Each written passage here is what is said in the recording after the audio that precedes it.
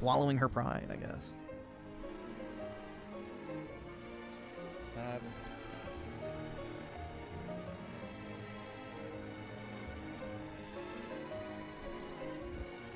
An update.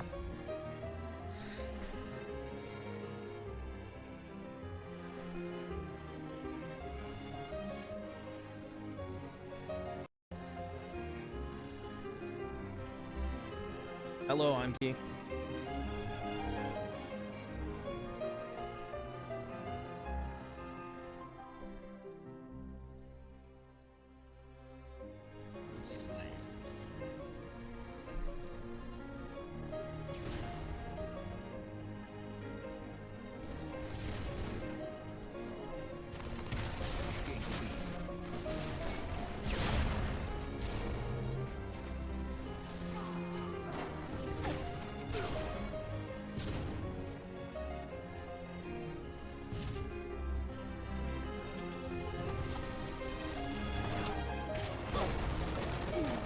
This is the first year a comic book movie hasn't made $700 million since 2011. Obviously, COVID doesn't count. So wait, is that adjusted for inflation or just the nominal thing?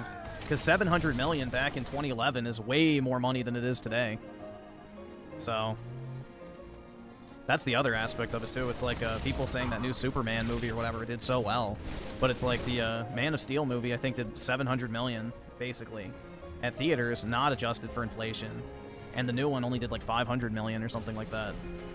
Which, when you adjust for inflation, Man of Steel did close to $1 billion. Dude, I wouldn't even say it was Marvel tier slop. It looked like CW slop. Like that shitty fucking, you know, Gotham TV show would probably be the way I would describe it.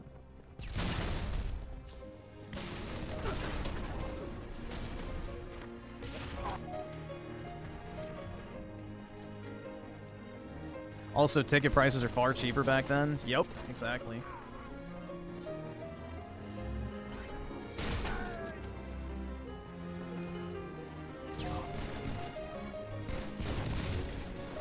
I really liked Man of Steel. I thought it was a really good movie, personally. It's one of the few superhero movies I actually liked.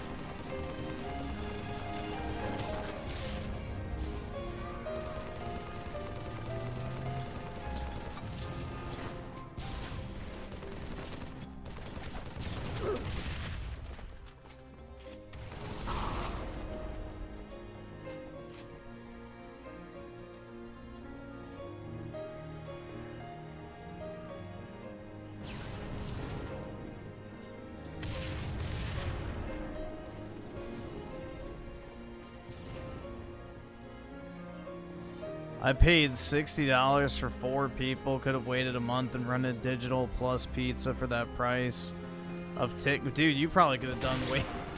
You could have gotten 2 pizzas at that point. Cause aren't digital rentals like $5? Like I don't. There's like very little that would actually incentivize me to go see a movie in theaters nowadays. It's only re-releases of old stuff that I would pay for. That I never got to see back in the day.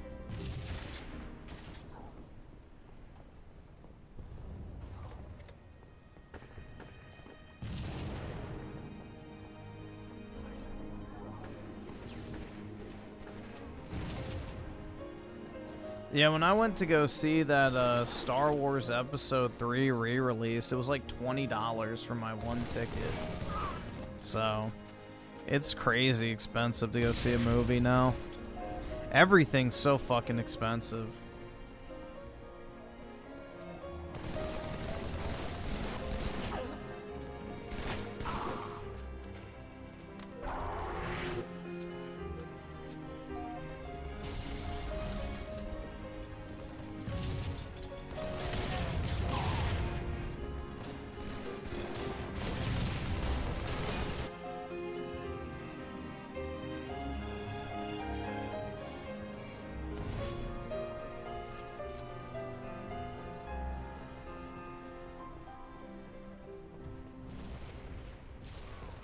The money changers, yeah.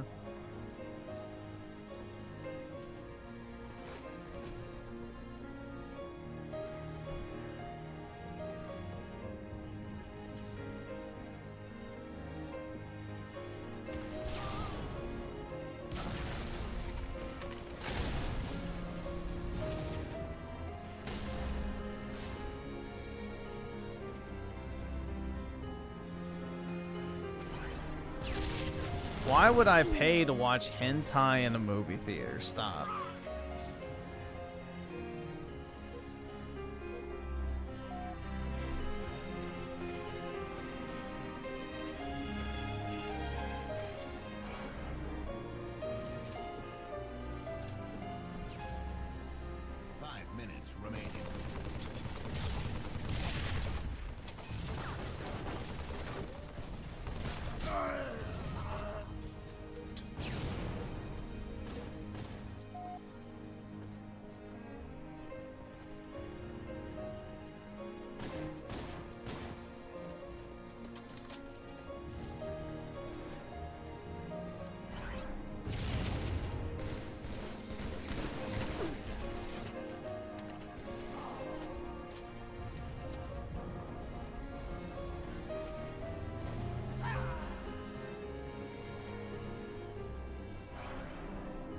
Old is better?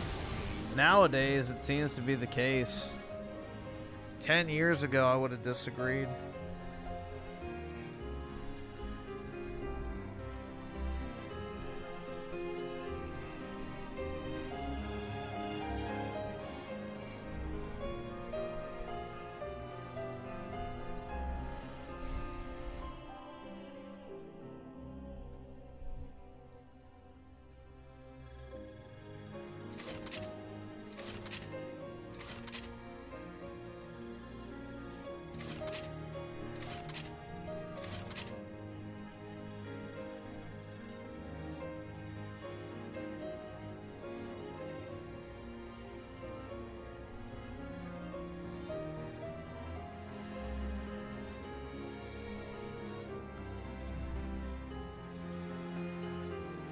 What if I don't want to read the Bible while chilling at Club Griffin? What? Bro, what does that even mean? First of all, why would you even be reading a Bible at the club in the first place? Second, why would you even bother going to a club?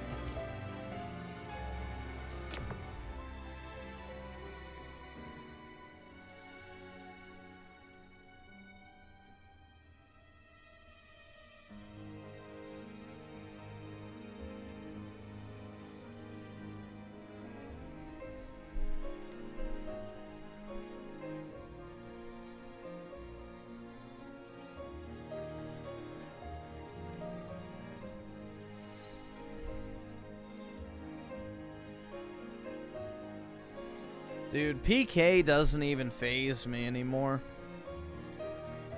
He's losing his shock value, you know? He just says too outrageous of stuff too frequently for it to be actually believable.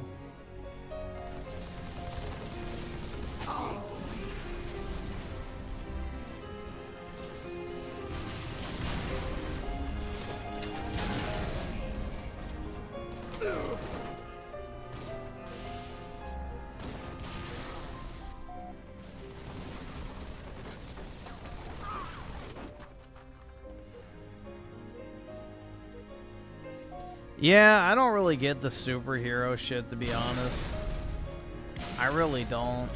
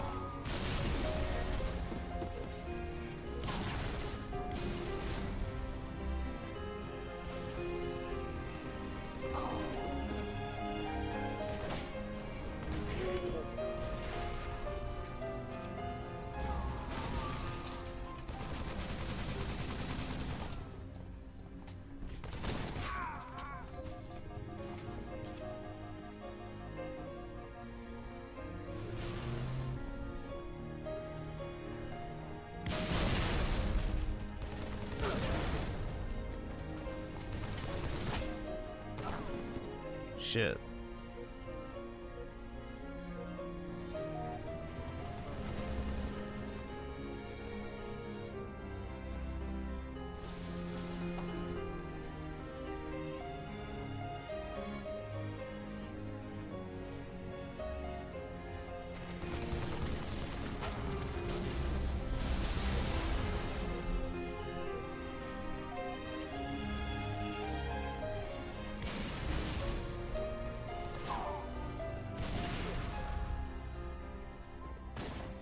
I'm gonna buy an HOA house and be miserable for the rest of my life? Why is that?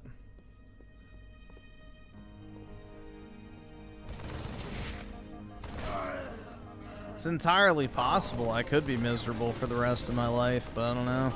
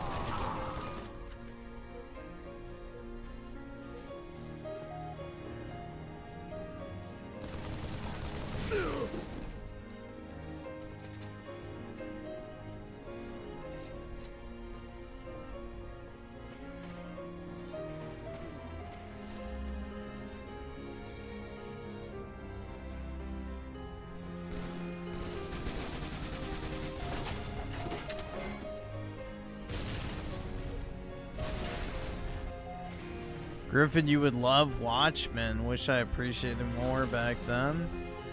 Wasn't that the, or maybe I'm thinking of something different. Is that TV show that came out, like, in 2020? That was, like, ultra fucking woke? Or is that something else? I thought that was like the name of like that HBO series, I think it was. That was like insanely fucking woke. Maybe I'm thinking something different. Not that trash, the movie. Oh, okay. The movie. Yeah, I haven't heard of the movie.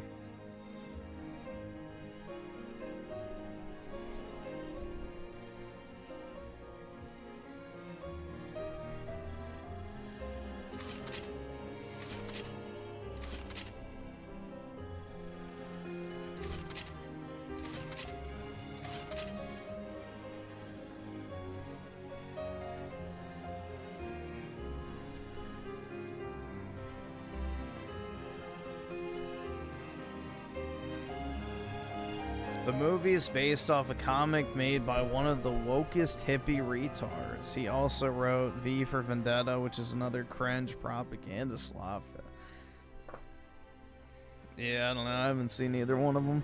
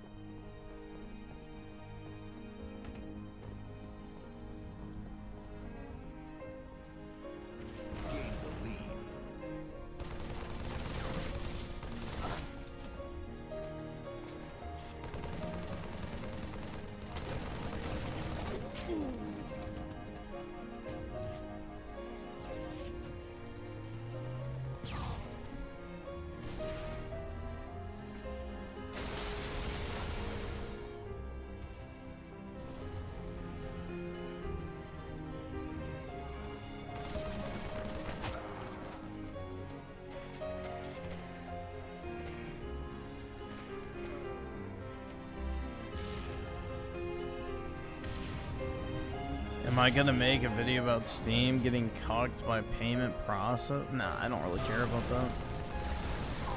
It's just porn games, so...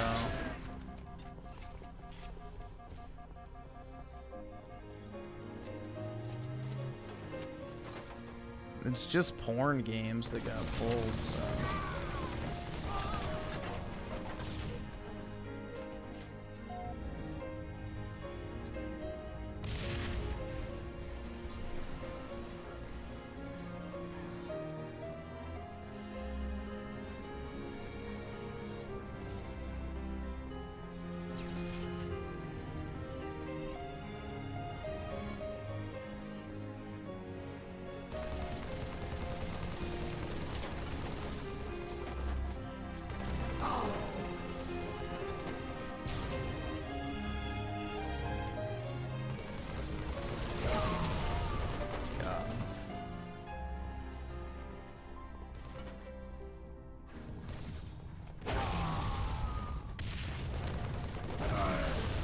Shit.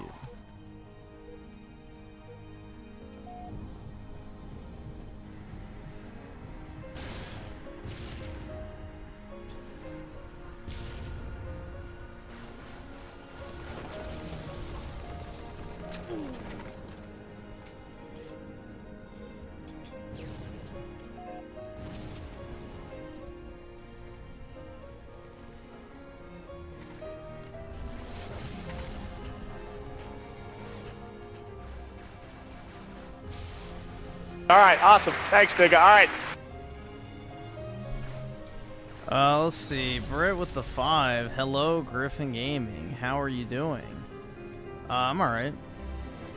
Do you want to play KOTOR? It's Jethro's favorite game, and it stands for Star Wars Knights of the Old Republic. Absolutely not. I already played that once before, and the gameplay is hardly even gameplay.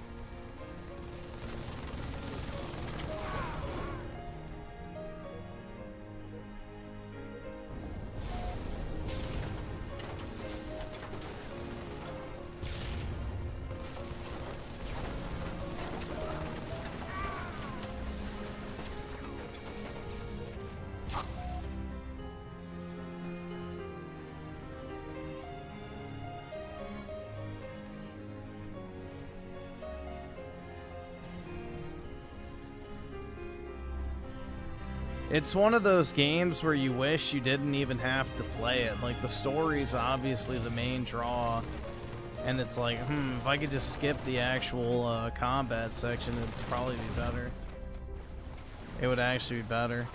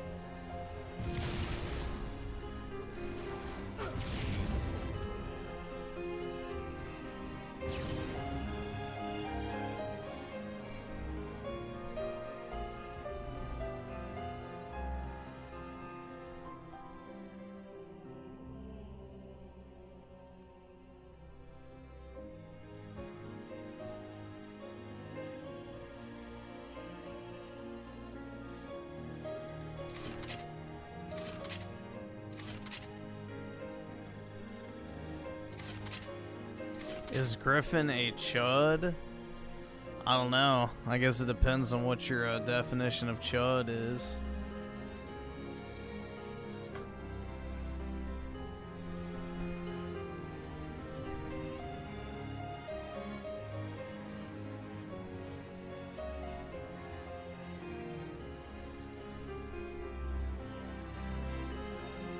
Nah, Griffin is a true cell. Oh my god.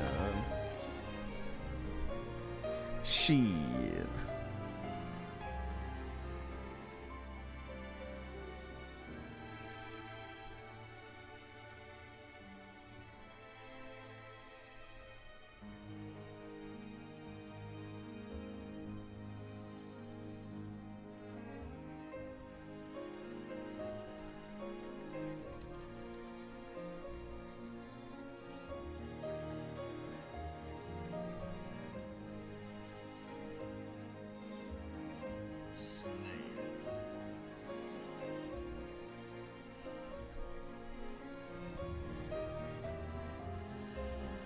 What's with all these labels, guys?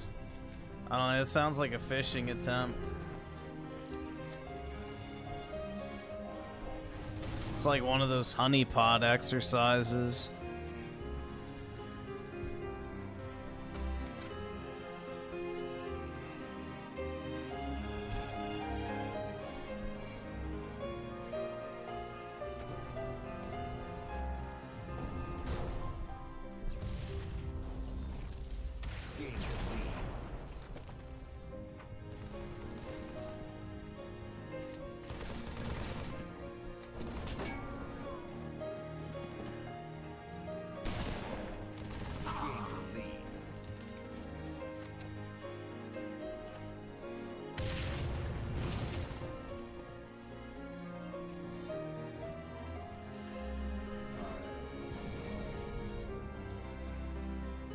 You've never hugged a Foyd before? Uh-oh.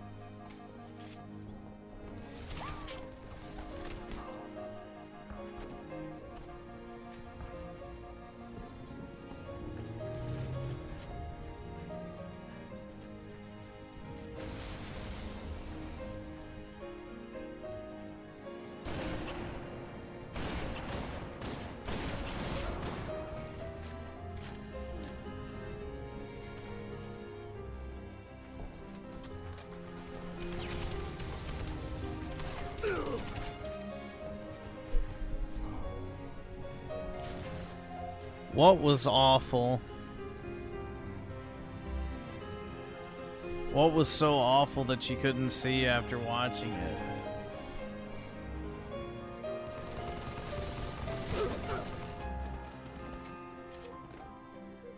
I should become a drug addict and gamble? Oh yeah, dude. My playthrough of KOTOR? Yeah, that shit was boring as fuck.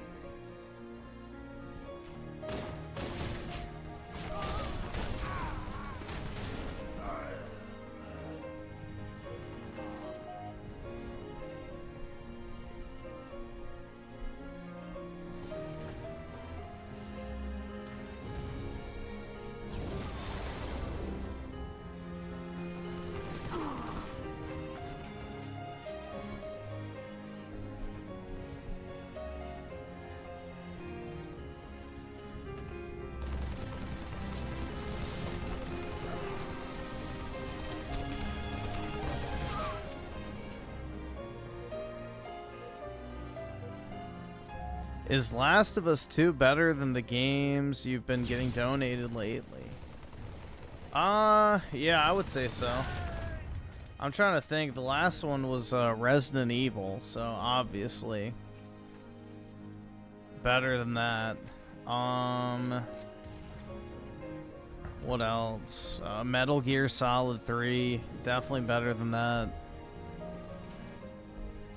No, I'm not playing Metal Gear Solid 3. I have zero interest in Metal Gear.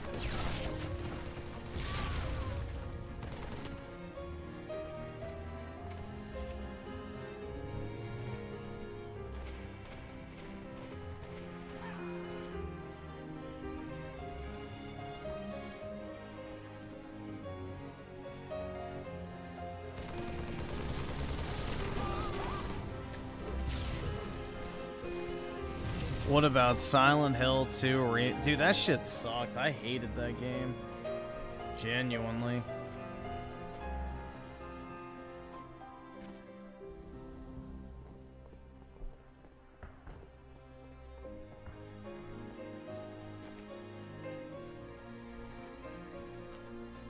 What if Eugen donates it? Will you shut your bitch ass up and play it like the whore you are?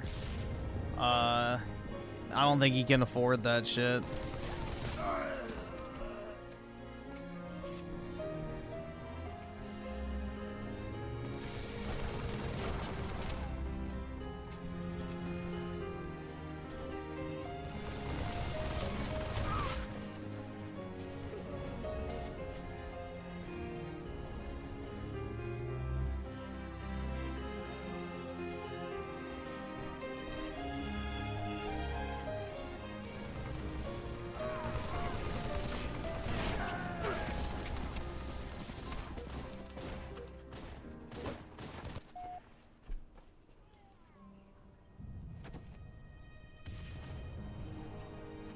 Let's see. Either The 11 subscribe, months. donate, or get the fuck out. Gaming sucks at the moment. I hope Nintendo drops a game. Yeah. The only game that I'm buying anytime soon is, I guess, that Chinese Final Fantasy clone. And then I'm going to try out Borderlands 4 to see how that goes. But, yeah. It's not really anything I'm, like, super excited for right now.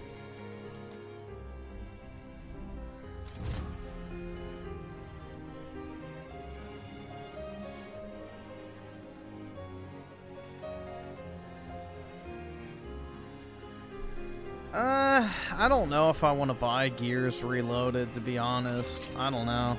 I don't really like Gears 1 that much. I might get it for the multiplayer, but I'm not really a huge fan of the original Gears of War. I've already played through that game like 3 or 4 times in my life, and I don't know if I need to do it again.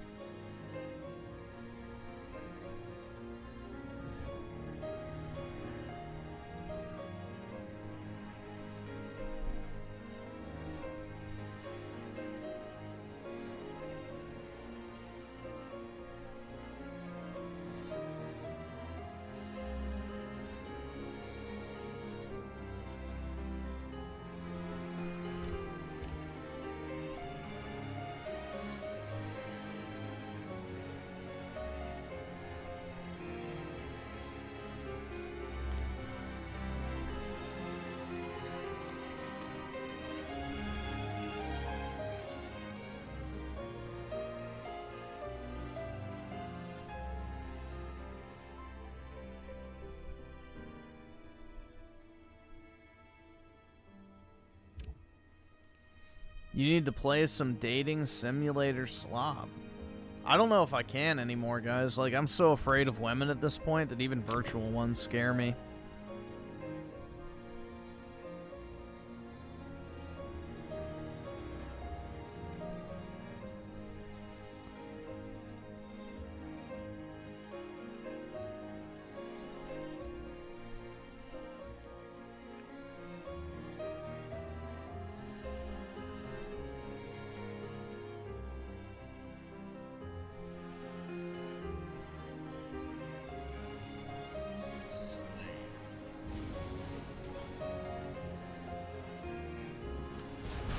Griffin gives all the women around him the ick? I guess so, man.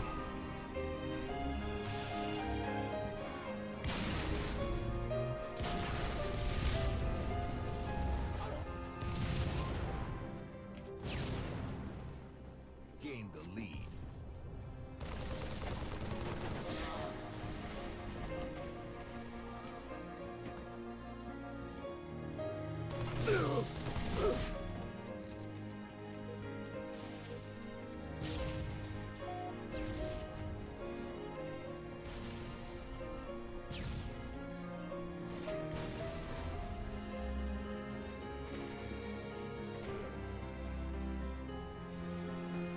Raymond went on a date recently.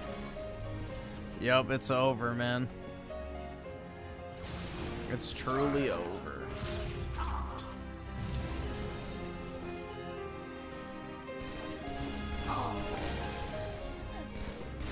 Traitor, yeah. Just wait until Griffin gets auto-fired from his job when they find out he stutters. I know, that's right, yeah. Fuck! What is that like? Getting automatically rejected for something you can't control. I wonder what that's like. Holy fuck, man. I feel like I need to pull up that clip again. Holy fuck. That was so funny, man.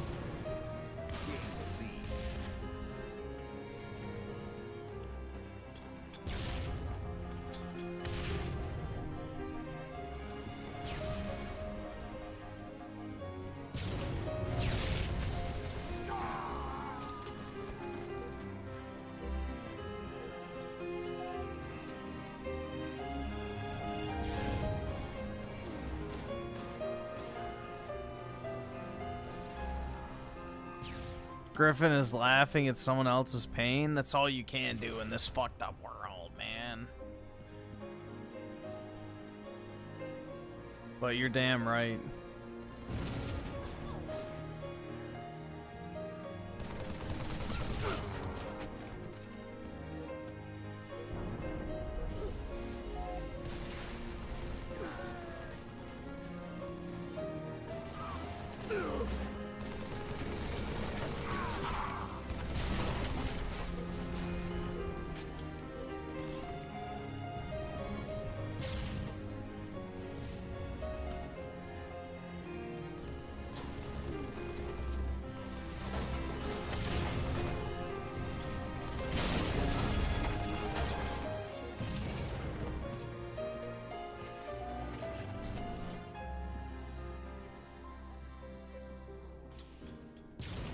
I want to go back? Wait, what is that one? Is that the same clip? Ah, fuck. Is that the same clip?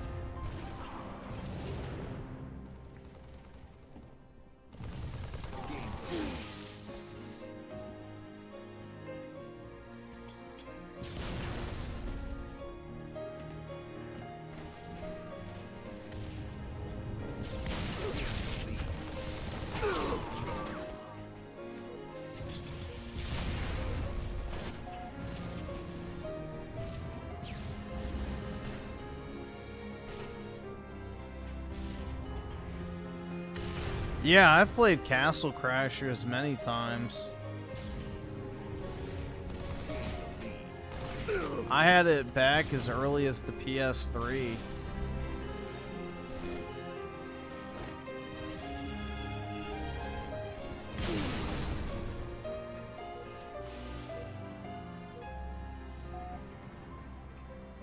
All you want is a kiss goodnight? Well, that's too damn bad.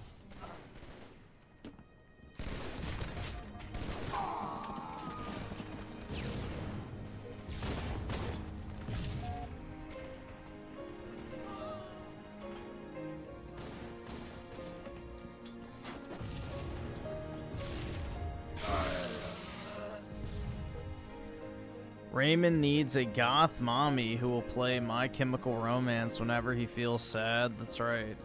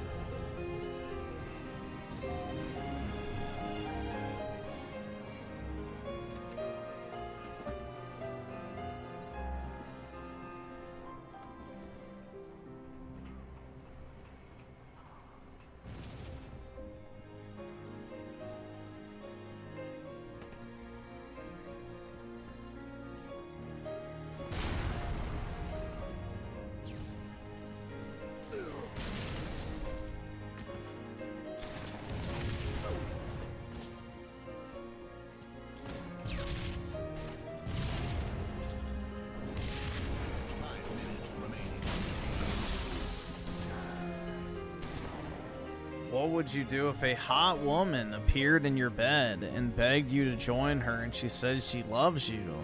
Then you take your schizophrenia pills and it all goes away? I mean, you're basically just describing the average dream sequence, dude.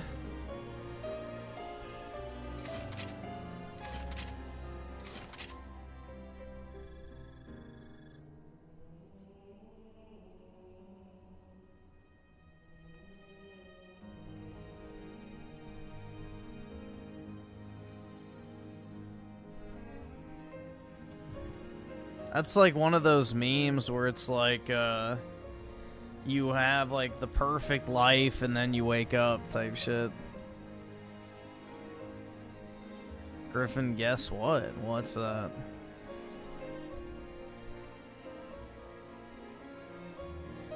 A goth chick or a Japanese waifu?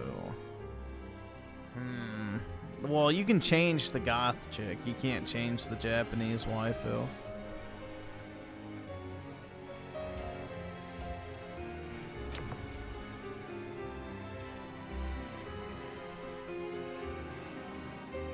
Kojima wrote the concept for Stranding 3 in hopes someone will make it. So does that mean Death Stranding has officially ended? Darn. No. I guess it's not going to get made now. What a shame.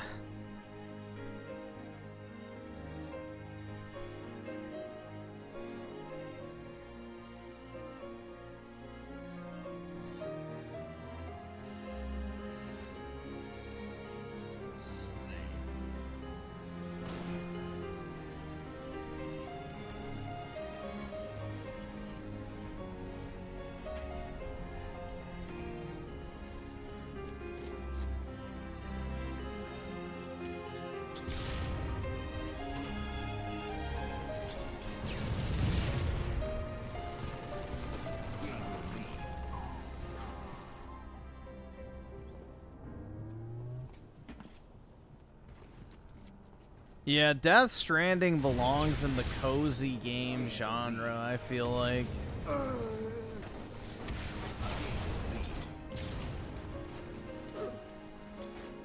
Not really a fan.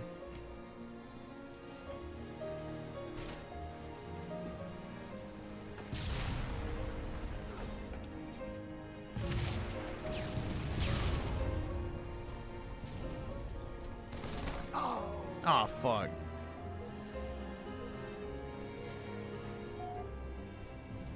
Gain the lead.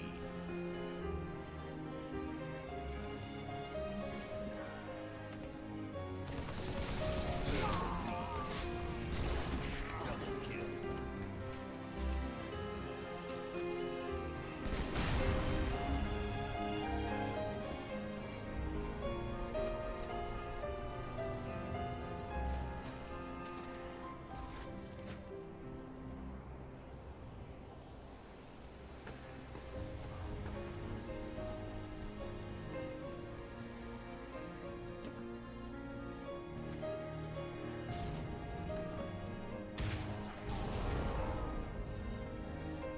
Got him.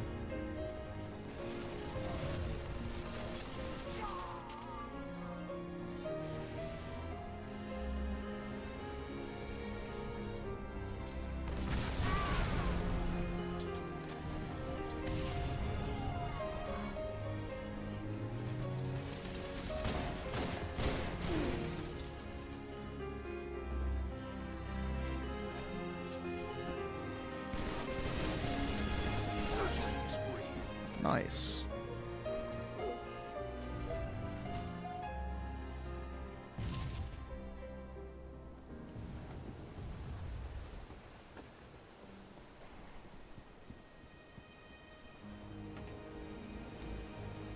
I don't really know what remastered series I would want to see on PS6.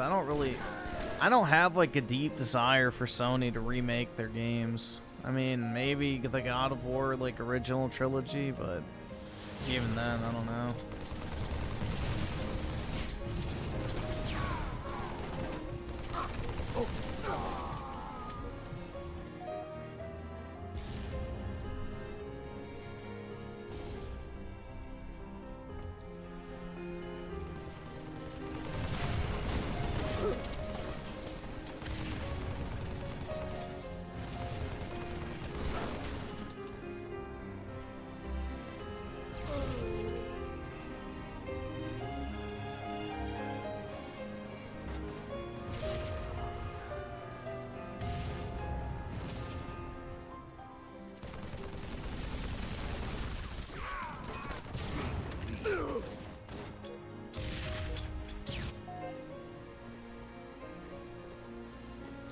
Once you bench 405 women totally talk to you, I guess they'll never talk to me.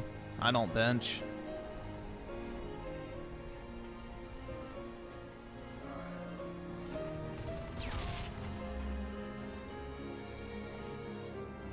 I don't mind the tactical sprint in COD. I think it's fine. I don't have any problem with it.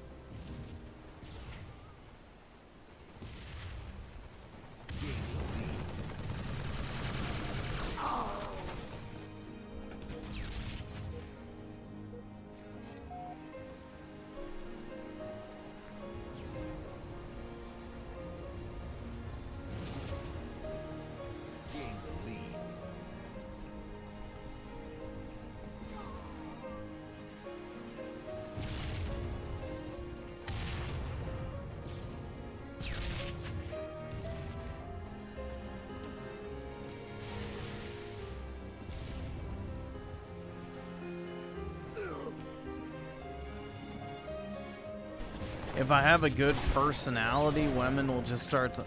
Yeah, but how would they know what my personality is until they start talking to me anyway?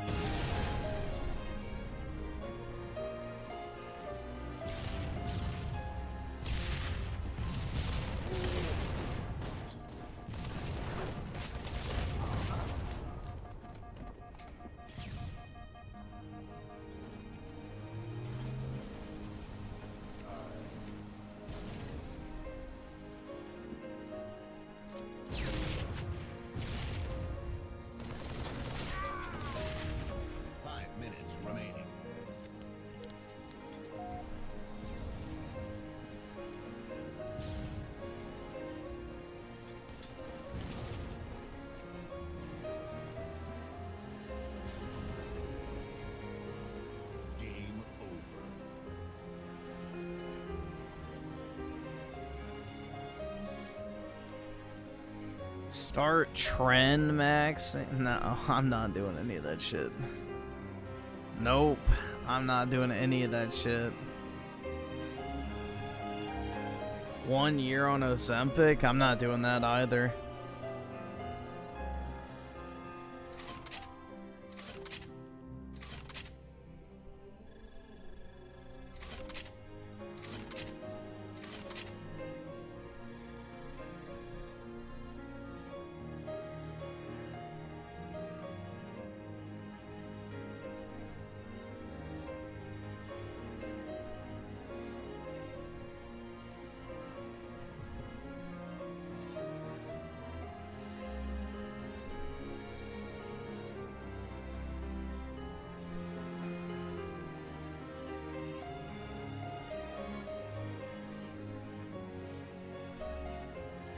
Just escort, man. Oh my god.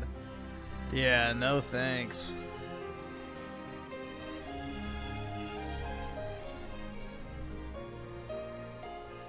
I don't know, bro. The whole escort thing's sketchy as fuck. Like, the entire time, if I were to ever do it, I'd be more worried about the fact that it's some, you know, cop or some shit trying to entrap you. Yeah, DSP knows how to escort Max.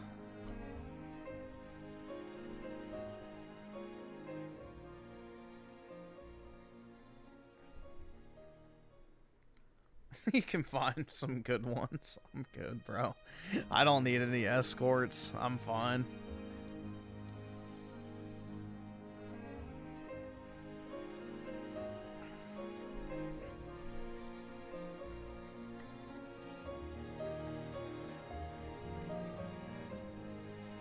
They're pricey, but worth it. Yeah, no thanks. Dude, I would rather have money than sex, so... I told y'all, if I had a choice between, you know, a night with a 10 out of 10 or $200, I'd take the $200.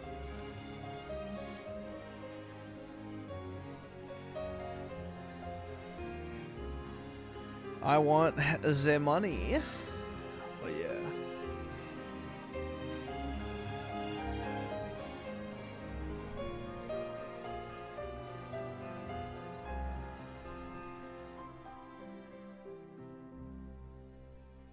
Oh my god.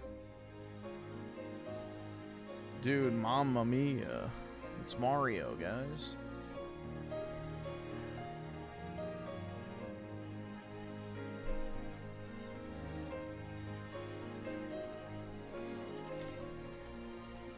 Let's see if we can find that clip real quick.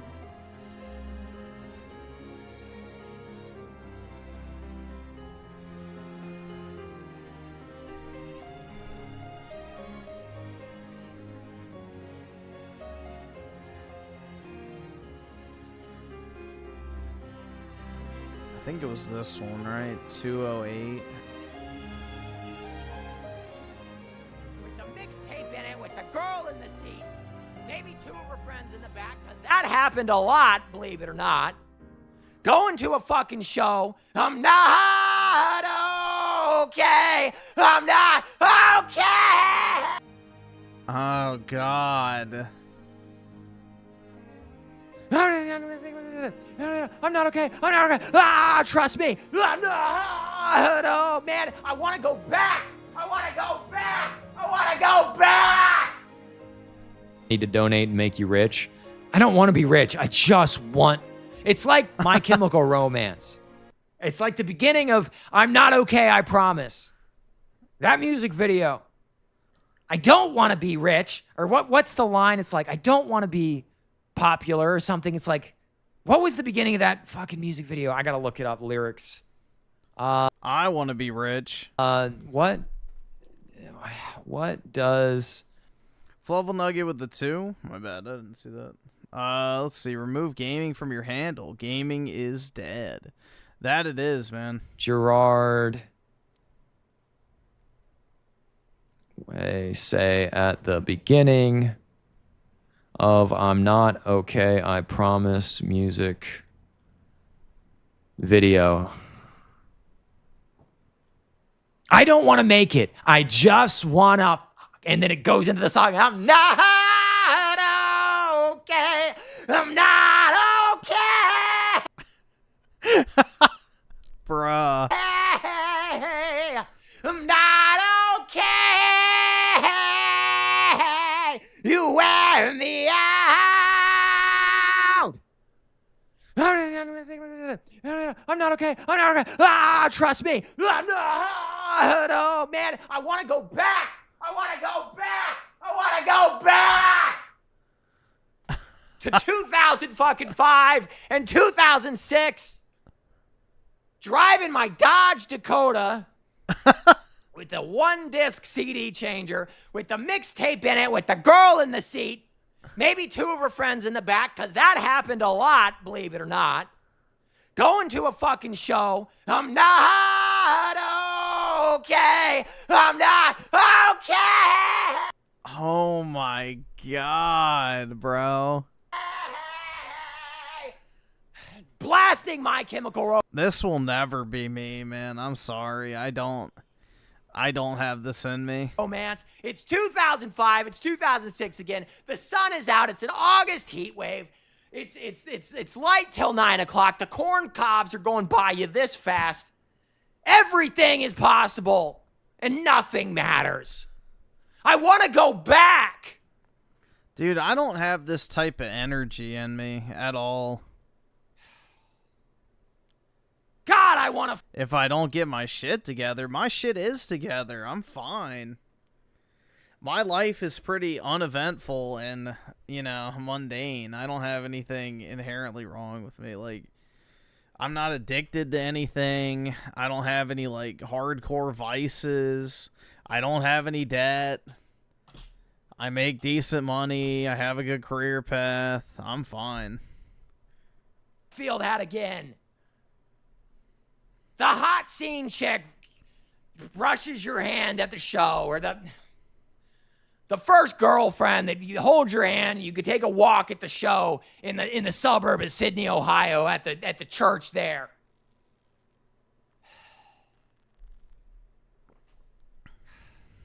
God, I want to go back. Everything about adulthood fucking sucks. I just want to go back. Why do you think I moved back to Miami County? I just want to go back.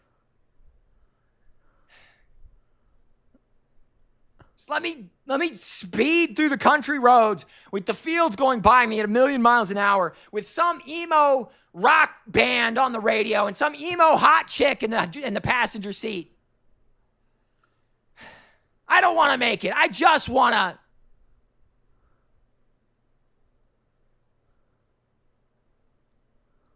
At the beginning of the I'm Not Okay, I Promise music video, Gerard Way says, I don't want to make it. I just want to, before the music starts and he begins singing. Everybody remembers this song. I don't. Everybody.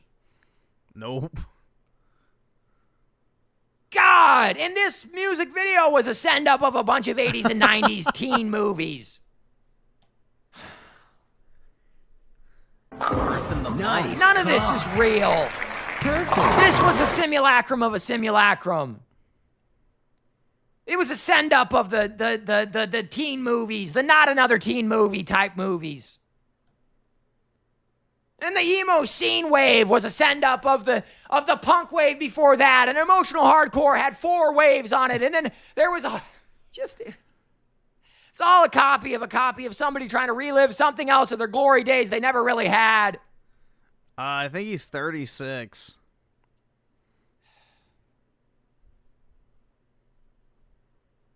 It's like School of Rock becoming like one of the best movies that was ever made. Best Jack Black film ever made. Everybody wants to go back. I hate being an adult, honestly. I hate it. Cost me money just to fucking exist. And money, you gotta wring people's necks to get money out of them in Minecraft. Yep, I gotta wring every single fucking person in this chat's neck.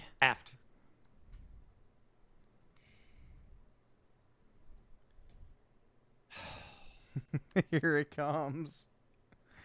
The bomb has been planted. Joseph Extreme, $10. Thank you, Joseph Extreme. Some online job interviews are AI, and it scans your face and have speech patterns for any signs of lack of confidence. Fucking start a YouTube channel at that point. Like there is no point in trying to get a job. I have a slight stutter and it gets me instantly rejected. Fuck. Here it comes. What are we supposed to do with that, man?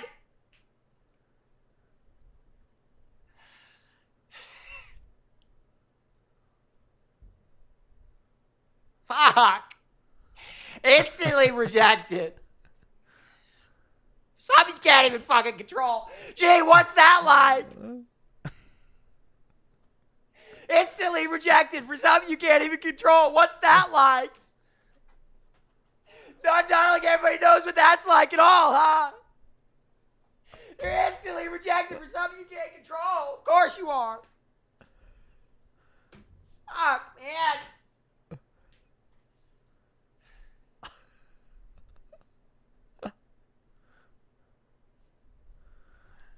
Do y'all really think this could be, like, honest question, do you really see me as breaking down into tears after reading a super chat?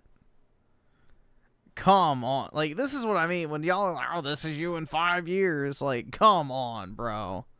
Stop. I haven't shed a single tear since I was like fucking maybe 13, if even that early, bro. I don't even know. Maybe like 10. I can't even tell you the last time I ever shed a fucking tear.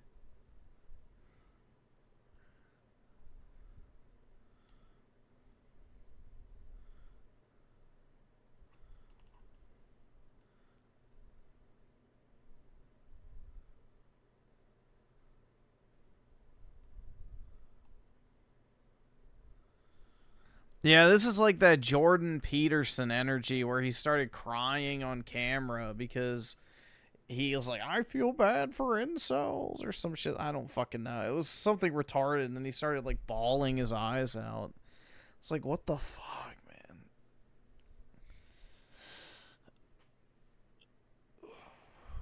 But yeah, he had to go take a break because he started crying.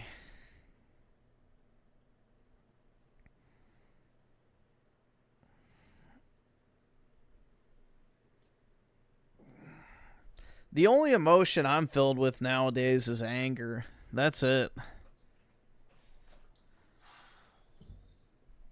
I don't have genuine sadness for anything.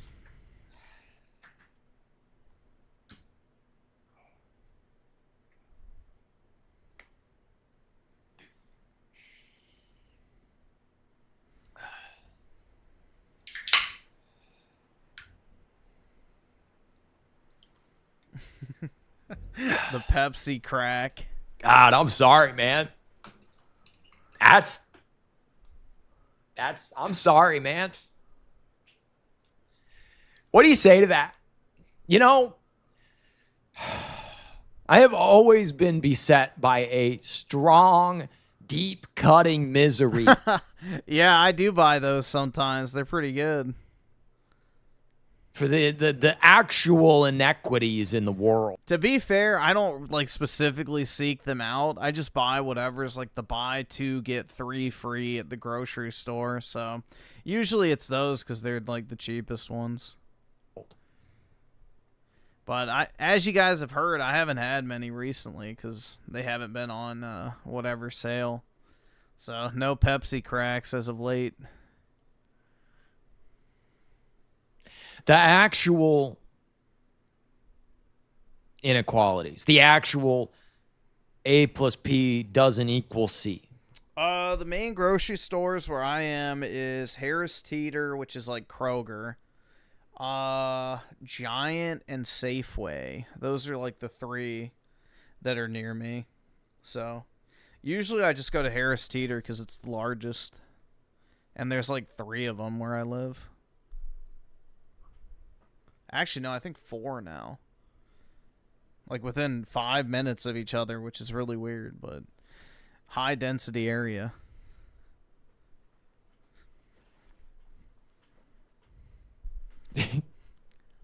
The actual people who are earnest and honest,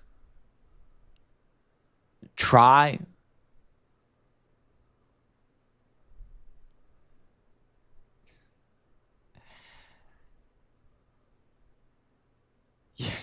Can't win for losing.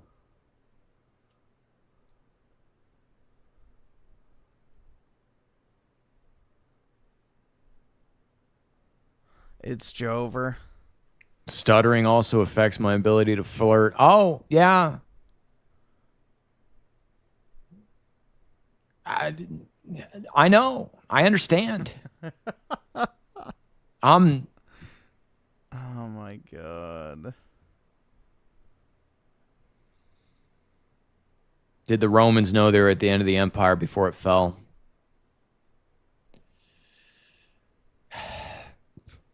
God.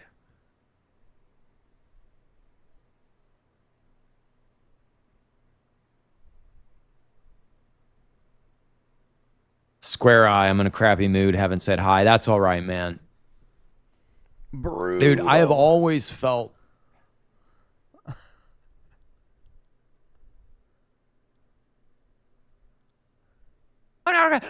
trust me. No, man. Video. I don't want to make it. I All right, just awesome. want Thanks, to. nigga. All right. And then it goes into the song. I'm not okay. I'm not okay. I'm not okay. You wear me out.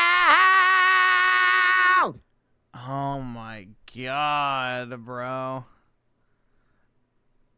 Jesus. And it scans. Good job.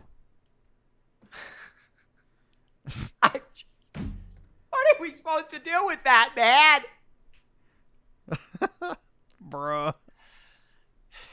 It's brutal. Fuck. Instantly rejected. Something you can't even fucking control. Gee, what's that like? Instantly rejected for something you can't even control. What's that like? Either subscribe, donate, or get the fuck Not out. like everybody knows what that's like at all, huh? You're instantly rejected for something you can't control. Of course you are. Fuck, man. Oh, man.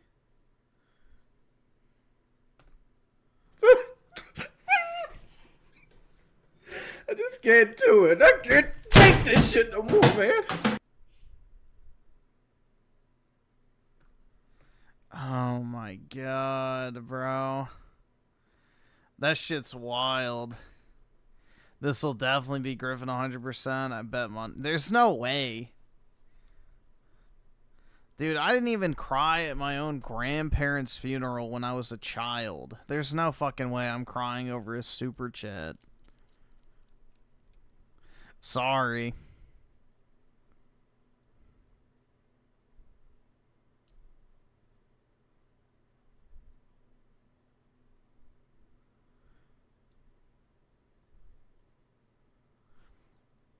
U generation with D20. Let's see, what is this?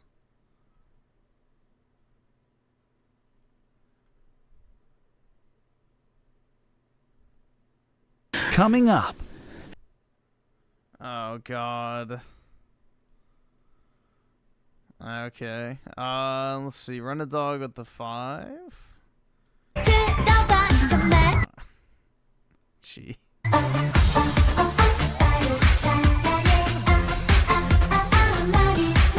This is what Raymond's gonna use all of his super chats for eventually.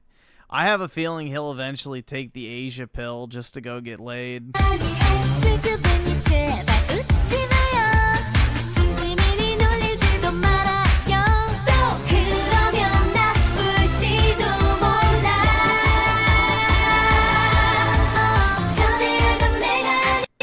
I don't don't think he is. He like has repeatedly said he doesn't want to travel.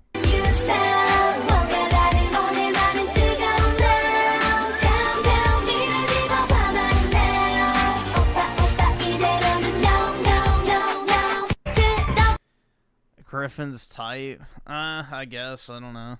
I'm just not really into Asian chicks, but I mean, she's got a nice body, I guess.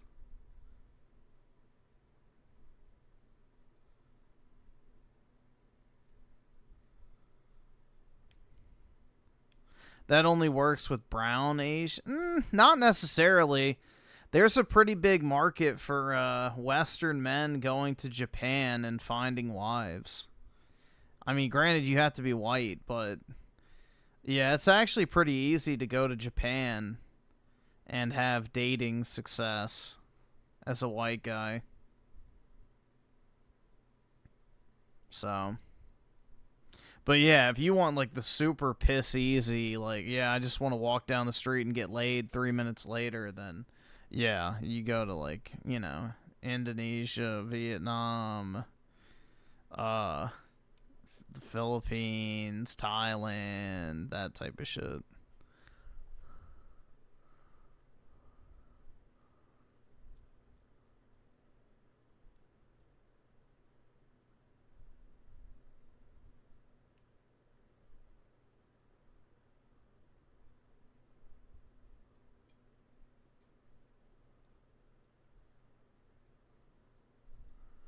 Yeah, when South Korean girls turn 16, they get plastic surgery for their birthday. That's the tradition. Isn't that nice?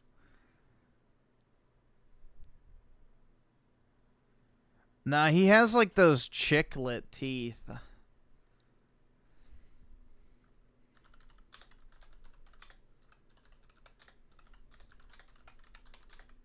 Forget what that's called.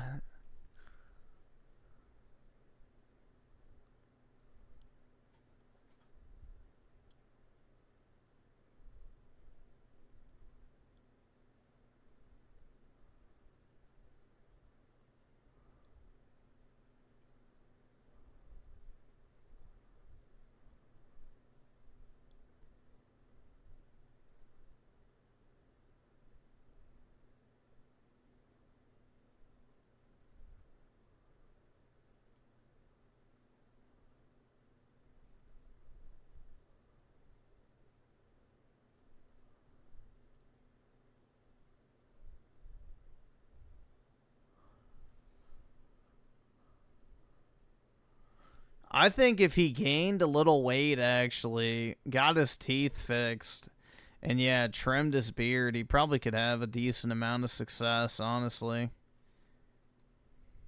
I think he's one of those guys that looks better when he's not super skinny. Because he showed, like, a picture of himself in the past when he was, like, heavier, and he looked almost better. Because the thing is when you're skinny, it makes you look older. So, some people, when they're heavier, it makes them look more youthful. And then when they lose the weight, they look like they've aged. I think that's what one of his problems is, too.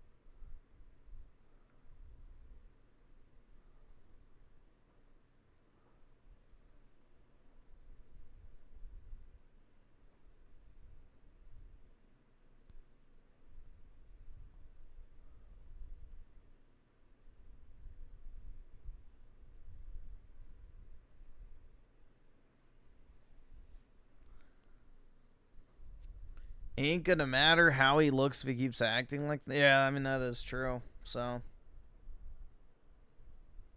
That is true.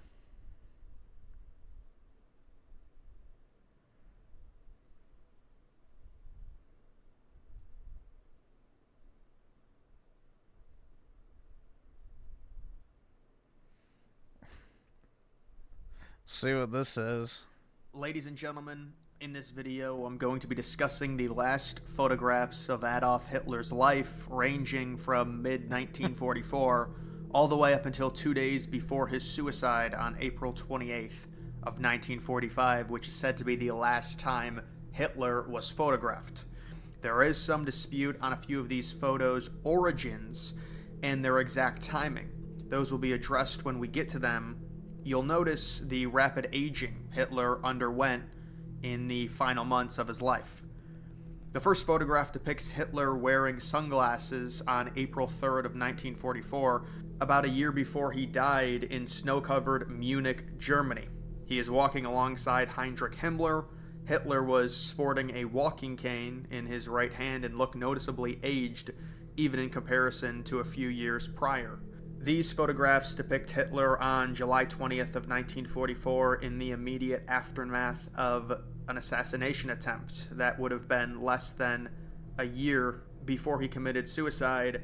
At this point, Germany was on the defensive. This was Hitler's greatest assassination scare. This was called Operation Valkyrie and happened in Hitler's Eastern Front military headquarters known as the Wolf's Lair. 4 people did die as a briefcase bomb exploded underneath a table during a meeting in which Hitler was involved with. Hitler did survive but had shattered eardrums. Believe it or not, Hitler greeted Mussolini later that same day after the attempt. The next photograph is Hitler sitting down, said to be sometime in September 1944, possibly during a meeting. At this time... Well, he also... So the thing is, the reason he aged so quick is because he was on, all sorts of drugs. Because back then, you took meth as a stimulant, like you would drink coffee, basically. So you could walk into, like, any store back in the day and, like, literally buy meth capsules. And, they just would take them for, energy and focus or whatever. So that's also one of the reasons, is because he was a frequent user of the meth capsules and then also cocaine as well to stay alert and energized for long periods of time, which wrecks your fucking body. In the war, Hitler still had full public confidence in Germany, but behind closed doors, he was wary of a two-front collapse. At this time, he was discussing the idea of wonder weapons, like the V-2 rocket that could potentially turn the war in Germany's favor. The next is an X-ray image of Hitler's skull that was taken in September 1944. They were taken by the same doctor who treated Hitler after the failed assassination attempt. The X-ray depicts a lot of dental work, with several missing teeth replaced by fake ones. It's important to note that Hitler went into the Führer bunker in mid-January of 1945, where he lived virtually full-time until his death. The last time he visited the front was recorded in early March 1945. This would have been a little over a month and a half before his death. The visit to the Eastern Front was recorded, not just photographed, as an attempt to be used as positive Nazi propaganda depicting Hitler as still in control of Nazi Germany. He visited the 9th Army east of Berlin along the Oder River.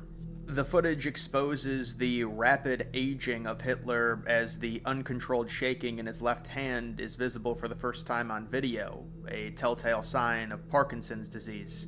He also had a slumped over posture, appearing a bit frail, showing noticeable weight loss mainly due to his restrictive diet caused by digestive problems. His handshakes as he greeted the 9th Army appeared weak. At this point, Hitler also reportedly had insomnia and high blood pressure. Members of the 9th Army that had not seen Hitler in years reported his appearance as shocking.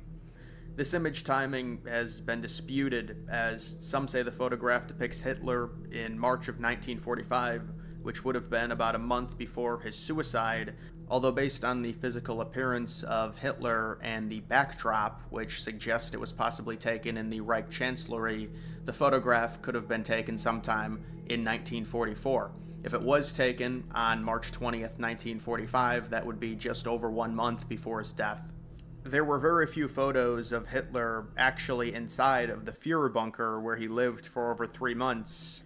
However, there were a few that did survive. The bunker was extremely... Yeah, he had a bunch of health problems from World War I, which most people from that era did have because of all the gases and shit that they inhaled. So, yeah. He was a ticking time bomb health-wise, for sure. Cramped and had heightened security. That, combined with the declining state of Hitler both physically and mentally, contributed to the lack of documentation. On April 20th, 10 days before Hitler's death, he appeared one final time on video just above the Führer bunker within the Reich Chancellery garden, surrounded by ruins, honoring the Hitler Youth with iron crosses. The video and images depict Hitler aged significantly, as at this point, the stress of World War II and Germany's pending collapse was overwhelming. April 20th was also his 56th birthday. The film was meant to be positive propaganda, as it was his birthday, although once again it did depict uncontrolled shaking in his left hand. More detailed images of Hitler also show his face in a more advanced aging state. The video, in the way it was shot, was done strategically to try and limit the view of the surrounding debris within Berlin. Hitler also wanted to personally greet the young defenders of Berlin. Final images captured of Adolf Hitler likely happened on April 28, 1945, 2 days before his suicide. Hitler is captured in 2 different photographs in an area above the Führer bunker within the new Reich Chancellery, looking over debris from the building and surrounding area. Hitler stood next to his longtime aide Julius Schwab. This image, in specific, made me question if it was real or not, as it appears almost photoshopped. But there was another image that most people don't know about from a different angle, which does appear to be real. The wall behind Hitler is likely part of the New Reich Chancellery complex, which was badly damaged from aerial bombings. The reason for Hitler's appearance outside the bunker was to survey the damage for himself. Hitler also did routinely come out of the bunker for a walk every now and then due to the amount of time he was spending underground.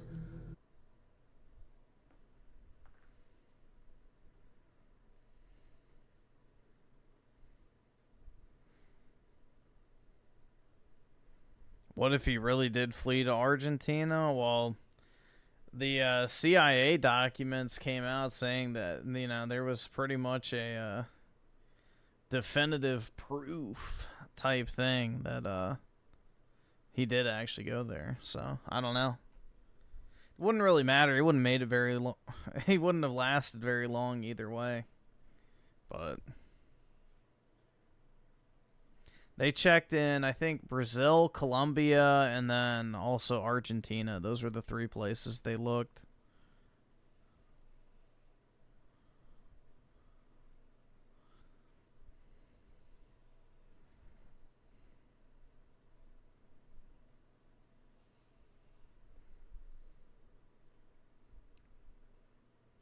Alright, we'll see what this is. Demographic collapse. The aging population, the sub-replacement birth rates, whatever you want to call it, it's all one big lie. But don't get me wrong, the collapse itself, the dropping birth rates, very real, but what is not real is everything surrounding it, the narrative. Everything from what we're told is the inception of the problem, to the course it's taking, to the solutions presented to us by the world's largest organizations and governments. What do I even mean by a lie? Everything the general public is told about the demographic collapse is, in the best case scenario, just an omission, and in the worst case scenario, a complete falsification, a made-up reality forced onto the general public. And by the laws of politics, where there is a concentrated effort to shelter the truth, there is malice if it motivates such a state of affairs. First of all, demographic decline is nothing new in human history. We've seen in vivid detail what happens when, through famine, pestilence, and war, human populations collapse, being whittled away until only a core few remain. The Black Death, the Mongol invasions of Europe, the collapse of the Roman Empire. It's not unprecedented. Human populations just tend to undulate throughout history, going through ups and downs. Ever since the Industrial Revolution, people have been having less and less children in the West. This is described in the demographic transition model as people not having to account for high death rates with having more kids because of better healthcare, or relying on their children for sustenance because of more available and cheaper products. But this trend of slow decline was reversed after the Second World War. Maybe it is one of those undulations throughout history taking place, a natural reversal of a downwards tendency, a real baby boom in the post-war period. I hope nobody tries to subvert and run into the ground this moment of demographic hope for the Western people. Right, as Western population started increasing, there suddenly appeared many researchers, so-called experts, and organizations like the Club of Rosenberg. Rome, that suddenly, out of thin air, tried to convince the world that overpopulation is an actual threat and that Western birth rates need to go down. They maintain... Yeah, that's right. Overpopulation is a threat. Let's send trillions of dollars to the countries that are overpopulating.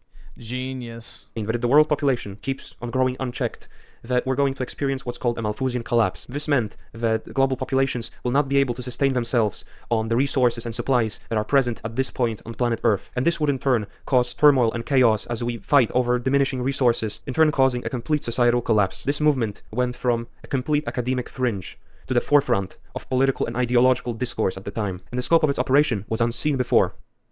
The World Bank, the International Monetary Fund, the UN, the World Health Organization, and USAID all started issuing doctrines of reducing populations worldwide. The financiers were all about antinatalism as well, with John D. Rockefeller III creating the Population Council. All throughout the West, Planned Parenthood and contraceptives started making appearances, with abortion laws being suddenly relaxed all at once throughout the 70s. China implemented the one-child policy around this time. India and Bangladesh started implementing sterilization programs. The fact that all these countries did it in unison is interesting, isn't it? In the West, the anti-natalist propaganda was doing wonders, completely thwarting the population boom of the 50s and 60s and killing any momentum that it had gathered. Unfortunately for the West, the Third World was going in the exact opposite direction. The 70s were the time of first widespread humanitarian doctrines for the global south. The purpose of medical aid and food supplies being sent to India, Africa, the Middle East and South America was to make these underdeveloped populations stop having so many kids. But where's the logic in that? It's simple. According to the demographic transition model, if mortality from illnesses and malnutrition is lowered, then in turn people will stop having so many kids. But there's a problem, because there is a delay between the moment when mortality is first decreased and when birth rates start dropping. So as a result, for a brief period, you have people having almost as many kids as they did before, only now half of them don't die from illnesses and malnutrition. This caused a catastrophically large boom in populations in the global south, basically everywhere poor and already crowded. And so by the 70s, we had a vacuumous and depopulating West and an overpopulating third world that wasn't showing signs of stopping the population stampede anytime soon. And you might think that this exactly as planned. This is some sort of counterproductive decision-making, that it doesn't make sense at all. Why would you knowingly increase the population of the third world while trying to limit overpopulation? And the answer is very simple. They knew this was going to happen. They created through their actions an overpopulating third world and a vacuumous and empty West. I wonder where this will go. I've got a question for you. Do you know where second-wave feminism came from? You know, the feminism that tried to convince the West that women deserve the right to slave away in a soulless corporate environment. As I've said, the West has been depopulating ever since the world's biggest governments and NGOs started the anti-natalist doctrine. This had predictable consequences as the world economy relies on steady and constant increases in production, employment, and consumption. Falling birth rates mean a smaller workforce. A smaller workforce means less production, less consumption. This in turn posed a risk to economic growth, but don't worry, because they had accounted for this. The 60s and 70s. Oy vey, I need me economic growth, dude, over anything else. All that matters is economic growth. GDP must go up. Was the point at which we started seeing feminist narratives about letting women into workplaces. The plan was to supplement the workforce with previously professionally inactive women without having to increase birth rates. The feminist narratives were manufactured to save the economy. These people knew what they were doing. This decision ended up being disastrous for Western birth rates. They made the childbearing half of the population work exhausting corporate jobs and convinced them to seek validation from such a state of affairs, convinced them that this is what they want to do, that this is liberation. They convinced women that their traditional maternal role in society is slavery, while toiling away in a corporate environment is freedom. And that's what second-wave feminism was. It was to bolster the economy without having to actually increase native birth rates. Wow, it's almost like these organizations and governments don't care what happens to the white native populations of the West, but that's just a wild speculation. And so at this point, the demographic crisis was more real than it ever could be going into the 2000s, created by the same organizations that are now trying to fight it. The population doctrine from the 70s has done unmeasurable damage to the West, programming the population not to have kids at the time of the largest population boom in recent years. At the same time, the Third World, Africa, India, the Middle East, were full to the brim of what only could be called a rancid biomass that is pushing in against the confines of the Western world. You know what's coming at this point. Matter will always seek to find a vacuum. All that needed to happen now was for someone to open the floodgates. But why would Western governments let hordes of immigrants into their countries? Well, there are a few reasons why. First of all, third worlders have third world living standard. They can be brought in, paid a worse wage, live in worse cities, work in worse conditions. They won't unionize with white people, they won't form common narratives with them. They don't even speak the language, they don't believe the same God. So they have a lot of utility to the business class. But the most important aspect of them is they will simply flood the workforce. They will reduce the value of the average worker. So yeah, they're pretty useful to the business class. It's just the slave class of society. It's basically just slavery, but more cost effective if you really look at it. They purposefully depopulated the Western world. Because that's the thing people don't realize is like back in the day, almost nobody owned slaves in the United States because it was so expensive. Like owning and keeping slaves was extremely expensive. So you had to be very, very wealthy to be able to do that, which is why 70% of slave owners in the United States prior to slavery being dissolved were not European, let's just say. They were our greatest allies. But, yeah, I think it was less than... I think it was 1.6% of the southern population in the U.S. pre-Civil War owned slaves, and 70% of them were our greatest ally. Make a pressure relief system for the overpopulated global south. They calculated that if they kill fertility in the first world and let the third world boom in the transitional high birth rates, low mortality period, the third world would eventually stop growing and the excess would simply spill over into the West and everything would balance out.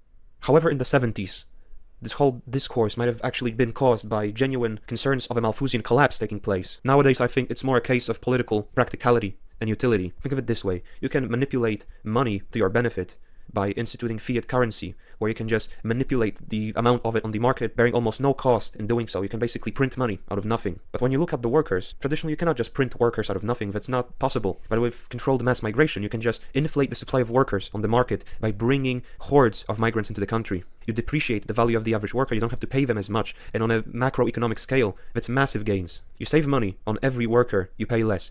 You can import hordes of them, you treat them worse, threaten them with deportation if they don't want to do your bidding. They're completely expendable, dirt cheap slave labor. And of course, the victim of this is the white man, is the white worker that, as a result of the decision-making of the extremely wealthy business class, has his value as a worker depreciated.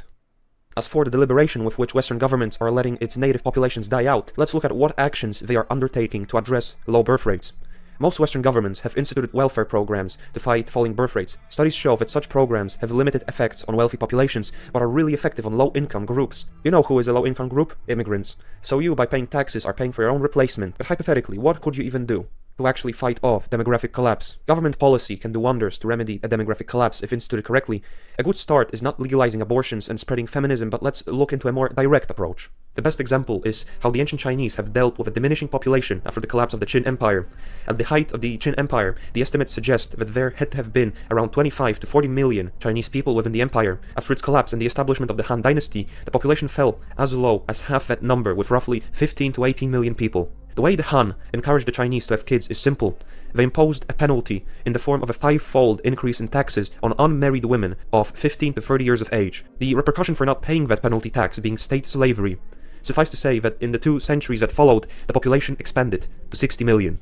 It is very telling that no Western state has tried a more direct approach, because if they wanted to increase native populations, they could have easily coerced and forced them to have kids, but they're not going to do it because fighting the demographic crisis has never been about increasing white birth rates. This whole narrative, starting with being scared of overpopulation and suddenly reversing to being concerned with demographic collapse, plays out sort of like the Fourth Crusade.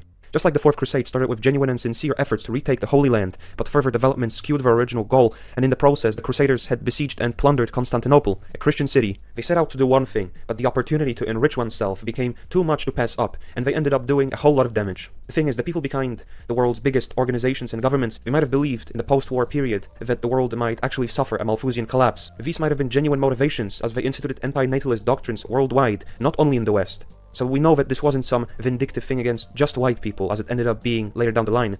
But as they realized they're going to either way balloon the third world population, according to the demographic transition model, they realized its utility and started incentivizing mass migration into the West. And as for the plight of the white people, if you know who is in charge of the most important governments and organizations in this world, exactly, the early life section, brutal. their dislike of Europeans Yep. comes as no surprise.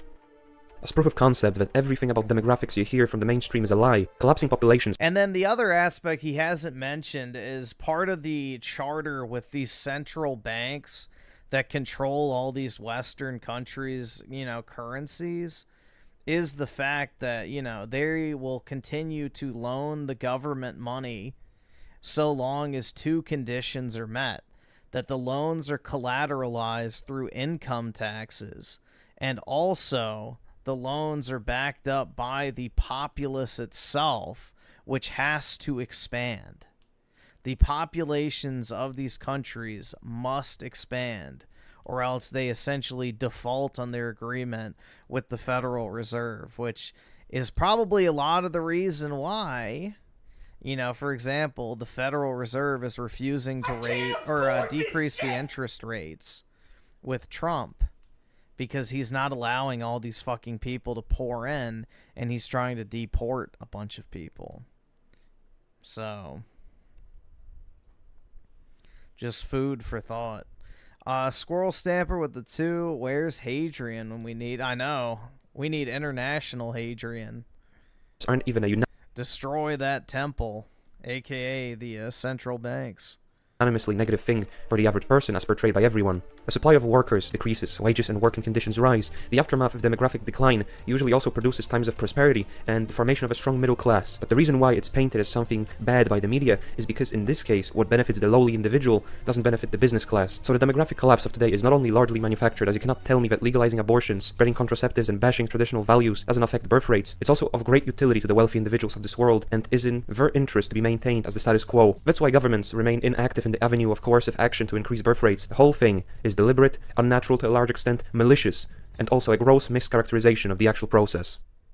Ever since the 2000s, the situation with birth rates has gotten even more grim. What social media have done is completely warped the perception and the conduct of social interaction. Social media, because they added a buffer to interpersonal relations, they have completely ruined male-female relations in the West. Each generation is more and more socially awkward. Each generation dates less and less. With each generation, there's a growing ideological gap between men and women. Each generation has a more disjointed family unit than the previous one. Technology and the usurpation of interpersonal relations by social media have done unmeasurable damage to the birth rates in the West. And guess what? Of course, the largest victims are the most advanced societies. No, we don't even get to naturally experience the demographic collapse. No, we get to experience it while being trampled on by the hordes of human filth being let into the West. There's no dignity and serenity for a dying civilization.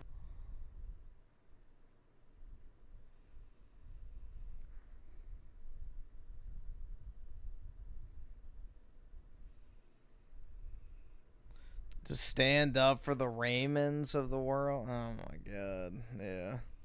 Definitely.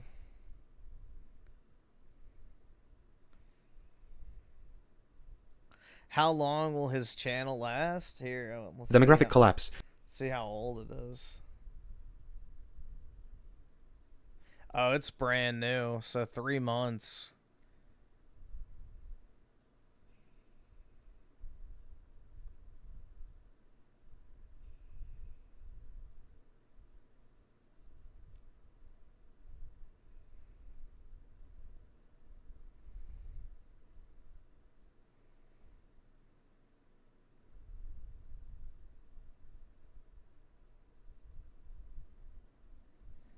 Tim Marco, the 7, if Trump wanted to be more based, he'd order the military to assault the Federal Reserve. All right, awesome. Thanks, nigga. All right. Interest rates. No, I mean, the only way to do that is to redo the entire currency system. So, I mean, yeah, I mean, essentially you could seize the Federal Reserve and execute the board of directors, but yeah.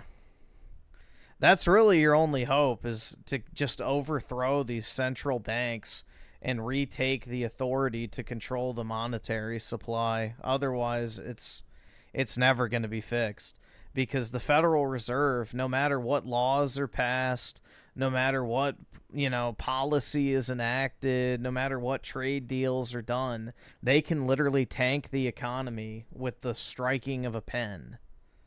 So they can completely undo everything that has been done to try and course correct with little to no effort.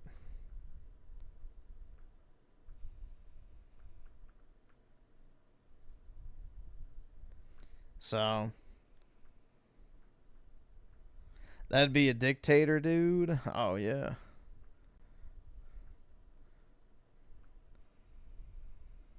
That's why the Romans had a dictator. In times of extreme need, a dictator would come in and course correct. We're definitely due for that course correction.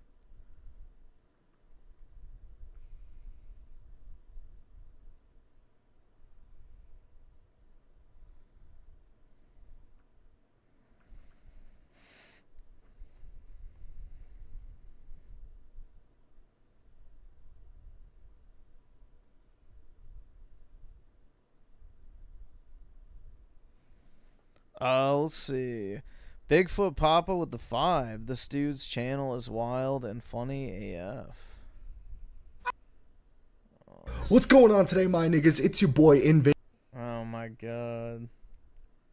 back with another video, and to start this video out, I don't spend too much time on Reddit to begin with. I don't spend any time on Reddit at all. Every now and then, though, I do like to check the Call of Duty and, like, Battlefield subreddits and shit and, like, see what niggas are talking about. Usually on Reddit, though, they're talking about a bunch of bullshit, retarded stuff, right? Like, there's really nothing ever important, and they're always whining, acting like a bunch of babies, right? Like, big surprise, Redditors are crying and acting like pussies, right? Like, this is breaking news. Fucking utterly game-changing information I'm fucking providing to you guys. But I have a point here. As I'm looking through shit in the Call of Duty Black Ops Evan subreddit, right, I see a bunch of niggas thirsting over one of the chicks from the trailer. And, guys, this isn't the first time a bunch of... Is he black? I hope not. Gooners in the COD community are getting thirsty over a character in a video game, but I was just going through the replies, and I'm just like, God damn it, my nigga. None of these dudes had fathers. Absolutely none of it. And look, man, if a nigga wants to goon, that's fine. All it is jerking off. Motherfuckers act like jerking off is the worst thing, right? Oh no, somebody beat their fucking meat. It's absolutely horrifying. You can't be a gooner, bro. My whole point with this gooner shit that's happening with Call of Duty, some of y'all niggas, just genuinely, that are actually thirsting over this video game character, need to just take a step outside. Y'all ain't actually gotta, like, go anywhere. My nigga, just take a step outside and just get, I don't know, a second in the sunlight, because this is certified loser behavior. And I can't stress that enough. Like, how are y'all niggas gonna be going into video game characters? And I understand there's gooner video games now, right? Like Overwatch. Marvel Rivals is a gooner video game. And I actually like playing Marvel Rivals. You know, niggas got Spider-Man and shit in it. Like, it's cool. But the female characters in that game and some of the skins I see, it's a gooner game. Anything with skins and bullshit. And I'm looking at Call of Duty, right? All the anime weirdo stuff, right? I'm pretty sure all of those same niggas that are gooning in all the other games, right? Like Overwatch, Fortnite, whatever the fuck. I think I've said gooning at least 20 times already, and the video's not even halfway through. But these niggas are gooning way too much on Call of Duty. Y'all just need to go outside, my nigga. This isn't gay nigga behavior, because at least y'all are, you know, beating your meat to women, and I'll give y'all that. And y'all ain't beating your dick to trans people either, which is a huge step in the right direction, because I know there's a huge movement of niggas trying to, you know, bang femboys and she-males and trans niggas. Like, I'm key. Like, I'm just trying to come up with different words for the shit, I guess, at this point. There's so many different words to call a fucking chick with a dick, or a dude that got a fucking, you know, a pussy installed and had his dick cut off, you know what I mean? But I just want to see this point, right? Like, I saw this shit on Reddit, right? All these niggas are gooning into the video game character. It's the chick in the thumbnail, by the way. I guess I'll throw her on the screen so y'all can see which character I'm talking. Bro, she's not even that hot. What the fuck? She almost looks... She looks like, what's her name? From Breaking Bad. Hank's wife. She kind of looks like that with the weird face shape. Talking about. But all these niggas on Reddit are gooning into this bitch, right? Yeah, Marie. And then, right, over the past couple weeks in my YouTube feed, I've been seeing a bunch of videos pop up in my feed. Who is she? Oh my god. Bro, I want to fuck her. I want to see her titties, dude. Treyarch, add sex to Call of Duty. Oh my god, bro. The amount of gay niggas in the COD community. Now, I mean, sure, this isn't actual gay behavior, but this is just certified stain level fucking behavior. Like, you're just a stain if you're out here doing this shit. And the amount of thumbnails that I've seen, who is she? Oh my god, I want to know who this character is. Y'all niggas just genuinely need to seek help. Like, you faggots just... Fluffle Nugget with the 2. She looks like Arya from a Game of Thrones. Yeah, kinda. Also ugly. Gotta seek help. That's all it is. Seek help, faggot. That's all y'all need to do. It might be therapy. Y'all might have to go to, like, a mental institution or something. But y'all gotta stop gooning to Call of Duty characters. Just genuinely. The niggas that is, gotta stop doing... Yeah, goon to Final Fantasy characters instead. ...the shit. I don't understand, right? Like, niggas could be... I don't know. There's plenty of great content on the hub, right? Niggas got Brazzers, right? Reality Kings. You know, if you don't fuck with Brazzers, I think Brazzers likes, like, Indians, right? Like, they're hardcore into messing around with Indian people. So, I think, you know... What the fuck? You probably Reality Kings. Nasty. Dude, I've never once seen an Indian porn star in my life. Now that I think about it, like, can anyone actually think of a single porn video they've seen with an Indian in it? Be a better choice if you're into all that gooning shit, right? And like I said, there ain't nothing wrong with jerking off, but when it comes down to thirsting over a video game character, like I've said, bruh, y'all just need to seek help. And this isn't the first time the COD community has done this. I'm gonna bring up Black Ops Cold War. Black Ops Cold War was an okay Call of Duty, right? It was aight, right? Like, it sucked dick during the first half of its life cycle. The second half, it was aight, right? Like, there's been much better installments, but there was a character in that game named Park. She was a British fucking female operator that was in the campaign. And I'll never forget, there was the same niggas gooning and thirsting over her in Black Ops Cold War. And then the very next year with Vanguard. Dude, there was Dreamcast guy gooning over that fucking roasty bitch from Modern Warfare 2, was it? Or maybe it was 3, I don't remember. But the fucking old hag... cartel boss chick. Dreamcast guy thought she was hot. It's like, bro, that bitch is ugly. The Russian chick, Paulina, or whatever the fuck her name was, right? I think that was her name. They were Oh, and Vanguard, yeah. The commie mommy. She was pretty hot. thirsting over her. And the past couple years, we really haven't had as many, like, prominent female characters in Call of Duty, so the Gooners have kind of taken a step back, right? But they are back in full force. They're everywhere on fucking Reddit. I seen these niggas on Twitter. I seen these niggas on YouTube making videos about this shit. And look, if niggas want to goon, that's all right, right? I'm just telling y'all there's better material to jerk off to than this shit. And to be honest, just go outside, my nigga. It ain't that hard to get laid. Like, well, maybe it is for some niggas. If you, like, sound like a school shooter and look like a school shooter, you know, you're not really a real nigga. It might be hard for you to get laid. But if you're a real nigga and you're considering partaking in this fucking behavior, reconsider, my nigga, because there's plenty of fucking bitches out there who'll take your egg roll, right? Or if you're not Chinese, you know, they take your fucking Italian sausage or whatever the fuck. I'm going off a tangent right now at this point. My whole point of making this video was that there's too many goddamn gooners in the COD community, and y'all gotta stop beating your dicks to COD characters. Like, at this point, I wouldn't be mad if y'all niggas just booked a trip to Southeast Asia, right, and just decided to get fucking hookers at this point. Like, I would be in more support of that activity than jerking off to female Call of Duty characters. Like, bitches that ain't even real. Like, the actor probably might be real, right? Like, I remember niggas were thirsting over the one... Well, dude, the fact is you have to lower your standards in women because the average woman over the decades has become significantly less attractive.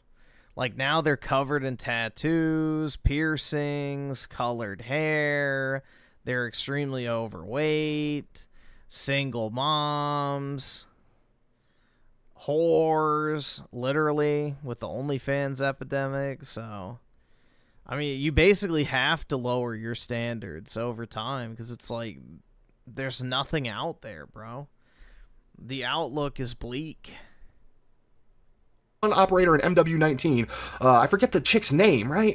I always see her tweeting and shit about COD anyways, but I always, like, niggas were thirsting over her too, right? And look, if motherfuckers want to acknowledge that female is fine, whatever. I don't give a fuck. Y'all just gotta be a little bit better. Like, stop going into fucking weird shit, bruh. Like, god damn it. Like, go outside, look at the sun. Like, y'all don't even gotta talk to a woman. Just look at an actual woman in a normal, non-weird-ass situation that's not on Pornhub or in a video game or something. Because these niggas are fucked up, bruh. I'm telling y'all. Like... I'm in shock over the amount of degenerate behavior I'm seeing over a single Call of Duty character. But anyways, my niggas, that's it for the video. I hope you guys enjoyed it. Hit the like button. Touch grass? I don't goon to Call of Duty characters anymore.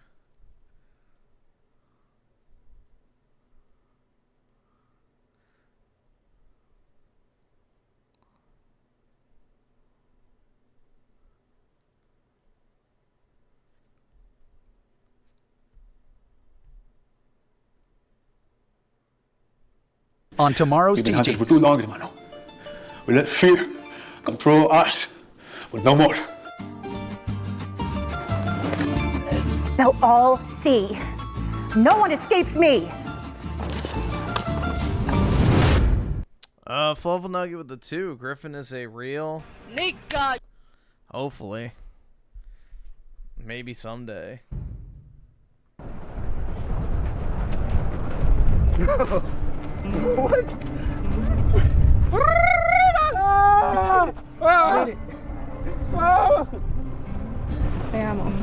Our lives are about to change forever. With our family, the safety and security. Our daughter. She'll have a better life. This is inaccurate because none of these fucks would speak English. Hey guys, you talk so much. We are here in the land of the free. The land of the gringo. Gracias, America. Vamos! For this shit. We haven't even begun to see the real challenges, guys. There's nowhere to hide. There's nowhere to escape in this land anymore. There's someone out there, an evil figure who roams these parts out here. She's a killer, lurking in the shadows, waiting to strike. No one to save. Her presence chills in the air. Her eyes gleaming with anger as she hunts her prey. The Border Patrol? If only it's not the Border Patrol. There's a person out here, an evil presence that is hunting each and every one of us, one by one. And she wants blood, because blood is the only thing that will satisfy her. See, we need like 10,000 of those on the border. So we have to be vigilant out here. We have to watch out. The challenge isn't over. It's just begun. I heard she's just a phony. She's just made up to scare us, huh? Even she's legit. Yeah, Holmes. The line is too vast for her to track us down. She's just one, and we are so many of us. Eduardo, what's gonna happen to us? Hey, look at me. I'm scared. Nothing's gonna happen. We're safe. We're not going back out there. You're staying with me, okay?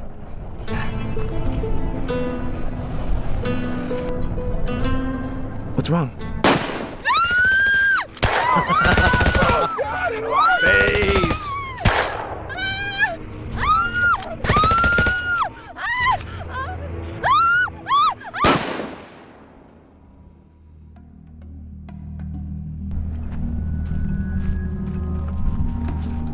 Good job, Mommy.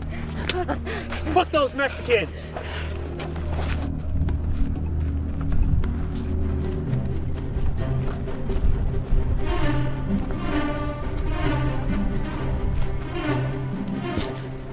For Mexico, cabrón! Grenade!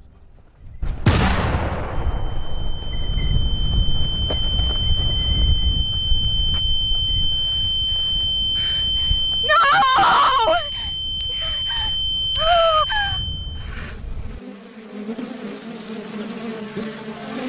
Move, you fucking go. Come on. Fucking walk forward. Let's fucking go. I ain't got fucking all day. You fucking got the mother way. Shut the fuck up.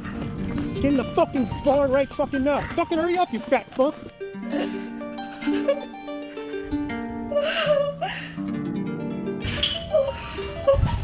I have a present for you, my lord. Get on your fucking knees now.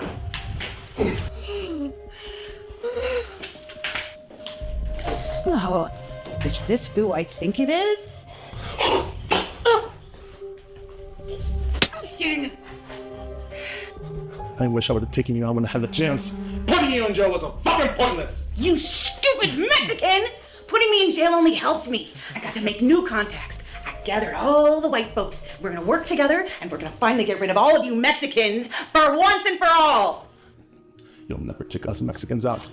Us Mexicans were the backbone of the United States. Without us, there's no you! Without Mexicans, there's no thieves, there's no rapists, there's no murderers. Yeah, the Mexicans aren't the problem when it comes to that as much as another group. Good riddance for Cal. I heard he died. That scum. I wish I would have been the one who would have taken him out. Now the world's a much better place without him. Bring him over here. No more mercy. The time has finally come. It's our time to take over and get rid of all these Mexicans. I'm so grateful to my loyal fans. Thank you for supporting us and going on this battle, this journey with us. It's the beginning of what's next for us. White power. This is the dawn of a new era. The world is going to be better now. I want to thank all my loyal followers. I love you so much. Together, we can do this. We can wipe out the Mexican scum. White power. Wait. What are you doing? What are you turning me into?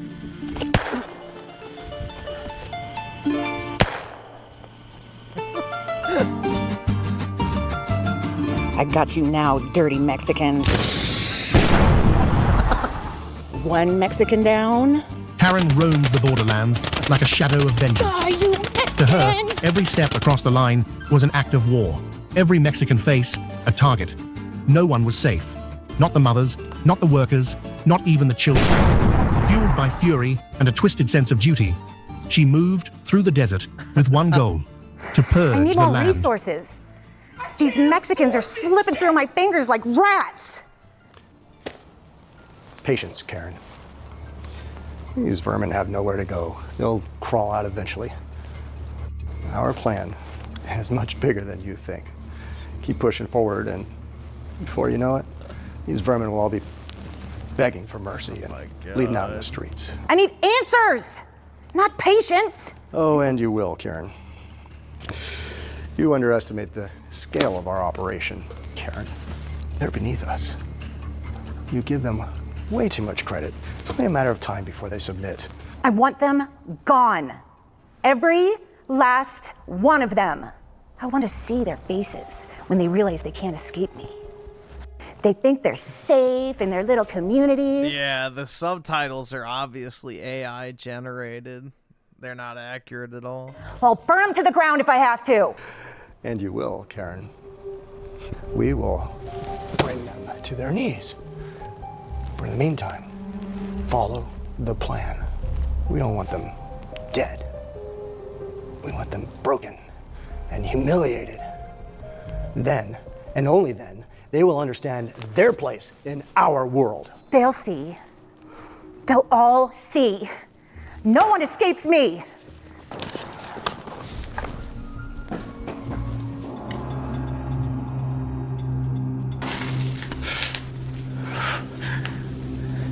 We've been hunted for too long, hermano. We let fear control us, but no more. You're right. It's time to end this. She knows where we are, and will most likely attack tonight. And our plan worked. Now's our chance to take her out before she butchers anyone else. This isn't survival anymore, Javier. This is justice. For everyone she's hurt. For them, for her, we make God feel every ounce of fear she's ever inflicted. This is our last stand. We either do this, or we won't come back. She doesn't get to walk away. Not this time. Then we better make it count.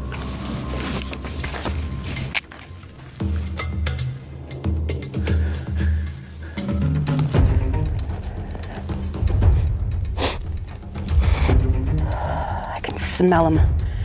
They're close.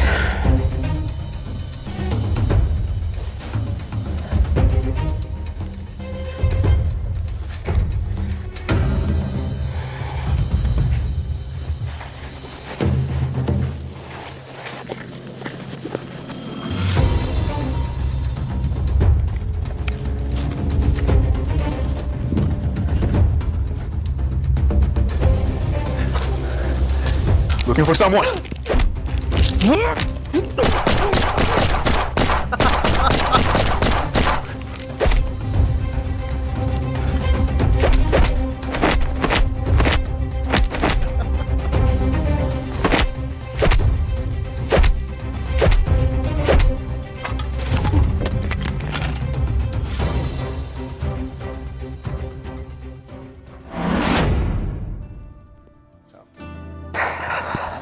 I need more support.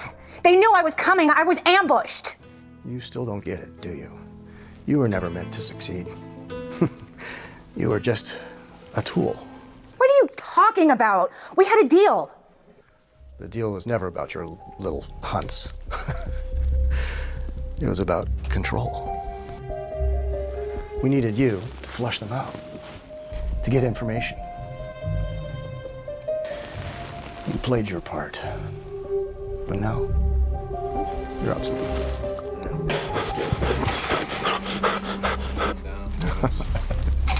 You'll see. This is what you bring me? Why is he kneeling?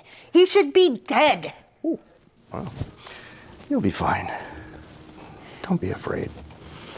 You're about to become something better.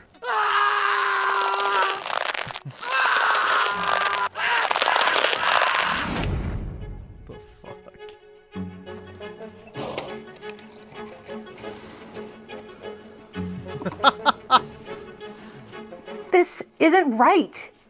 He's still one of them. I can see it in his eyes. Not anymore. Now he's one of us. And soon, they all will be. I don't care what they look like. He'll never be white. This is a lie. It's not about the color. It's about control. We don't need them dead. We need them to obey. And when they look like us and talk like us, I will never accept this. They need to be wiped out, not turned into some twisted version. you can kill 100, 1,000 of them. But I'm gonna create millions. So join us. No, this isn't over. No, Karen. It's only just begun.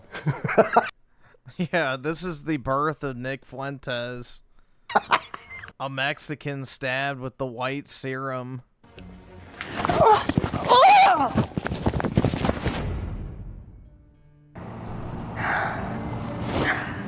I'm so sorry, Cal. I failed you. I couldn't save you.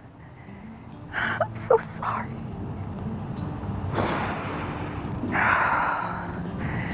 I'll kill every last one of them for you. Every last one of them. I'll kill them all.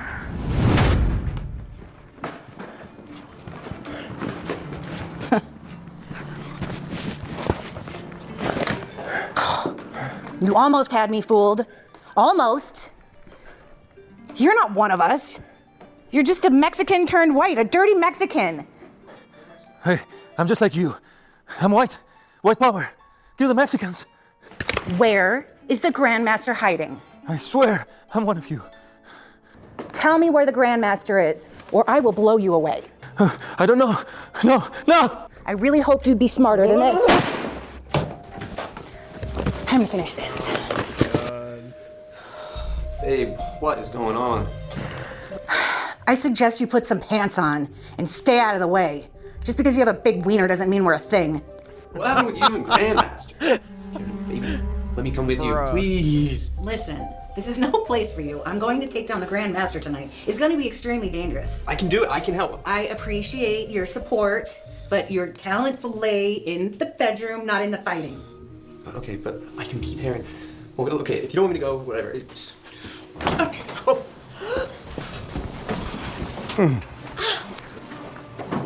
Karen. You didn't think I'd find you, did you? I have something special for you. No. I just want you to see things differently. A new look. That's all. But now, you'll be in the skin of the people that you despise. Hold her still. No! Bruh.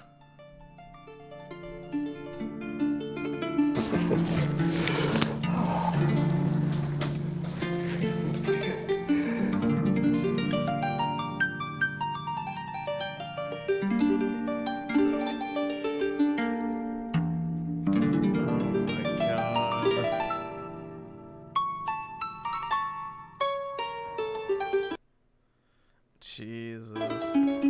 At last, the real game begins.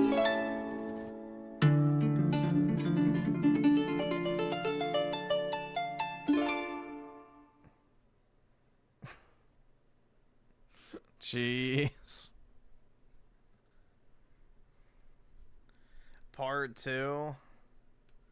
I guess we can watch it. That's fine. Coming up on tomorrow's teachings. I'll take the beaner for 15. Heil Hitler!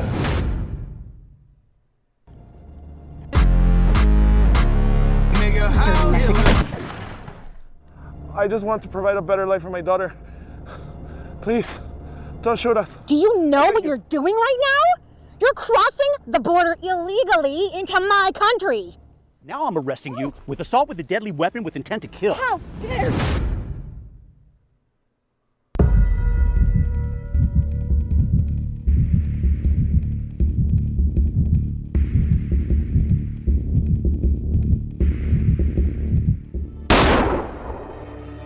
Dirty Mexican.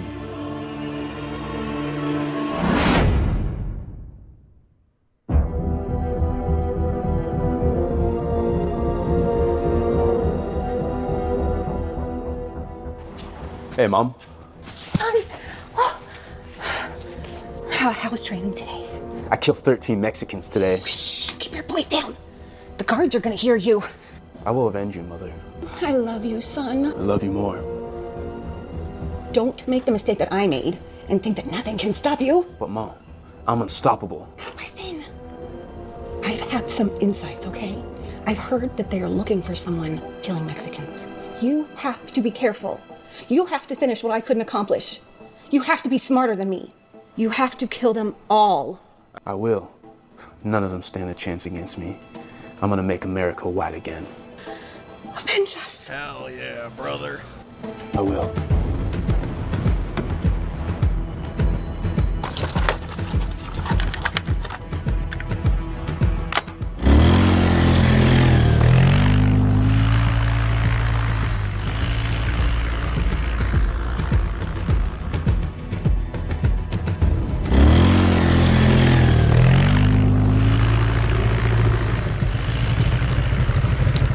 Hola, amigo, please, por favor, help me, help me.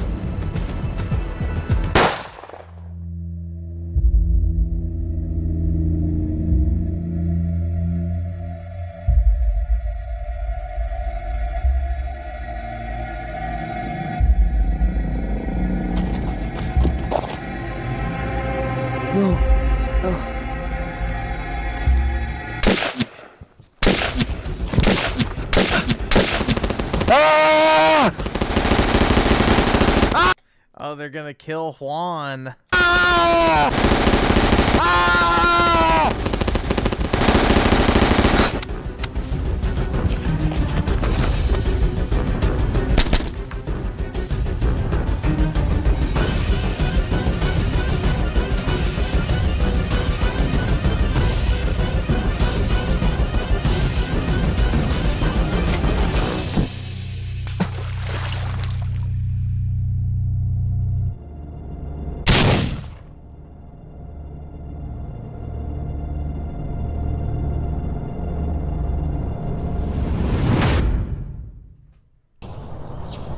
Damn it. Okay, good.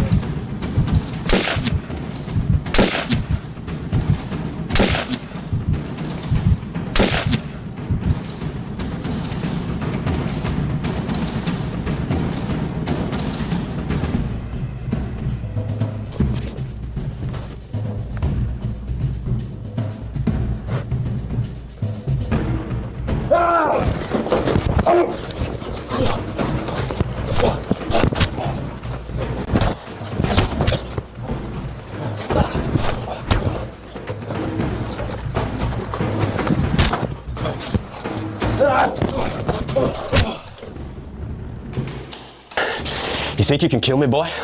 You're going to jail. You're no cop. You're a dirty Mexican. A no-good wetback. Go pick your strawberries. You deserve nothing but justice for what you've done. I am justice. Killing your kind makes America a better place. No more thieves and rapists in my country. You're wrong.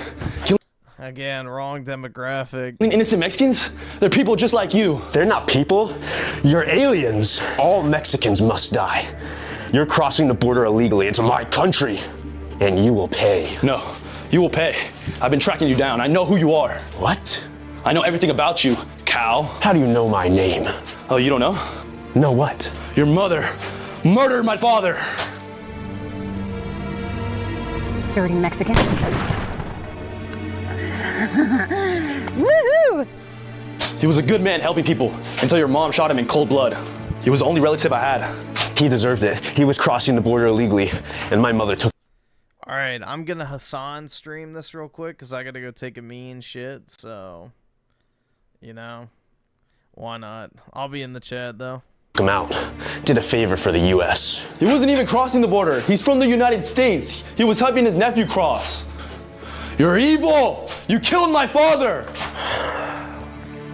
You know, maybe I've gone a bit too far. And, you know, maybe my mom was right.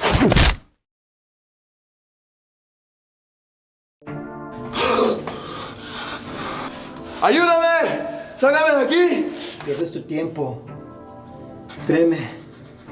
Ya traté de todo y nada funciona. ¿Cómo te llamas? Me llamo Juan. Es bueno ver una nueva cara aquí, Juan. Yo me llamo Ángel. ¿Y cuánto tiempo tienes aquí, Ángel? Ya perdí la cuenta después de 3 meses. ¿Y cómo estás vivo? Pues Cal mantiene este congelador 30 grados un poquito más arriba y nos da de comer una vez al día, así que pues vivimos. ¿Y qué hacemos aquí? Nos vende, nos subasta. Vienen gringos y nos compran y pues si nos compran somos sus esclavos. Mexican 1. I've seen you've met Mexican 2. We have names, you know. Shut up, monkey. You're gonna regret this. Bad people will get bad karma. You know, I agree with you. Bad people do get bad karma. But I'm not a bad person. I'm simply doing the right thing by keeping illegals out of my country. So you better shut your mouth before I shut it for you, boy. You know I got hands. I'll kill you, boy.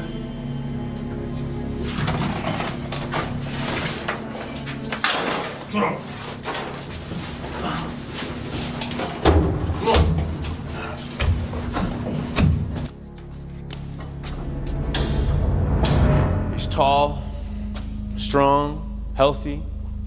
Everything you folks are looking for. Caught him crossing the border in Yuma about 3 months ago. He's fresh from the freezer. That's where I keep him. He sure is dark. Purebred. I'll take him. I want him. I'll give you top dollar. He'll make an excellent addition on my farm. All right, well, bid starts at 15. 15? 15. Last Mexican I bought from you started at 10,000. Now you're asking 15,000? That's supply and demand. Listen, if y'all can't afford that, then you can leave the warehouse. All right. I'll take the beaner for 15. 16. I got 20. 20. Do I hear more? Going once, twice. 30,000. 30,000. Once, twice. Sold for 30,000.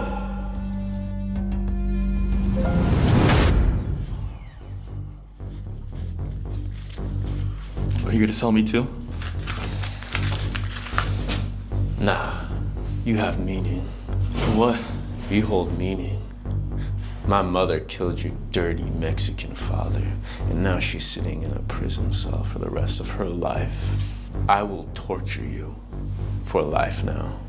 Till the day I die, you will remain in pain and agony. You will suffer. Why are you doing this? I know you have a heart. There's no point in doing this. We could end racism together. Pablo. What are you doing? Get me out of here, Cal! Work him. No! He's whipping the brown out that boy. Yeah. Hey, son. What are you watching? What is that? Porn. Porn? Son, you know, watching porn and drinking isn't going to solve anything. I know that you're going through hard times right now, but they're not going to get any better unless you start changing yourself, and it's not too late to change yourself. And get rid of that tattoo, too. What? 9! Head hit off! Stop messing around. Sit down. I'm serious.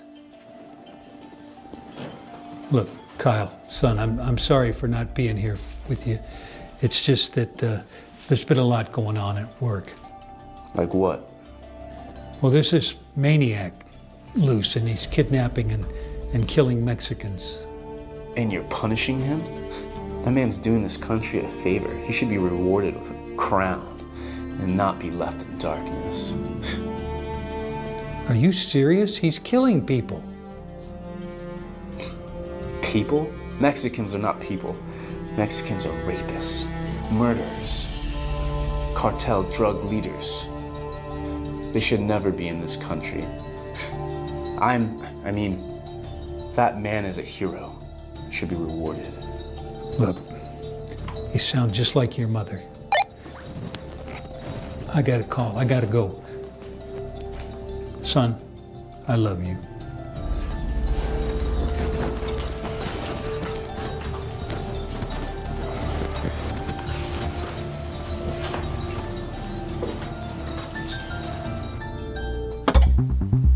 Breaking news. Karen has broken out of prison and is currently on the loose.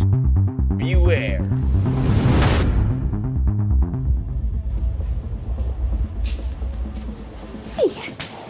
Hi. Hi. Hello. Oh boy.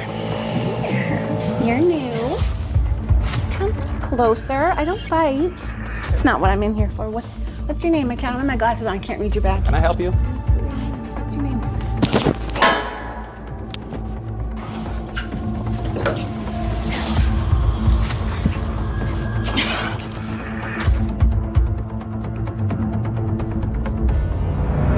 It's about time you showed up. Can't believe you pulled it off. I have a surprise for you. Oh.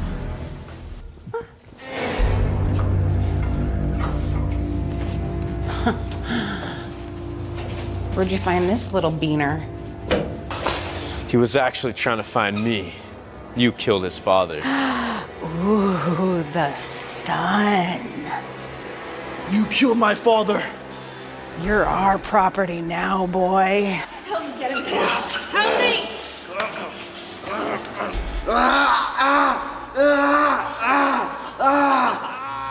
Put your hands where I can see them. Cal? Karen? Jeff? You're supposed to be in prison. I am, but I escaped. Cal, what are you doing here? What are you doing here with her? Why are you here? Put the gun down, Dad. It's you. You're the man behind this. My son. No, I didn't want to believe this. I'm just doing the right thing, Dad. You should be proud of me. Keeping the dirty Mexicans out of our city. How'd you even find us? Well, I saw Cal watching the video of those men in the container. And remember that chip we had put under his skin? Well, I activated it and I followed him here. Found him and you.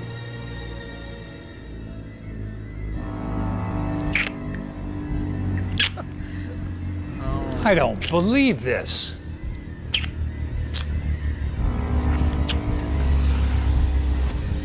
I'm in love with our son, Jeff. His racism turns me on. We're having a baby. I love you, Mom. Sorry, Dad.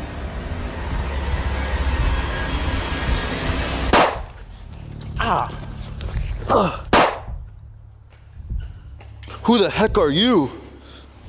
Officer, call for backup. Let's get these two in cuffs. It's you! I would have killed you if it wasn't for that stupid cop. That stupid cop saved my life. You're going back to prison. And you. We finally got you, Cal. You okay, kid? Yeah. Who are you? I knew your dad. He was an awesome man. He helped many men, women, and children change their lives. Up until Karen killed him. I myself and my daughter would have been killed, but we were rescued.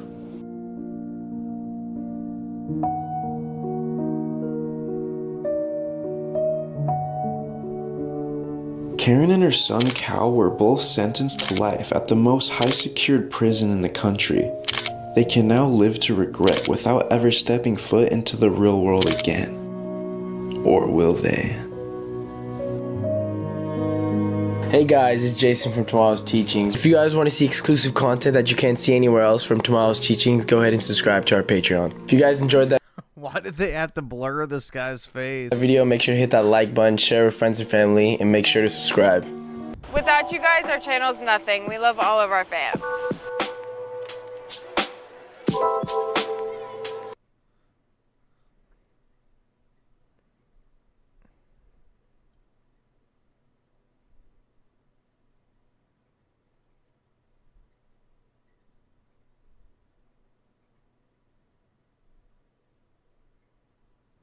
Yep, only God's chosen can have their ethno-state, otherwise it's racism.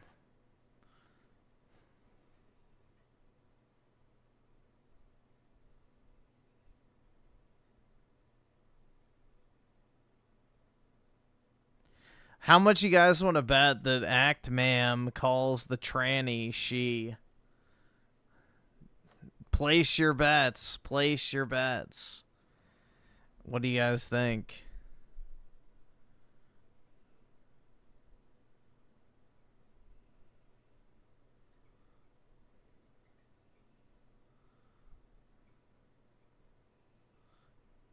What's up, everybody? This is the Con Man here, and today the Battlefield community has been rocked. Not by the levolution or the intense combat, but because of a cheating scandal. Hot take. Oh, it's just so Reddit. I don't like it when people cheat in first-person shooters. In fact, I think it's one of the cringiest things one can do. In fact, I would honestly say your gamer card is revoked if you were caught cheating, using wall hacks, aimbots, any of that cringe stuff, man. I've never understood the point of cheating in an online multiplayer game. It defeats the entire purpose. I once did a video about the most important thing every video game needs, and that's difficulty. And if you're just cheating, you're cheating yourself too. That being said, there was a clip that went super mega holy mother of God viral with 88.6 million views. This has sparked just a tiny bit of discussion. And I wanted to chime in, maybe analyze the clip myself, look at what some other people have said, and give you my take, because it's not quite as cut and dry. Seems like for every bit of evidence where it's like, oh yeah, this person's cheating, there's something else where it's like, but are they? So this is the most locked in cat girl you will ever see, by the way. Oh my god, you did follow me in Delta Force era. That was so long ago. It looks. Oh my god! Looks like some pretty solid clips. What was that? Whoops. Wow, I flicked straight at that guy through the wall. Looked like you locked onto someone behind a rock. We can't analyze it like this, okay? We're gonna have to take this into Premiere Pro and slow it down frame by frame. I think it's important to get our bearings on these things before we start seeing what people have to say. All right, so now we're in Premiere. Let's really slow this down. All right, there's some suspicious things I've noticed. Oh my god, you did follow me in Delta Force era. Nothing. That was so long ago. Nothing crazy right there. God, that voice is just disgusting. Oh my god, what the fuck? That was nuts! Now, if we slow this down, let's see what we find. Right? So this is a 60 frame sequence. So every time I do that, that's one frame, that's 1/60th of a second. All right? So we've got this kill, right?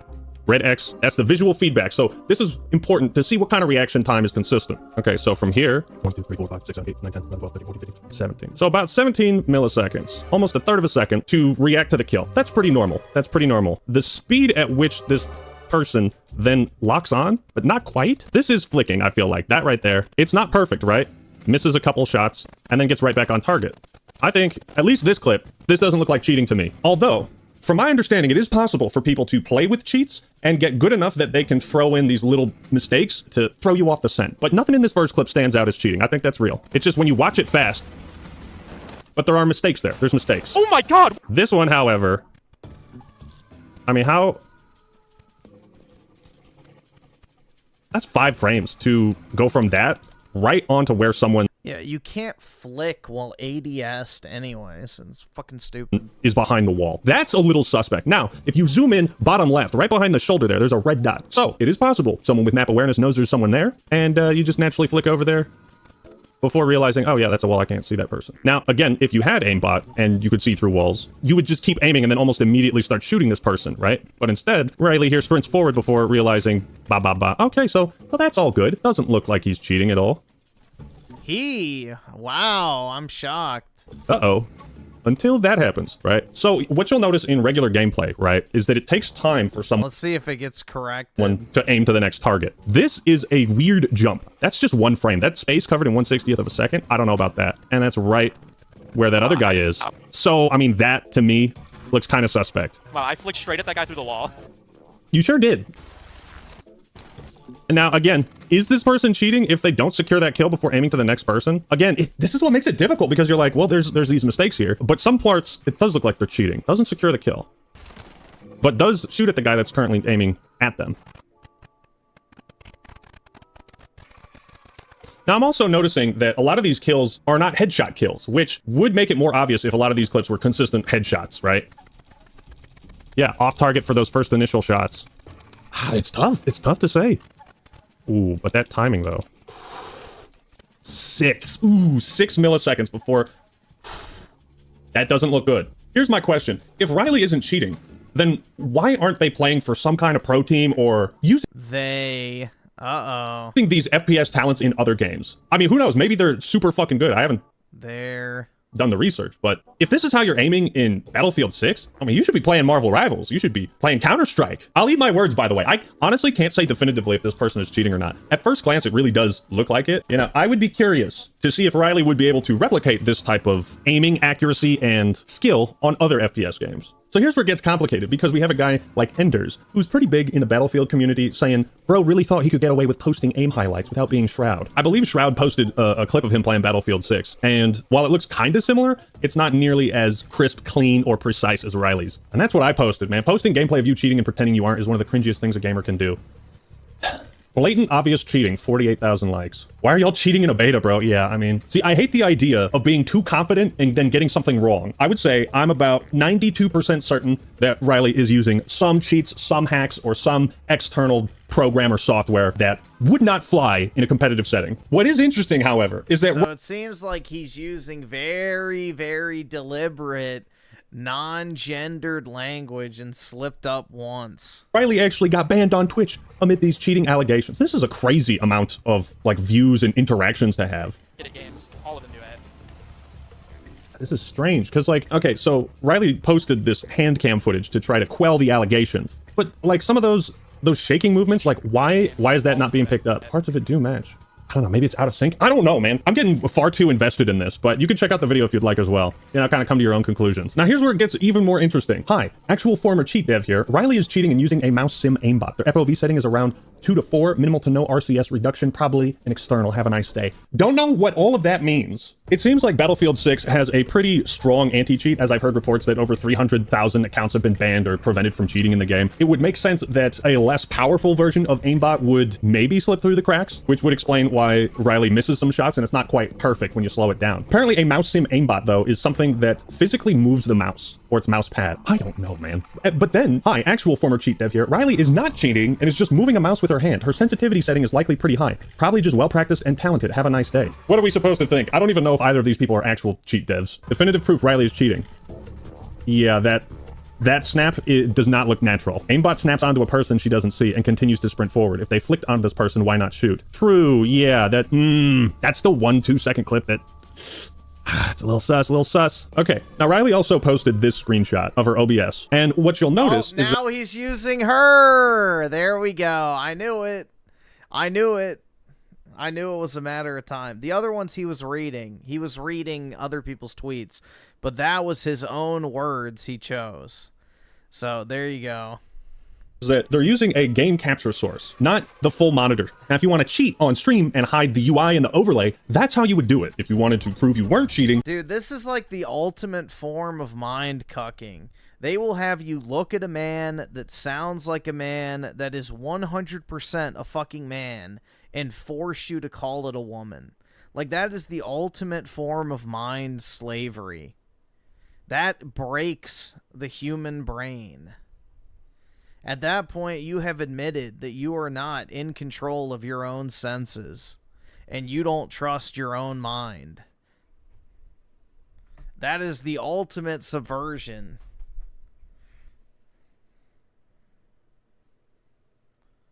You know, don't believe your own eyes and ears. Believe what we tell you instead. crazy.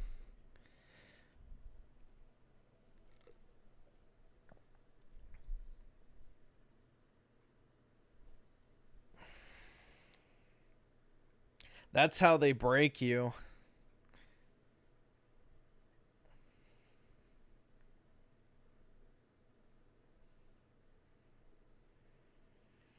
Your friend got fired from the post office? You should file a lawsuit.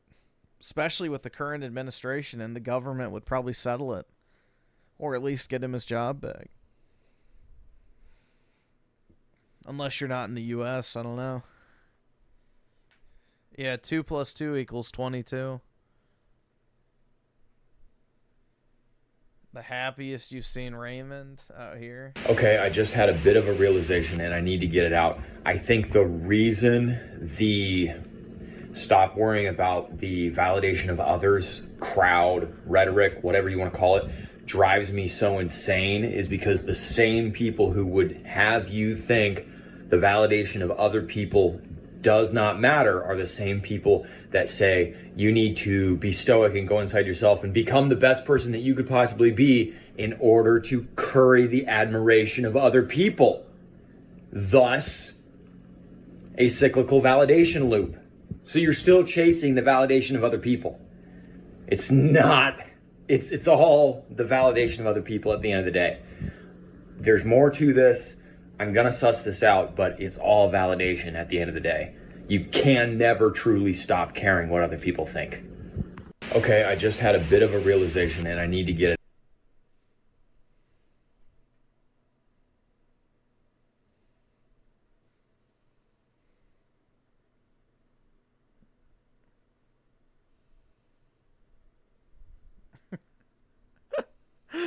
What the fuck is this? Beta boy simps for black girl? Coming up on tomorrow's teaching. Watch this real quick. Call them and tell them you're not going. But when you know, you know. I bet it's his girlfriend. I guarantee it. What do you think you're doing? I'm getting ready. Getting ready for what? I'm going out with Brock and Adam. But tonight's movie night. Oh shit, baby, I'm sorry. I totally forgot. So you're staying here, right? Well, babe, it's Adam's birthday, and I promised him I see him all, and it'd be rude if I didn't. You're not to go. Okay, do you understand? Wednesday nights are movie nights. We can't make an exception for this one night. An exception? No. Call them and tell them you're not going. You're staying here with me. Babe, it's Adam's birthday, and he was at my birthday. I don't care. Are you guys dating? No. So Well, it definitely is a black woman. We've confirmed that. tell him you're not going. Here, call him and tell him you're staying here with me. Babe, Do it. Hey, yo. I was just about to call. You were here right front. You guys are here already? Yeah, man. Like, yeah. Movie starts in 20 minutes. Reservations at the steakhouse after that. Yo, what's up, bro? Drewski with the 10. Appreciate it. I have to lie consistently to my mother because my family and friends are constantly giving me bad advice, thinking they're helping, and every time I give in, it ends exactly as expected. Yeah, that's the thing. Unfortunately, you just have to do that, like, especially, you know, when it comes to, like, politics and all sorts of stuff like that, but, yeah. Unfortunately, we can't pick our family, but I guess it's better than, you know, cutting them off or anything like that, so. A lot of people's advice is really not worth anything. But, yeah. It's unfortunate. Sorry to hear that.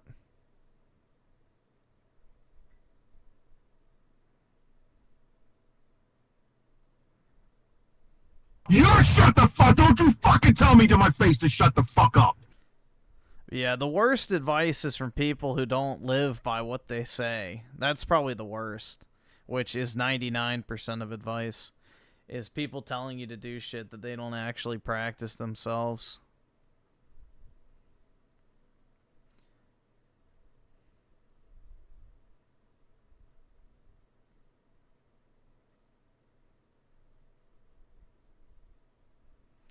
Griffin is Resident Evil racist? Yes. Hey, what's up, Adam? Happy birthday, man. Tell them you can't go. Hey, so, I can't make it tonight. What do you mean you're not coming anymore? Something came up. Dude, it's my birthday. I know, I'm sorry. I can go out some other time. My bad, guys. Yeah, dude. Dude's throwing away thousands of years of genetics for that. All right, well, see you another time, I guess. L. Wow. I bet it's his girlfriend. I guarantee it. I feel horrible. Why? It's fine. Just go start the movie. Okay.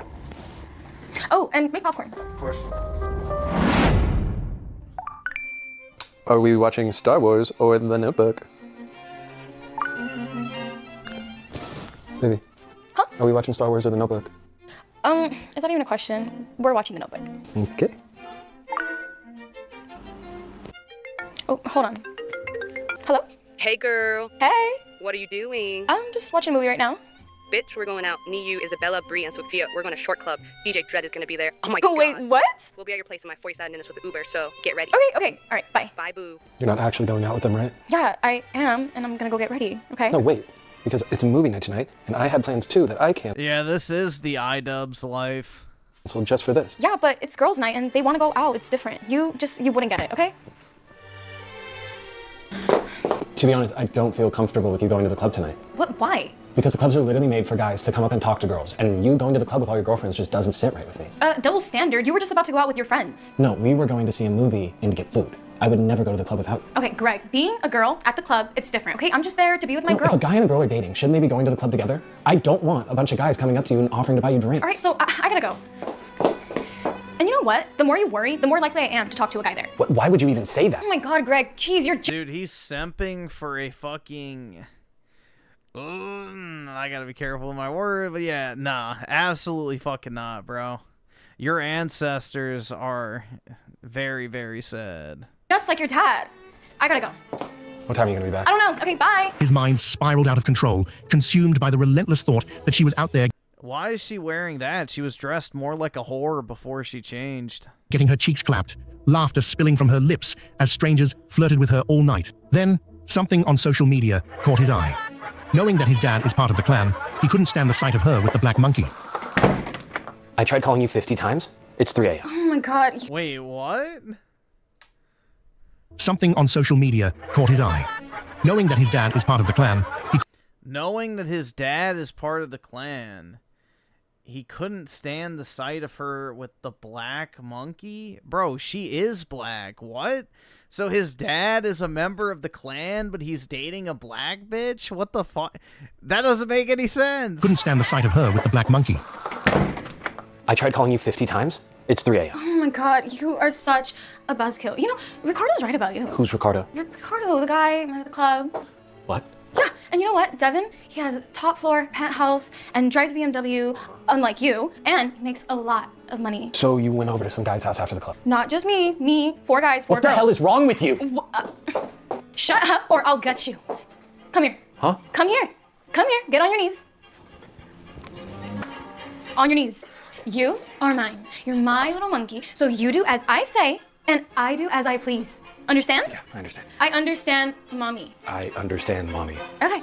I'm going to bed, and you're sleeping on the couch tonight, okay? You've been awfully quiet, Gregory. What's on your mind? Nothing. I'm fine, Grandma. Just thinking. Thinking about that girl of yours? How did you know? Grandmothers know everything. Kate is a lovely girl. You're serious about her, aren't you? Yeah, I am. I'm trying to figure out a way to ask her to marry me. Oh, marriage is a big step, but when you know, you know. Yeah, and I know she's the one. I just want it to be perfect. Synth's dream. I hope not, bro. Fuck. Your grandfather gave this to me the night he proposed. No, Grandma, I can't. Hush. Yes, you can. It's been handed down through the generations, and you're the right one to carry it on. Through the generations, yeah, where your genes come to an end. Thank you, Grandma. That really means a lot. Give it to Kate when the time is right. I will. Just promise me you'll make her feel as special as your grandfather did me. That's what matters. Yes, ma'am. Kate, I have loved you for a very long time. This is so stupid. How do you even... Will you marry me? Like, do I get down on a knee? This is...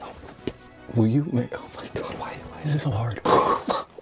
You have made me happy since the day we've met, and I just like... Kate, this is so difficult. Greg swallowed the ring by accident. Panic set in almost instantly, and in his desperation to retrieve it, he tried everything. The ring was stubborn, lodged deep within him, and he was left with one inevitable, humiliating solution. But to poop it out. He gagged at the smell.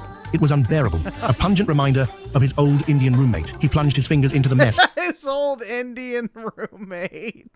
There was no time to dwell on it. His girlfriend was waiting outside, and he couldn't afford to waste another second. Oh. Is that cake? She swallowed the ring hidden in one of the pieces of poop she ate. It lodged in her throat. She gasped, but the blockage wouldn't budge. Her vision blurred, the world around her fading into a suffocating haze. Within moments, she collapsed, the fight leaving her body as silence took over. Well, it's a representation of their bloodline. oh well. Look who decided to show up. I don't want to talk about It might as well have ended with her. Come on, spit it out. You look like you just got ran over by a truck. Let me guess. Kate, you really sleep on the couch again? She went out last night, clubbing with her friends. She didn't get home until 3 a.m. She called me mean names, and she pulled a knife on me. A knife? Jesus, man. Are you okay? Yeah, just another typical Wednesday night. You think maybe it's time to cut your losses? Like for real? Believe me, man, I think about it all the time. I just think she'll change, you know? Look, dude, you don't need her. You're Greg, the guy that closes deals and crushes deadlines. She's toxic, she's chaos. You need to lock in. Lock in? Yeah, lock in. Like focus on you, your goals, your life. She's just noise. Yeah, you're right. Exactly. It's a new year, bro. People are locking in on their money, on their fitness, on their future. And you're out here dodging knives. All right, time to lock in. Yeah, new year, new Greg. No more distractions. All right, good morning, guys. I just briefed the rest of the What the team. fuck? Today's mission's quite simple. We just need to hit $30,000 and collect the revenue. Can we do that? Yeah, we can do that. What the fuck All right, is that's what I that wanna hear. thing? Greg? Yes, sir. You've been slacking up lately. What's going on? You used to be my top closer. I know, sir. I'm sorry, I haven't been on my game, but today, I'm locked in. Are you gonna close today? At least 5 deals. All right, that's the Greg. Bro, what in the fuck is that thing? I know. I don't need excuses. I need results. We're here to close deals, get signatures, and make that exchange.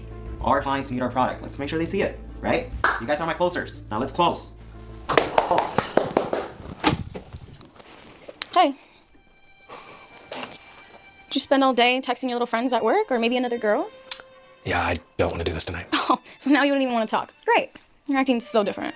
You know, I am acting different. Today, I had the best day I've ever had in the office. Do you want to know why? Let me guess, because you're such a big shot? I stopped letting you live rent-free in my head and stopped trying to prove something to you. I closed the most sales I've ever closed today, and I crushed it. And it was all because I stopped caring about all the crap you throw at me. You're seriously blaming me for your problem? You know what? That's it. Right there. That's exactly why I'm done. You think you're breaking up with me? You think you can just walk away like that? No, you're mine, Greg. Mine. Oh, I'm serious. I'm locked in now, Kate. Look. Okay. I'm sorry. I'm sorry about last night. I've been thinking about it a lot. And honestly, I wasn't even having fun. Okay, the whole night I was thinking about how unfair and selfish I was. It's not about the club, Kate. It's about how I canceled my plans for you because I thought movie night meant something to us, and how you just left me there all alone. I know, and I'm sorry, okay? Look, I'll call Adam and Brock tomorrow and I'll tell them I'm sorry. So why did you do it? I guess I was just scared. Scared? Okay, scared of what? Scared that you'd have more fun with them and that they'd make you happier than I can make you. I love you. And I love spending time with you. And sometimes we need to go do our own things, but that doesn't mean I love you any less, okay? I know. Look, you're right. And I'm sorry. No, it's okay. I mean, just as long as we figured this out, everything's fine. Can we go watch that movie? Just as long as I get to pick. Of course. Kate, let me put on PJs. And stars are so pretty tonight, babe. Just like Babe. Shove her in front of a truck. Look, I want to apologize for what happened yesterday, and I feel really bad. Yeah. I'm sorry. You apologizing really means a lot. And there's something I need to tell you. Yeah. I'm pregnant. It's not yours. And there's something that I've been meaning to ask you. What? Will you marry me? Yes, of course. Let's go! Are you okay? Oh, thank God I got here in time. I thought she was gonna stab you. A love story where everything was meant to be. But the universe had other plans. Now, he is in the clan, searching for something, anything, to fill the void she left behind. If you haven't already, make sure to like, comment, and share this video with your friends and family. Don't forget to check out our new merch. Your support means the world to us. Yeah, I'm gonna join the KKK because my black girlfriend got killed. Genius.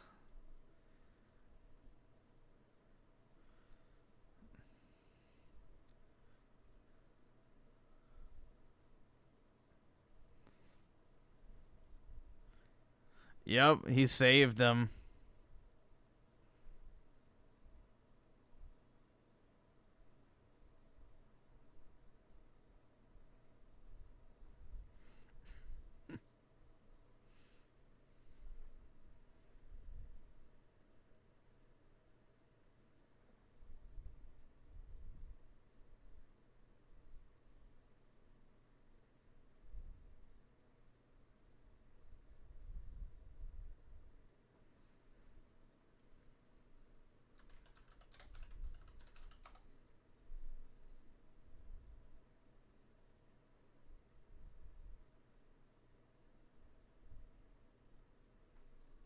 What the fuck? Hold on, I just wanted to see if I sent myself something.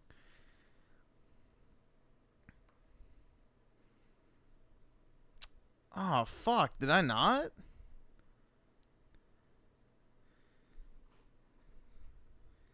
Shit. I saw something and I could have swore I sent it to myself, but I guess not. Yours truly with the 2. Shalom, Shalom, Griffinstein. How's it going, man? Appreciate it.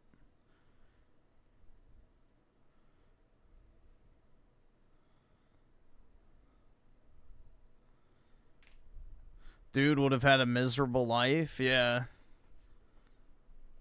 And the worst part is he wouldn't even be able to tell if the kid was his or not. Because even if it was darker complexion than her, you know, the excuse could be, well, it's genetics. Sketchy business.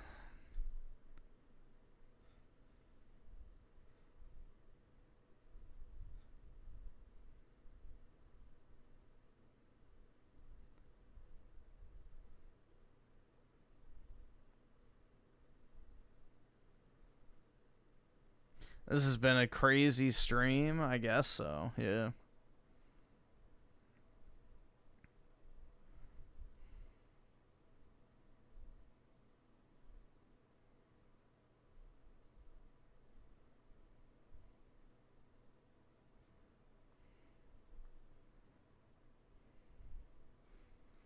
Let's see. What was I gonna look up? Fuck. We're gonna see if, nope, still nothing, man. Shit. It's not really shocking because nothing's happened in gaming.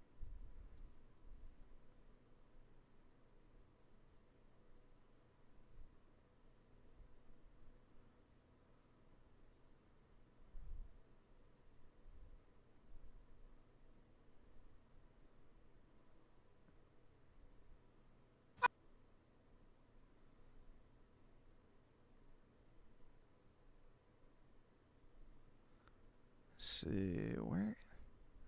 Bro, I could have swore I had something.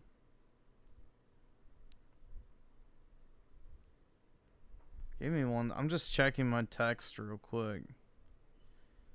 I know I sent it somewhere. I'm wondering if I sent it to...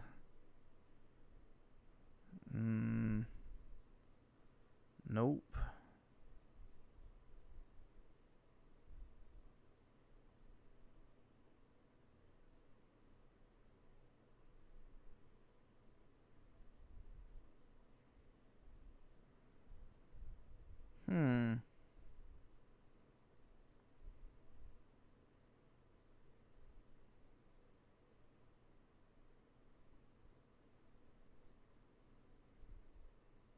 I can't afford this shit! Bruh, I really wish I could find this, but... Oh, well. Dude, what the fuck is this?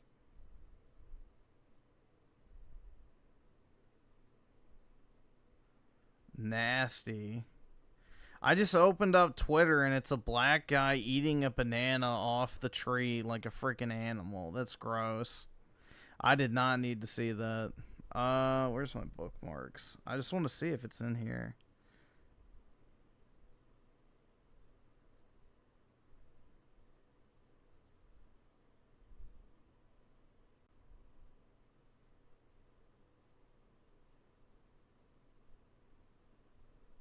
Nope. Racist? No, it's disgusting, bro. He's like fucking sitting there like just... Ugh, it was gross. Very gross. I don't want to watch a close-up of somebody eat food and like have it spilling out of their mouth as they like shovel more fucking food into like... Ugh. No, I'm not pulling it up. It's gross. I don't want to look at it again.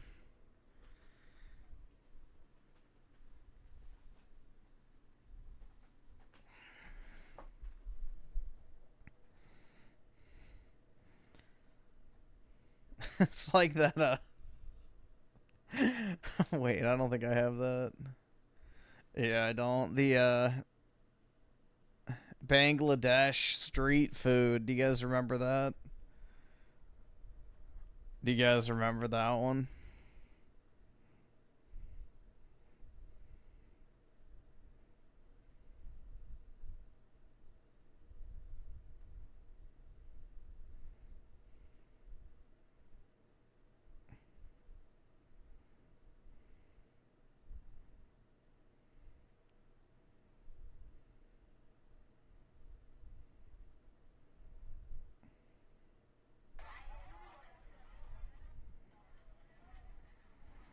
Here's one of them.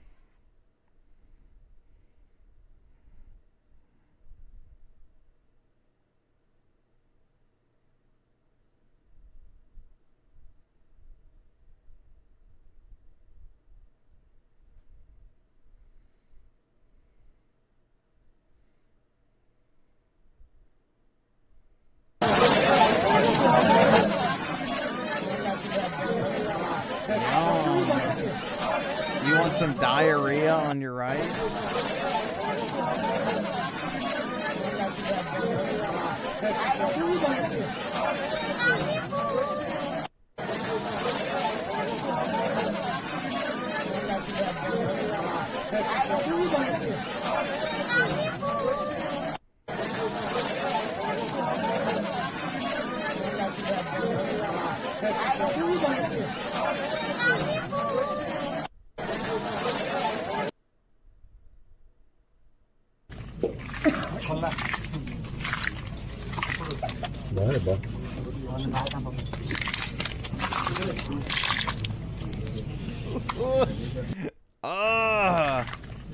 Dude, it's so gross.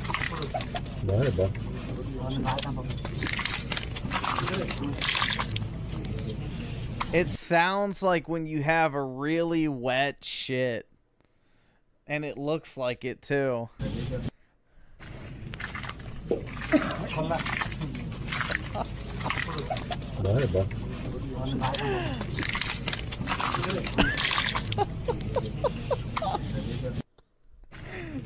Oh my god, bro.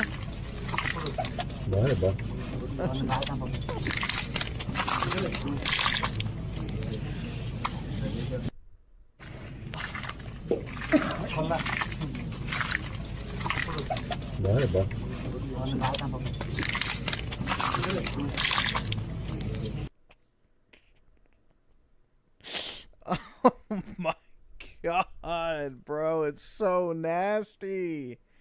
That is like gotta be the nasty, like, and it's not even like itself disgusting, but it's just, ooh, the fact that they're eating off a leaf on the dirt floor with their pile of slop rice where they dump diarrhea on top of it. Dude, like, honestly, I don't know. That is one of the most foul videos out there. Yeah, eat your slop.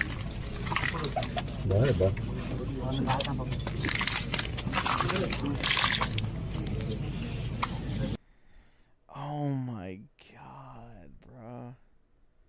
We need 1 million more of them. Stat. As many as we can find.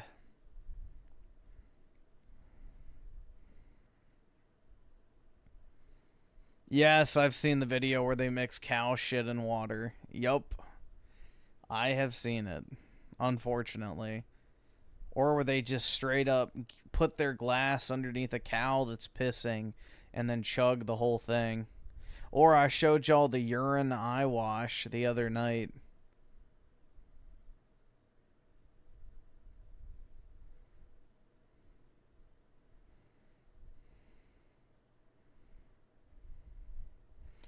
Yes.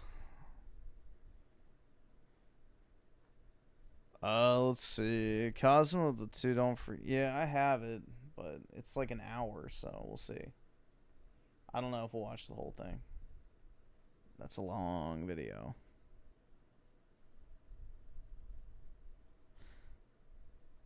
Let's see. Raymond with the 2. Have you seen my video recommendation earlier? I don't see anything else from you. I don't think so. Nope. I do not see anything. You've seen the video where they have rats just running around the flour in the bakery.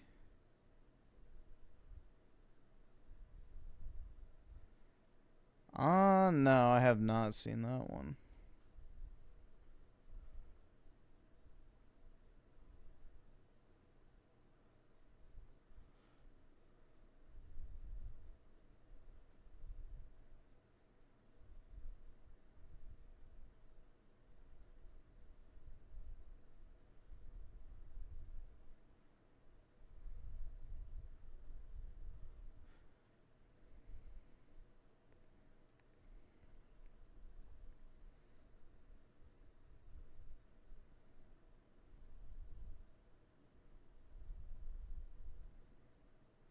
I remember the Chinese street vendors using this. No. That's not what it was. It was the Chinese.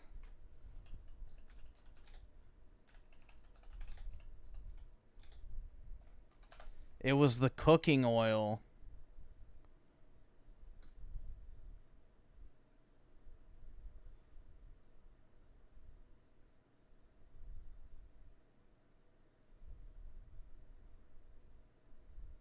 Look at this guy. At first glance, it might seem like he's just cleaning a sewer, but he's actually collecting sewer oil in China. This oil is made from a disgusting mix of waste, food scraps, grease, and even human waste. At night, driven by greed, some people gather this toxic mixture, filter it, and turn it into a clear liquid, which they sell as cooking oil. But this oil isn't just unhygienic, it's extremely dangerous. Consuming it can cause serious health problems, showing just how far some will go for profit. Look at this guy. At first glance, it might seem like he's just cleaning a sewer, but he's actually collecting sewer oil in China. This oil is made from a disgusting mix of waste, food scraps, grease, and even human waste. At night, driven by greed, some people gather this toxic mixture, filter it, and turn it into a... Well, China is just as bad as India in All certain right, awesome. places. Thanks, nigga. All right.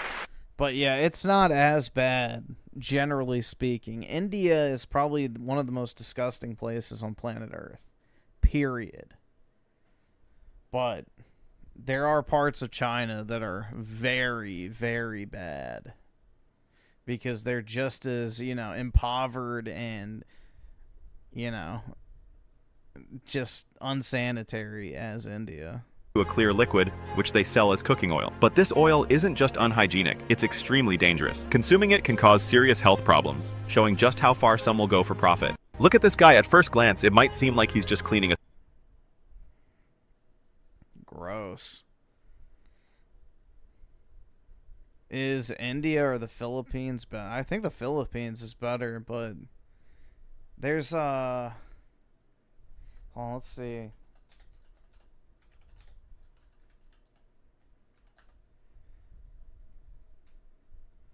Yeah, this is a thing.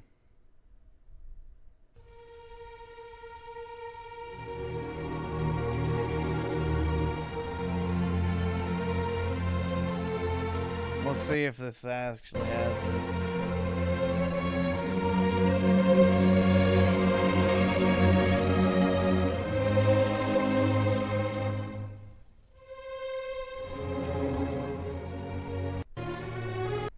Maybe not.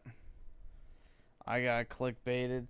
There's like these beaches in Thailand where they have like the sewer pipes flowing into the water in Thailand. Like literal fucking sewage.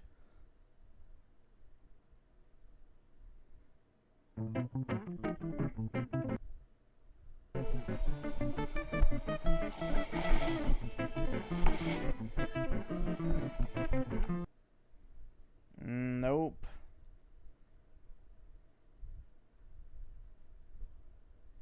U.S. tourist rescued from Thailand sewer.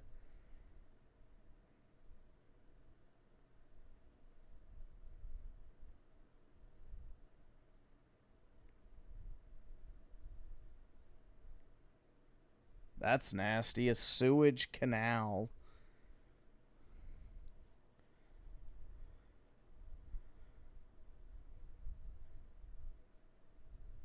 But yeah, it's like a problem in Thailand where they have like the beach, and then 50 feet down the beach from where people are swimming is like a literal sewage pipe that's just dumping shit into the water.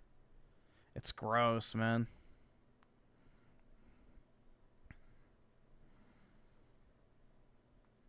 Let's see. Raymond with the 2. Grump key. Okay.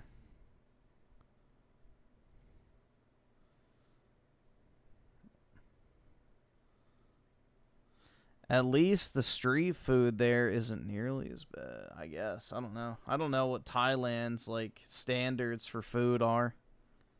A lot of Southeast Asia, you have to be careful. Like, unless you grew up eating that type of food, your intestines probably not, like, fortified enough to eat, you know, rotting food, which a lot of them eat. Just in general, not just India.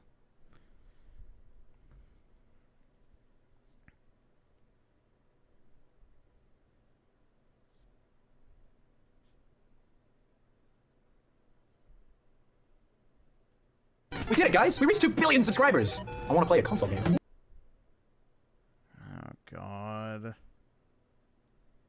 What? 2 billion? Thanks a lot, guys. But Ross, we don't have a show for that, for you to play console games with. Maybe we could make one. Great idea, Susie! And I'm also here, right now, not being edited in later. That's right, Dan. Why, any one of us could be playing any kind of console game in any combination of any one of us. Isn't that just Game Grumps? Well, no, you big piece of shit. That's just Dan and me. I know, right? Good point, Dan. But all of us play games on Steam Train. It's just for PC games. But what about Steamroll? We played console games on that before. No, Steamroll was different. You see, Steamroll was originally conceptualized to be a 4-player PC gaming show for like LAN and then like, you know, Counter-Strike and like all these kind of cool games we could do over LAN, but then I found out that a lot of games don't do LAN easily anymore. It's all done over the internet. We don't really have the equipment. We didn't have multiple laptops. We didn't have a way of doing that. So then we kind of had the fucking adjustment and we're just like, no, let's do like console games. And I was like, I guess, yeah, let's do that. And we did that. And then like I was kind of like, well, now it's not really Steam anymore, but we just got Steamroll. What is the point of this? People like Steamroll, but it doesn't really make any sense anymore, so we kind of have to like readjust that. So it's like maybe Steamroll's now only PC games, so it's like LAN and like because we kind of have the equipment now and we can do that and kind of like TF2 maybe and you know like all those kind of games and it's kind of like a different thing. It's its own like little beast. So it's kind of separate from that and you know it's kind of like it's a different thing entirely. But you know bring the microphone back. I'm not done talking. I wish I had a nickel for every time I've thought that exact thing. Then it's settled. We'll make a new show. I'll call it Grumpcade. Yes, I thought of that just now in the logo too. Man, any one of us could play any console game in any combination. Except you and Dan. Yes, that's Game Grumps. Yeah, Game Grumps. Could we have guests on this show? Yeah, why not? If I've said it once, I've said it 1,000 times. That. Dan, how could you say that? Dan, what the fuck are you thinking? What even is the, like, I don't even know what this is. Like, I don't... Lee Daniel Avidan, you apologize right now! Daniel Avidan, how could you? Why are we watching this? Look at that one. That one's my favorite. Dan, no. Dan. Dan, no. Dan, why don't say those things? Dan, stop it, Dan. It's from the soy YouTubers Game Grumps. I don't know who the fuck that is. That's whatever you're talking about for you. Yeah, I had no idea. Cosmic Reflection with the 5. Watch a video from Vampire Robot. They post old footage of life back. Alright, let me just copy it real quick.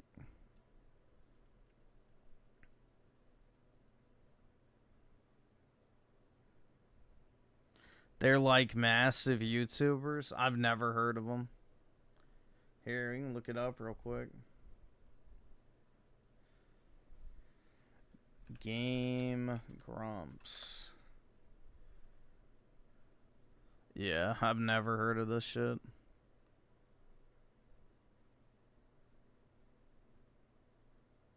Please! Yeah, it looks like normie slop.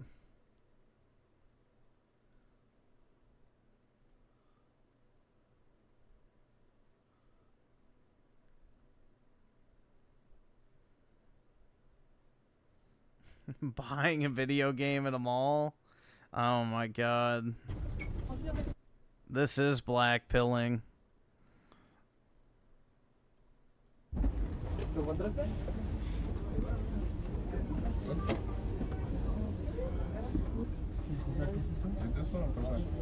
¿Dónde encontraste esto? ¿Dónde? ¿Es listo? Get our drink. Those two good? No, those two, these two, please. No, I don't want this one. I like the robot. It's pretty cheap. When they cost $35.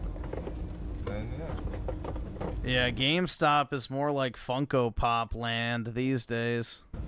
We still eating? Let's have a question. Yeah! How much is it?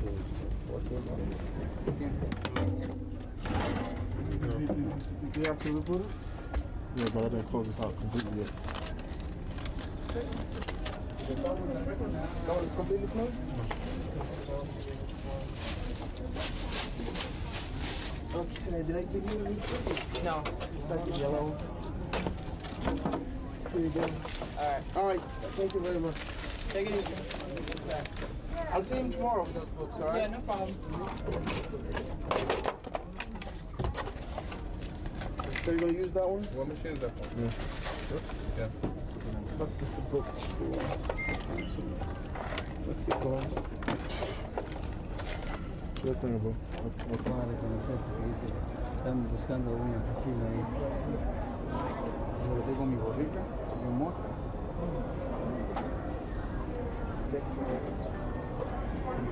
Is this a colored only games? It could have been, I don't know. It's probably in like a California what should I say? Containment district back in the day? I don't know. Let's see, what else do they have?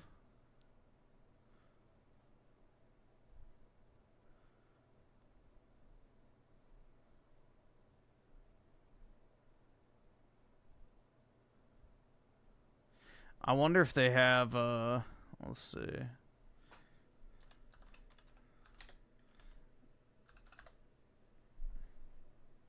Yeah, these don't even exist anymore. Inside a Circuit City on 9/11. Actually, he's going to tell us precisely where he is. That's weak. Well, right now I'm in Lower Manhattan, but I was working, I work at the Federal Building, behind City Hall. And we were just sitting at our desks about 9 a.m. this morning. We heard a big explosion. Then about 5 minutes or maybe 10 minutes later, we saw the other plane hit the building, the second tower, and then we just evacuated. We turned around about maybe 15 minutes after we left the building, and the second tower just disappeared from sight. And I tell you, I've never seen anything more horrible in my entire life. Did you see any people, any casualties, Mr. Levy? We I saw dancing Israelis, I think. We bumped him after the plane hit the first one. He had to get out of the second one, but he said that people were jumping out of the windows. Where are you now, Benjamin? I'm in a hair salon in Lower Manhattan. Well, obviously, that was... And was the whole federal building evacuated, Mr. Levy? Yeah, well, we started running out of the building as soon as we saw the second explosion. And then I work on the 22nd machine, but most of us were already out. How far physically are you actually from the World Trade Center? Right now, or where? No, when this happened? About 6 blocks away. 6 blocks away. And you were able to get out pretty easily, and there were no kind of electrical problems. As that whole area down there, the City Hall. Wowie zowie, man.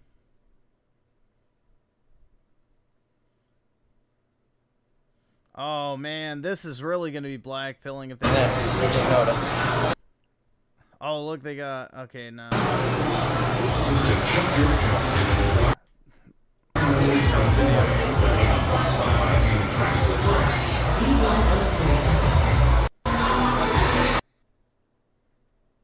Show the gaming.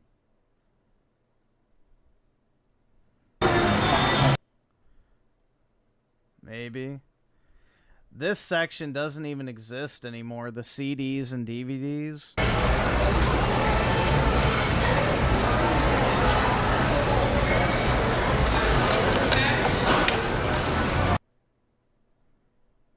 Nah, I love Best Buy. Well, at least I used to. Used to be great.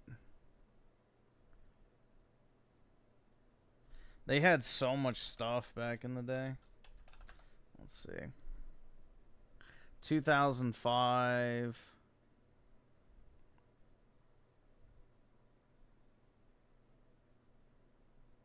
Oh man, a 360. Shit. Sad. Better days, man.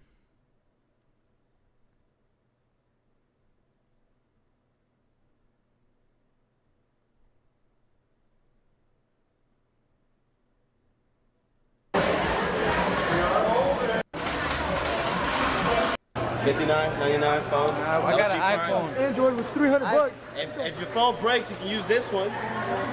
So if you get another one like that, it's gonna cost you a lot of money. Let's say. Yeah. So you're gonna Let's just. say the you're gonna, LCD screen breaks. Yeah. Seriously. There's the video game section. You won't see anything like that now.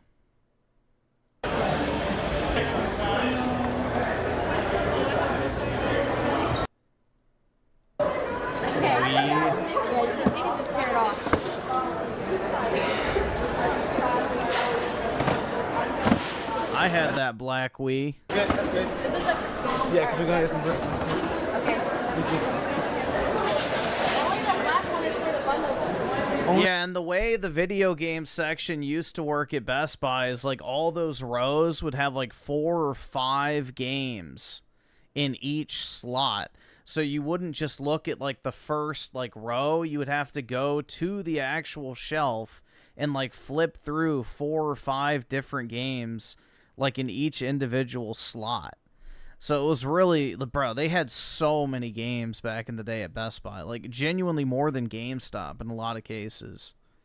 So it's crazy. That shit was packed always. Only the black one? Because Sean said all of them were. That's what he said. Alright, thanks.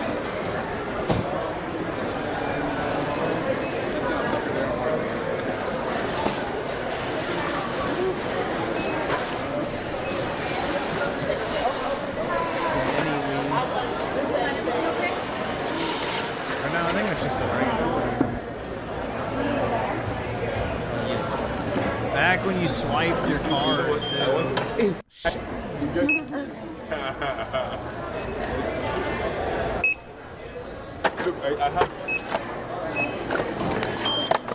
Are you a Rewards Zone member? Okay.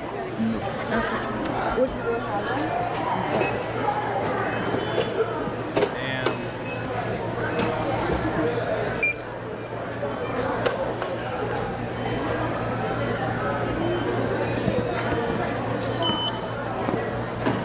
It's beautiful.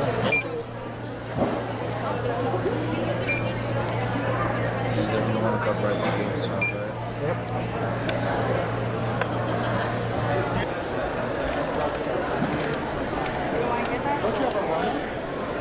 So if you see the bottom price comes down to $628.99, virtually on your receipt you're going to see a $20 charge for this, but it's just discounted off the computer.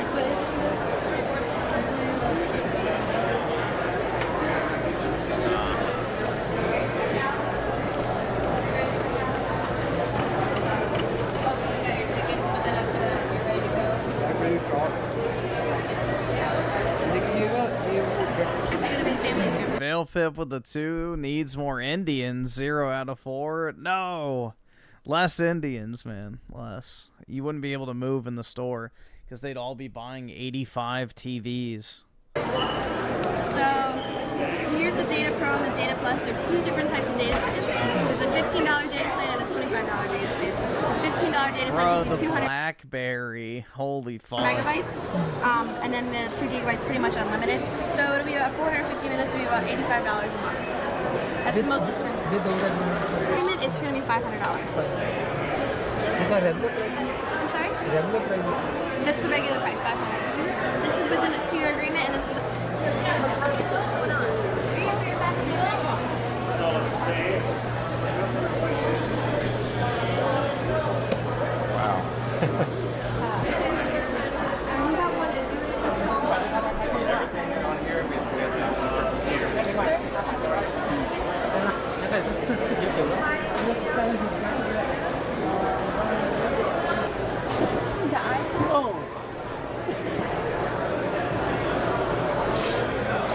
Look at that shit, dude. You could actually pick them up back then.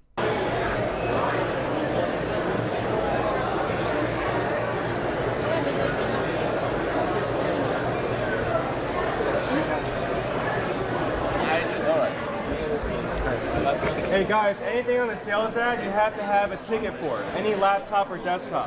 Otherwise, if you don't have that ticket, you can't buy the iPhone. Where are we gonna get that ticket? We handed all of them out right at 4 o'clock. All right. So it's done. Those guys, they sold it outside. Yeah, People outside are asking for $10 a ticket. Yeah, I mean...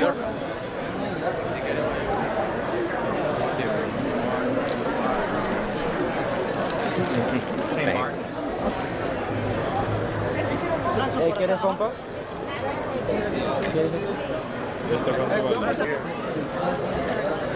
Pero que saben.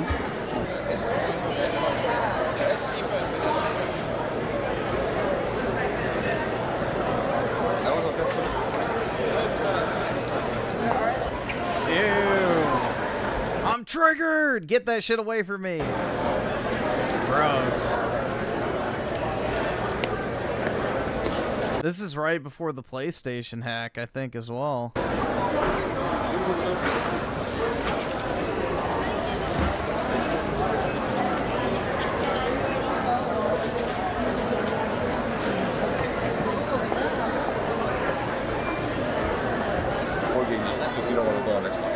There we go. That's the only thing. For saving updates and games and movies, that's all it is. Beautiful. The hard drive, right? You can use an internal hard drive, external hard drive? You can buy them later. They're $130. Yeah, I did that right on. Thank you.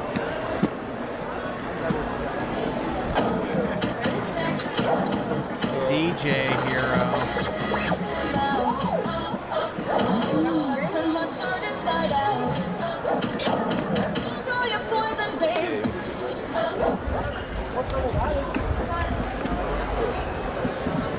Let's put like 2 Wait, you put hard. Leave this, hold on. Go back. Go back.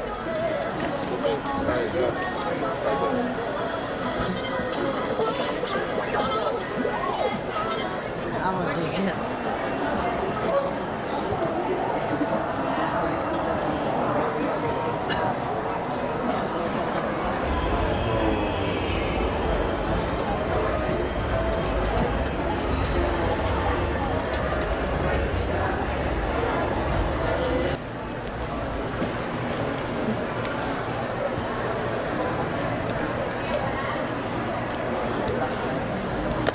Yep, I remember those. They would have the special Black Friday edition Blu-rays and stuff for like $10.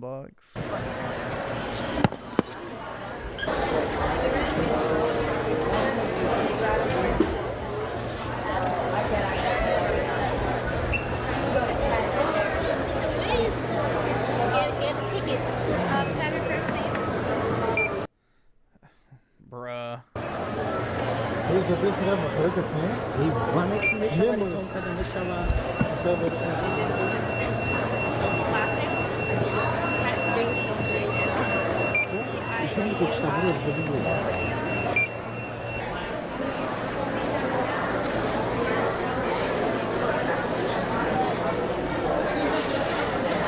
Raymond was to go back. Yeah.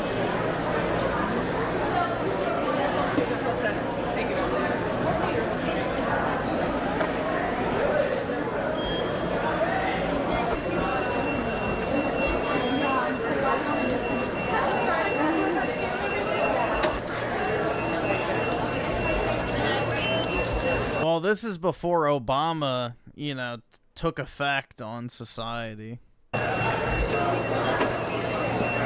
Yeah, dude, Sony Vaio laptops were like the best laptop you could have back in the day, aside from the Macs. Like, if you couldn't get a MacBook, the Sony Vaio was like the go-to laptop that everybody wanted. Alright,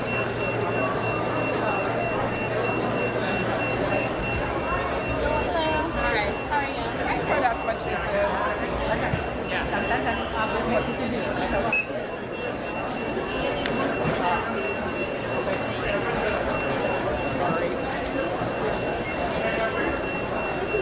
Alright, I'll get that.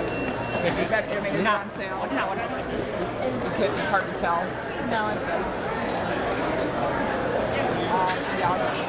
And did you offer a 4-year protection on this? Or only 6? Okay, so you get a $30 gift card for the Okay.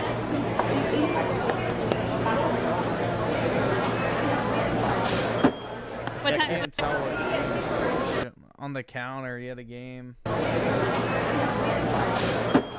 What time? Can't tell what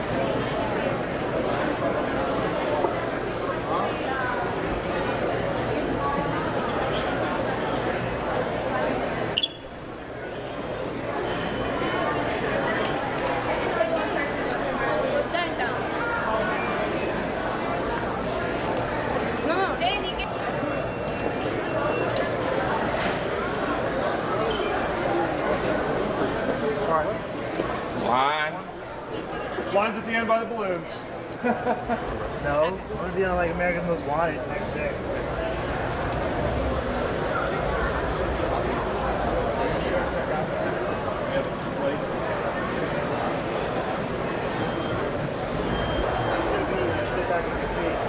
iPod Touch. Hell yeah, dude.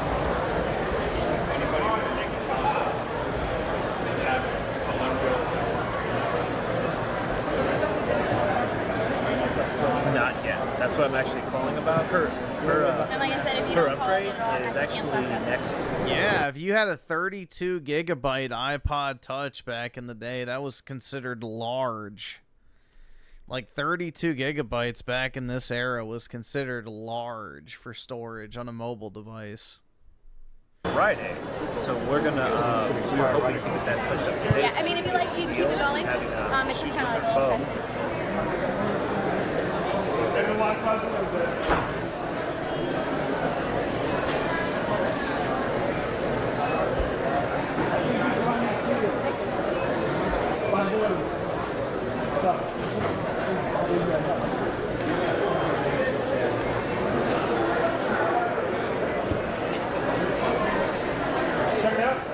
At 70, I go there, but I do not find anyone who can grab me the other one. For the other, Yeah, this one. I just need to change this one. you want to change it? Yeah, that's right. If someone can help me right now, right away, I can pay this one. Tina. Julie. Tina. He wanted a different one that's on sale. 249 on left side. I can come with you. You can just go grab it. Huh? You can just go grab it real quick. It's weird seeing moderately attractive white retail employees. Nowadays, they're all either just fat, black, or Mexican women. That's it. I don't have.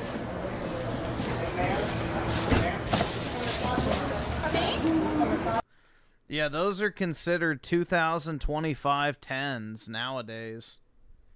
Those are like legit 10s compared to what we have now. Most of these bitches are just ugly.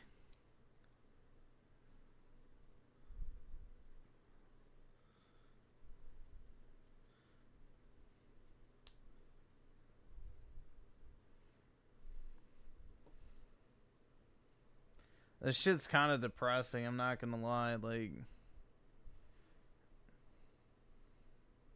Let's see what the most popular one is. 1977. I don't care about that.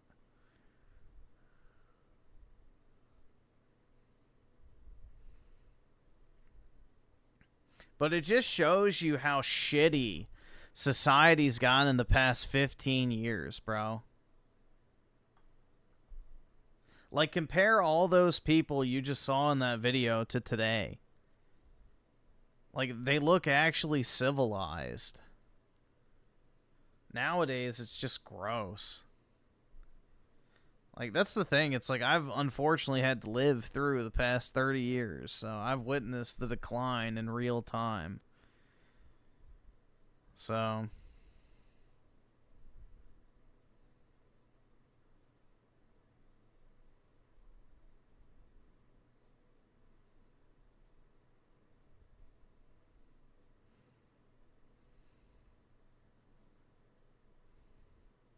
yeah, people seemed more alive back then because they weren't just mentally fucking destroyed from social media and, you know, all this other shit, cell phones and everything. 130 pounds. It has a crank on the Shopping back. at Walmart. It has a Bro, you will never see a Walmart this clean today. crank on the back, so you can like crank in stuff. There's a TV camera following me. Just pretend like I'm not here. Oh, okay. A guy with a TV camera. Anyway, what was I saying? So, it has the crank, and it can hold like 2 people, and it has, it's very cool, but it's like $288. So I didn't get that, because I think you need to look at that. But I got tons of other stuff. Toys R Us went to Toys R Us. Now I'm at Walmart, and they're honoring all the prices from the other stores. So they had a GameCube thing. I waited in the GameCube mentioned W. line, and then I got all the way to the line, and everybody else took the Target ads. So I have to come back and see them the whole line again. I can't find the ad anymore either. All right.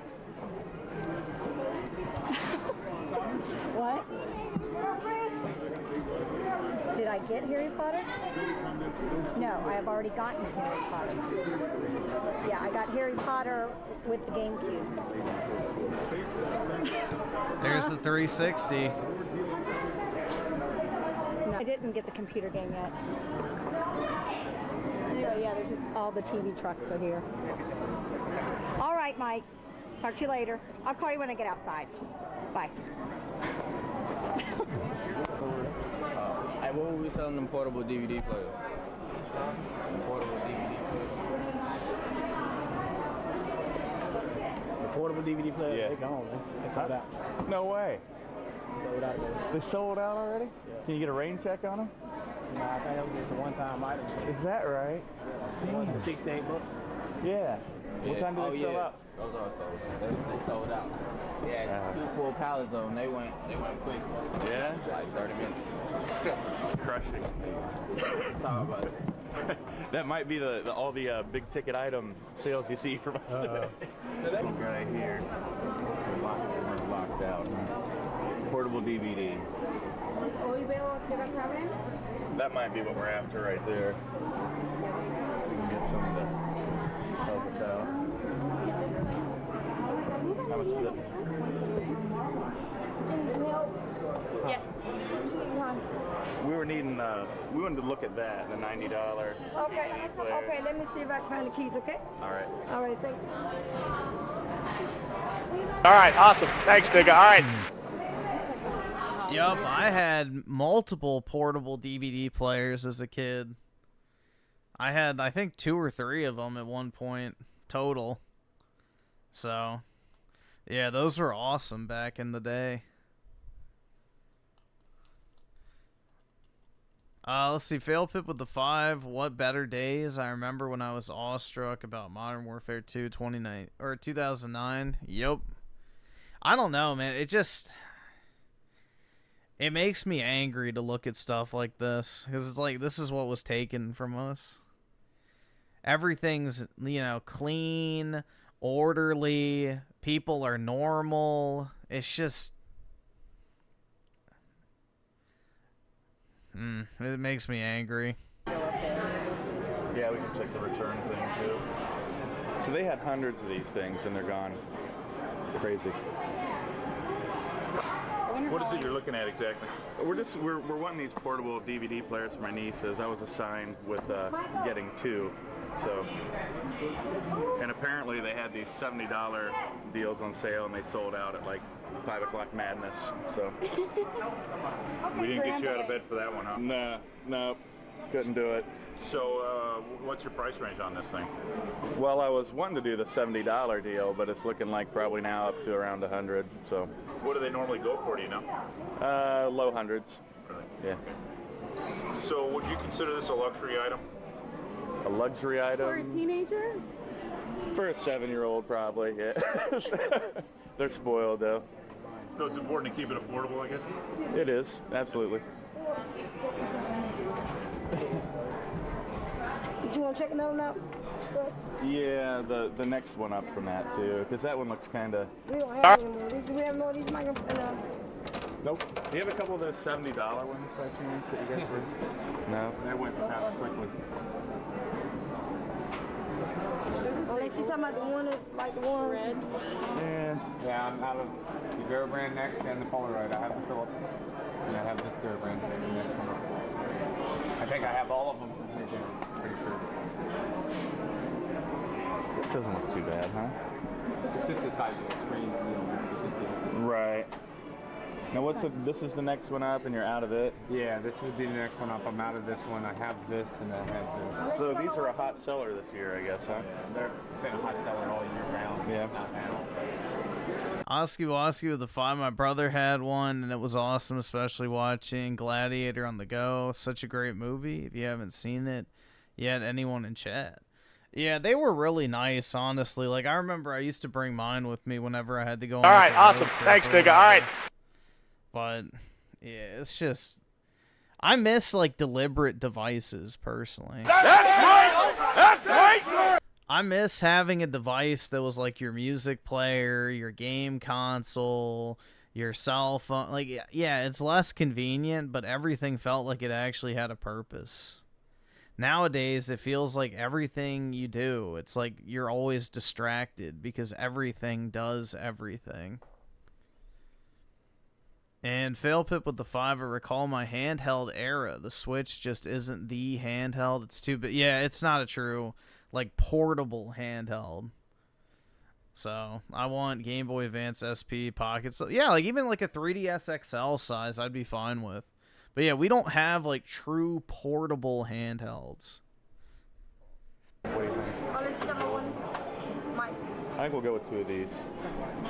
Unless you go on the one that's like this is 149. Yeah. I never owned jorts. I'm just throwing that out there. Not even once. I didn't own jeans until I was in high school, in general. It's more designed, I think it's mounted in your car. It wouldn't be something you'd be able to carry too much with. Yeah, that's not really it's for the kids. So. Let's check it out.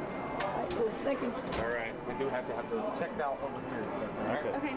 Why Can we still do some looking around in this department? Yeah, I'll have to take those and put them behind the counter, but they can do that. All right. They're the same one, just in different. Yeah, they're just different packaging, but they are the same product. All right. Thanks, sir. You're welcome. Excuse me. All right. Hunting and gathering in the 21st century. Okay. All right. Let's go.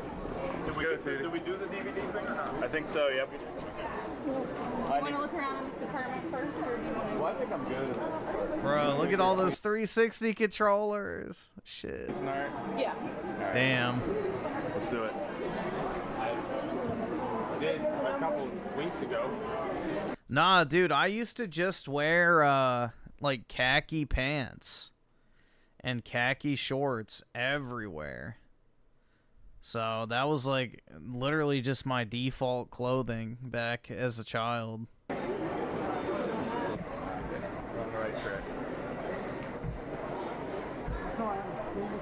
Can we get some charging music from you, Seth?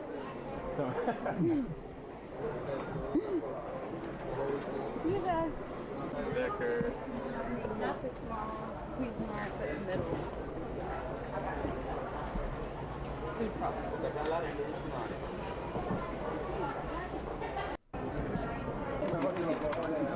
Will that be all for you? That will do it.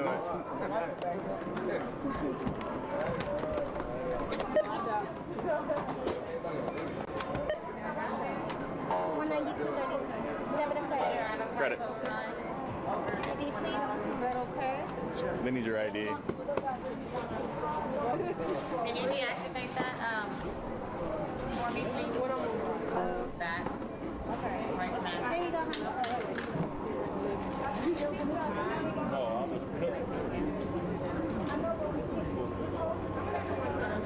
There you go. I need your signature, please. Where's the signature? Thank you. Yeah, the one that's there. It's coming once you sign it. Or in the main aisle right. Yeah, well, I have to pay a 5-cent charge for plastic bags now too. Oh, you know what? There was some. It's done. It's done. All Yeah, right? Looking wide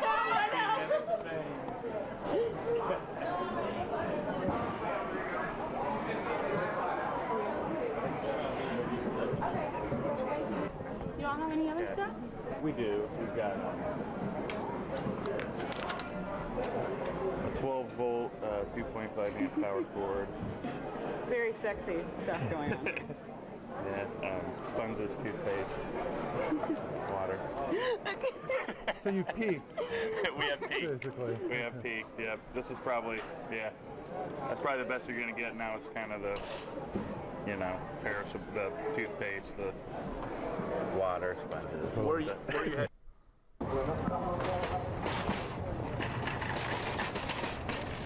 Where's the other?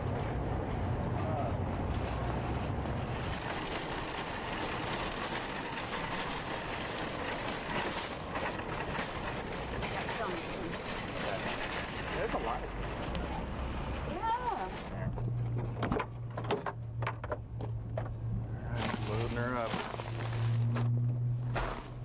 Truly did peak in this time? I guess so. I don't know, man. It's just, it's hard to look at this type of shit and be like, yeah, dude, things are better than ever. Things are better than ever, right, guys? Hooray.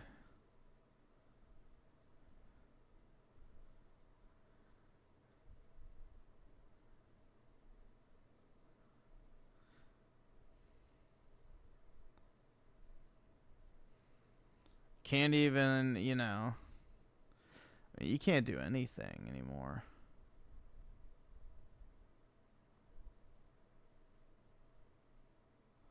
That is definitely not an Apple store.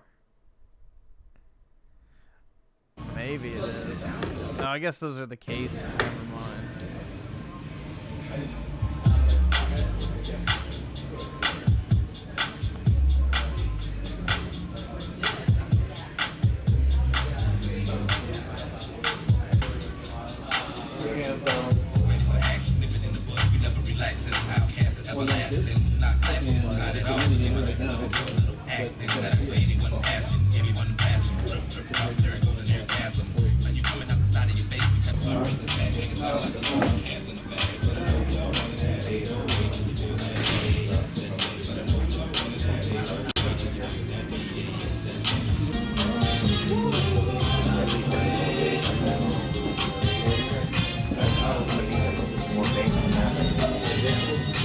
Yeah, do they even make iPods anymore? I don't actually know if they do. I don't think so. All right, awesome. I think Thanks, you nigga. have All right. to buy the phone now, which is kind of crazy because you could definitely sell kids an iPod Touch.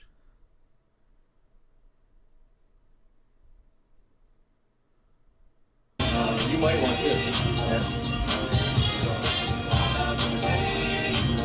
Yeah, only an iPad Mini.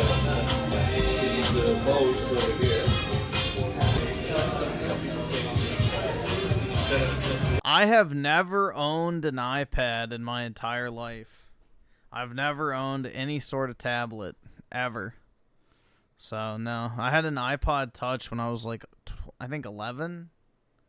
something like that. But yeah, no, I never had an iPad.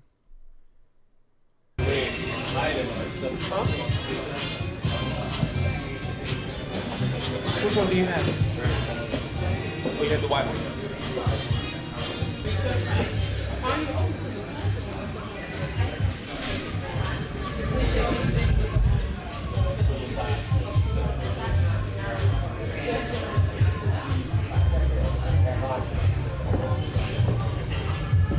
120 songs, bro. That was like a huge amount back in the day. Like, bro, I could put 120 songs on here. It's like, now you have all these fucking terminally phone-using bitches with like 8 million songs on their Spotify.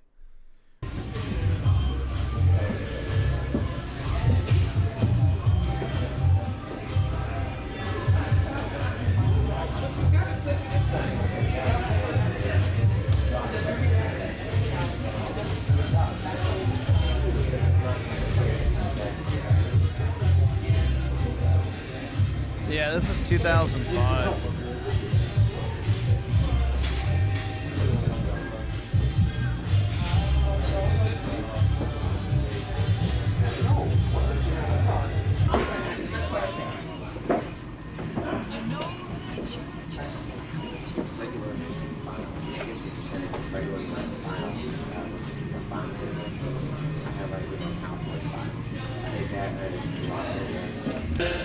Vibrate, oh, that's beautiful.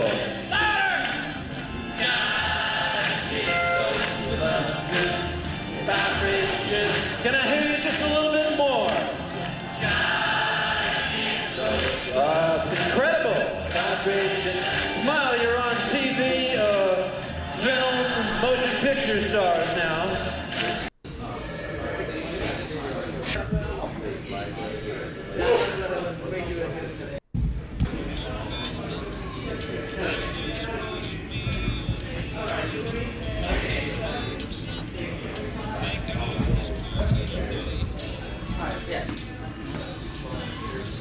I had the iPod Nano originally. It's the first one I had.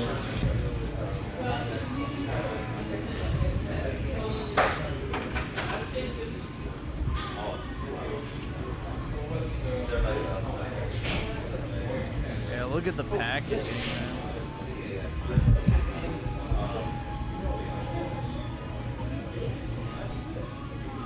Griffin was poor back. No, I was like fucking 8. I was like an 8 or a 9-year-old when I got my first iPod. It wasn't that I was poor, I was a child.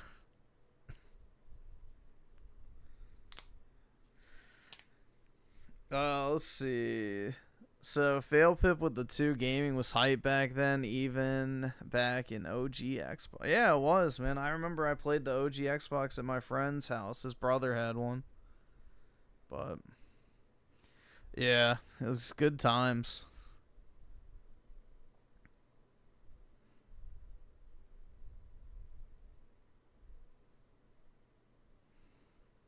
And Oski Woski with the 5. It used to be simple back in the day, but I was only a kid regardless. There was a lot of awesome stuff that happened, especially at my 360. That's right! That's right! I just miss, like, the general sense of safety, cleanliness, people were friendly. I don't know. It's just, it's a different world now. All right, awesome. Thanks, nigga. All right. These last 20 years have been just catastrophic to society. Truly. It's like a completely different world nowadays. And Fail Pip with the 5, not as special when you have 1 to 2 gigabytes of music and an iPod Shuffle versus literally terabytes if you have the memory card in your phone. Yep. Yeah, I don't... Again, I'm going to sound like a boomer, but I liked the deliberate device era. Like, I liked having my DS be a gaming console. I liked having my iPod for music. I liked having a camera to take pictures. Yeah, it was inconvenient, but it's like everything you did felt deliberate. Like, I'm taking out this device because I want to play a game. I'm not taking it out because I want to fucking watch a YouTube video, listen to music, text somebody, and then play a game all within a 5-minute time period. It's like you're just constantly overwhelmed, and then when you finally settle on one thing you want to do, you get 8 million notifications that, you know, takes your attention away to something else.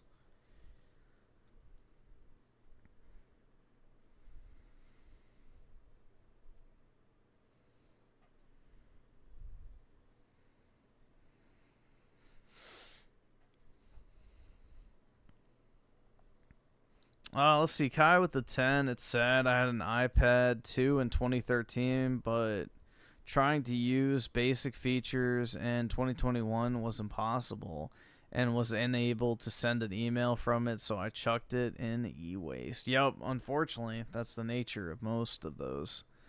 Like, I still have my original iPhone. Thanks, nigga. All right. I have my original iPhone 4 still to this day in the case that I had, just because it's my nostalgia, but it doesn't even work anymore, I don't think. It might still charge, but I don't even know if I have an old charger for it.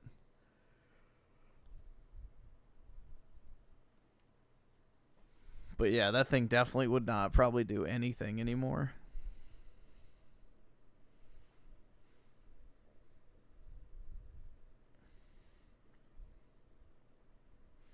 And Oski Woski with the 5. Children can walk freely in the playground. No worry if kidnapping, crime, or stealing society was trustworthy. But now it's hard to believe. Yeah, I mean, that's the thing. It's like, I couldn't imagine letting your kids go somewhere by themselves in most of these places now.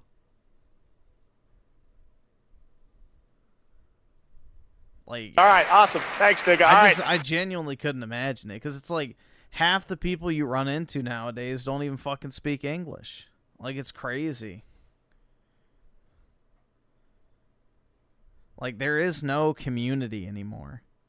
Like, that aspect of society has been completely killed. Fail Pip with the 5. Even black people want their kids to play without being shot by a stray. Sad days of society are over. Yeah, it's just... It's very, very sad what has been allowed to happen. You know, we have had this entire societal reinforcement of allowing and encouraging crime for the past 2 decades. And as a result, it's had catastrophic consequences. Shocking. But, yeah, when you don't punish people for doing something wrong, they keep doing it.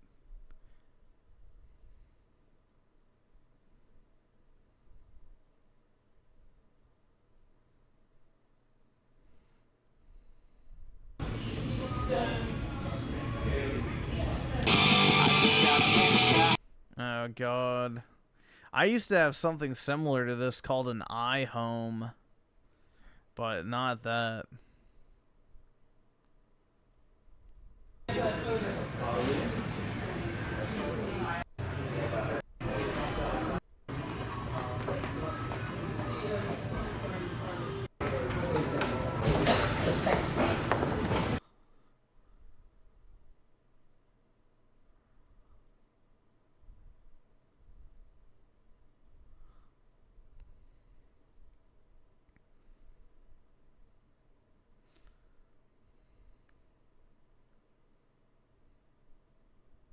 He's got the COVID cough. That's right. Bro, what the fuck?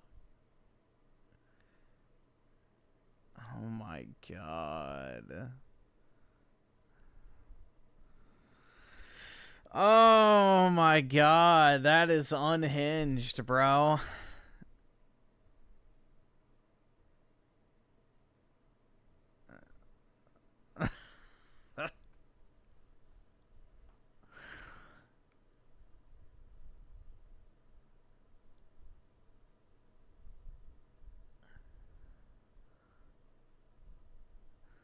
That is definitely a face that only a mother could love, bro. Holy shit.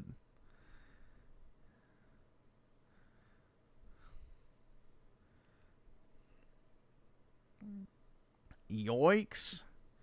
You shut the fuck! Don't you fucking tell me to my face to shut the fuck up! So, fail pip with the 2. What is the most boomer close tech you've ever had? I don't know.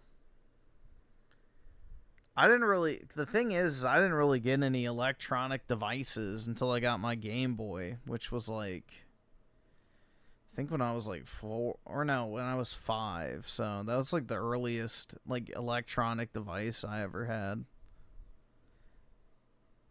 But I'm trying to think. I mean, I guess I had an old laptop from my dad, an IBM ThinkPad, that I think was from like the late 90s at one point. So I guess that would probably be it.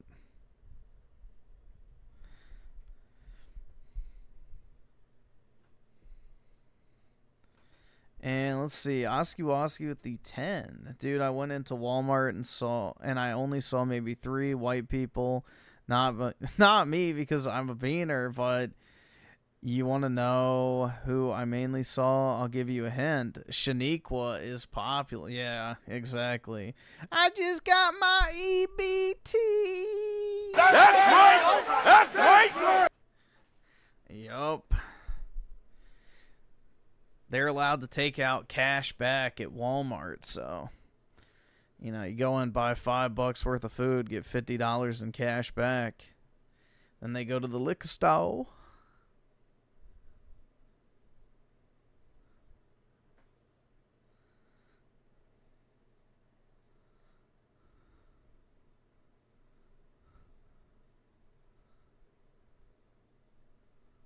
Yeah, food stamps with a Gucci bag.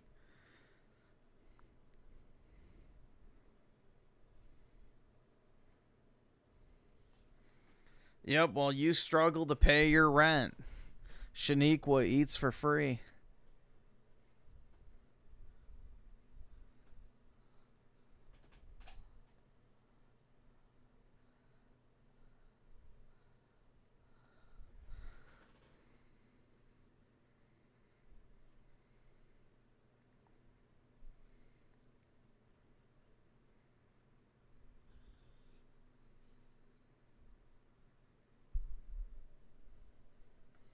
Somebody should hack into all the EBT cards and drain all the funds. Just across the board. Thank you for calling GameStop Precinct Line. This is Larry. How can I help you? I am sold Bruh, Prince of Persia. Base. out right now. GameStop manager Larry Brown has been saying that for weeks now. Sony's new PlayStation 2 is selling fast. It is. I've been with the company for 4 years now, and I haven't, seen or heard of anything like this. 3 came in Thursday morning, and they're already on hold to be sold. They're selling like crazy. Sony discontinued the old PlayStation 2 model for this new one. The newer one is 75% smaller, has the network adapter built in, which lets you go online and play all your games online. Over at this Target in Hearst, the shelf shows it, the sign says it. No PlayStation 2 game systems available. We get anywhere from 15 to 20 calls a day asking if we've gotten these units in. So for the new GameCube controller spotted. For the new PlayStation. Bruh. Soul. No, scalping was definitely possible back then, man. You could absolutely scalp back then. I just got my EBT. Bruh.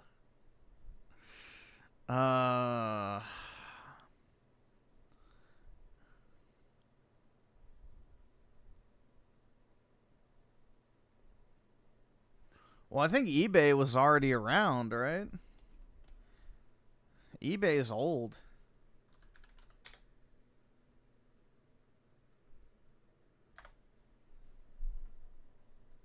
Yeah, 95 is when eBay started.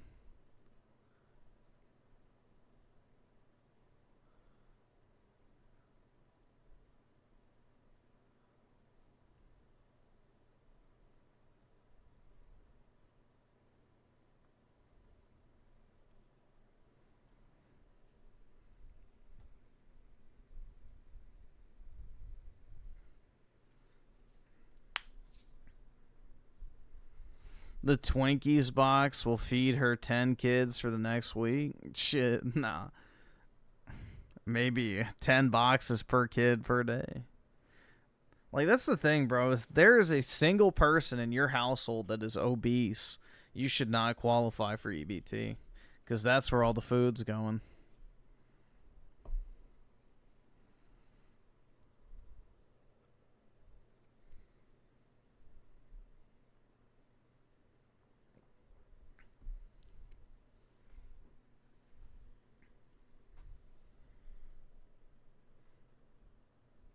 Why young people love old things? I like old things.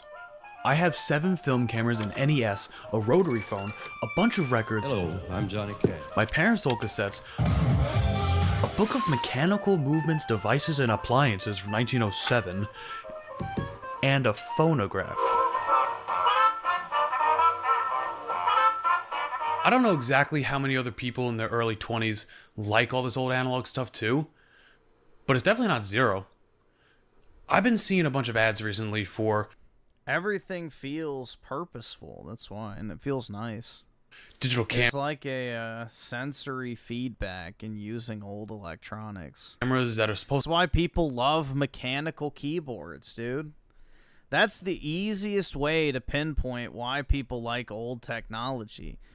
People love mechanical keyboards. Why? Because it gives you that tactile feedback of using your device. Like, there's a satisfying All right, awesome. feeling Thanks, nigga. All right. about clicking something. So, it'll never feel the same when you're just using, like, a touchscreen. Like, there's something special about, like, actually having real physical feedback when you're, like, typing or using something that a touchscreen just does not emulate or capture.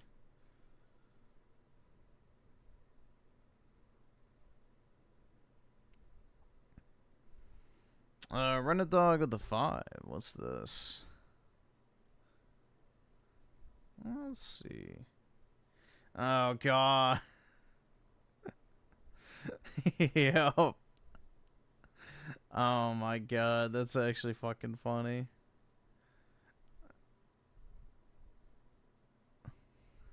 Yeah, I saw this, like, this woman was, like, saying, white people don't use their hands because their food not good. Or some shit like that. Basically, the cope is white people don't eat with their hands because their food ain't good. It's like, really? But yeah. Sad but true. There's just something very revolting about someone eating rice with their bare hands. Like, supposed to look like film. And I've seen people online that are switching from smartphones back to flip phones because, you know, social media just sucks. And then if you're talking about clothes, I mean, thrifting is a huge industry. I've seen so many people in my own generation whose whole personality is based on clothes and culture from like the 60s, 70s, 80s, or 90s, even the 2000s. Yeah, they're called whores. Now, there's no one right answer for why people like the things that they do. I have my own reasons for liking old things. Other people might have their own reasons for liking old things. And this is a topic that can be talked about forever. But if you ask me why I like old things and why I think all these other people, all these other younger people do too, I think the first thing I would mention is 5. The 5 senses.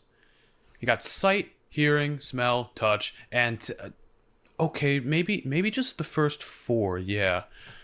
All this old stuff, at least when it comes to objects, they're tactile. You can interact with them on a physical way. You know, all the clicks and dials and buttons and doohickeys, thingamabobs, whatchamacallits, whatever. And when you consider that I mostly grew up with this, it starts to make sense. Sometimes it can feel like the whole world is stuck behind glass when I'm constantly on my phone. But when I use something that's older and analog, it kind of brings me back into the real world. You know, I think human beings are kind of just built for tactile feedback. It's just the basics of how we all interact with the world, with our senses. Now, I've had older people tell me, oh, why would you want to go back and use all that old junk I was forced to use when I was growing up? Things are so much better now. You can access anything at any time, anywhere. Why would you ever want to revert back? Well...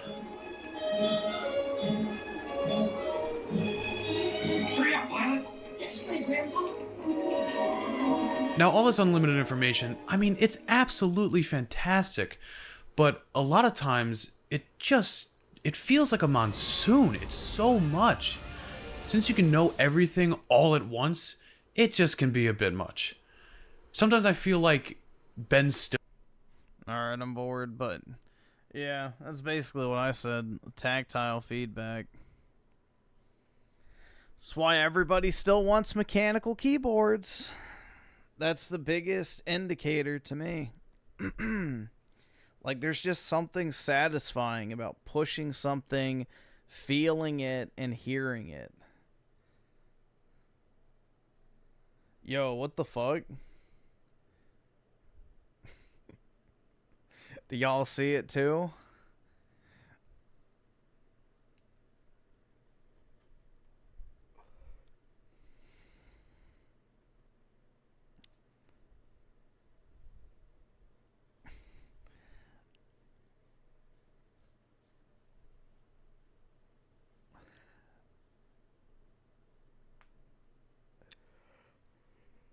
Well, is it like the CRT thing because it has a better response time?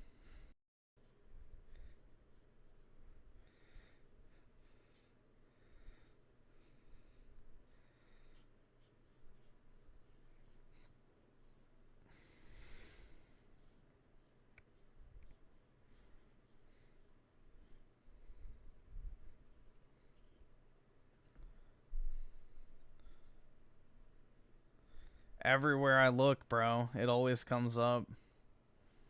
There it is. Shit. The only good anime.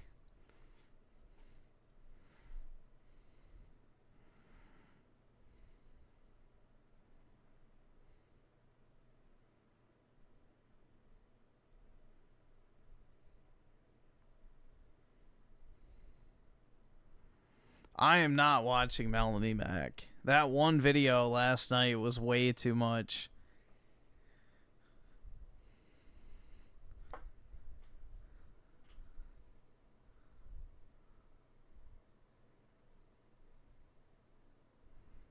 No, it was not 20 minutes. It was only 12 minutes.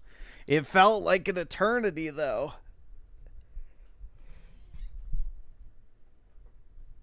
It felt like an eternity.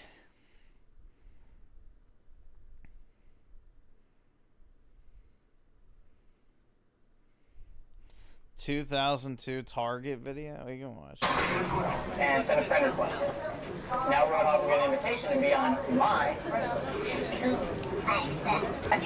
or create a match. I'm setting up the game. Oh, beautiful. The game Which track I want to race, how many laps, and my experience level. Expert, of course. I'm going to invite my friends. Line 2. Looks like he's playing NFL Fever.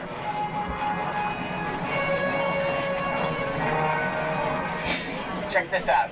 I can invite him while he's playing another game. All right, now watch as I send him a game invite. There it is. He checks out his friends list, see who's sending him a friendly challenge. Please, invite the dark loser. Are you ladies ready to roll? Ready when you are. Sayonara, guys. I've been waiting for you at the finish line. For the future round. And Woo! Losers! I win!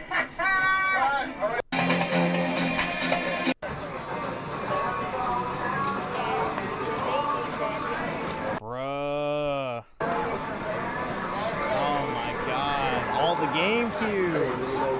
It's beautiful.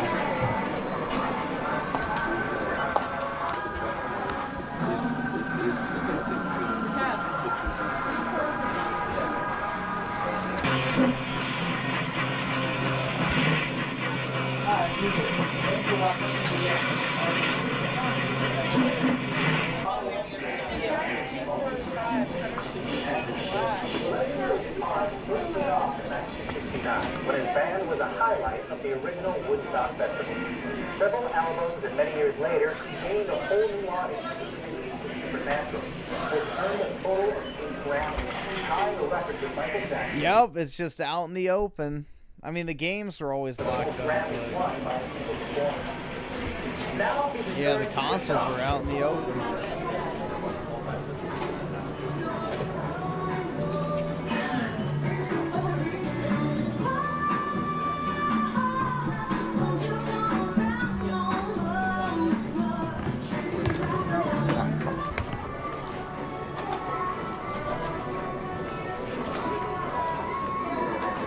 Game Boy Advance, dude. Shit. Oh my god, bro. Holy shit. Is that Pokemon Gold and Silver? Oh, dude. If you had these sealed still, thousands upon thousands of dollars.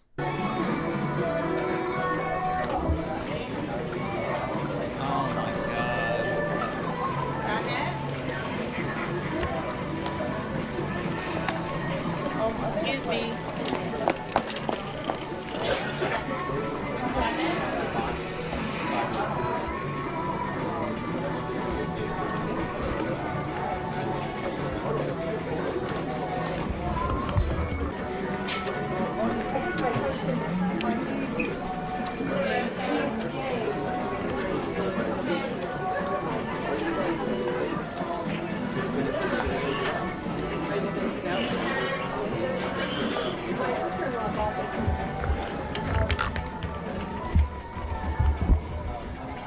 I'm gonna have a sore neck. Yup.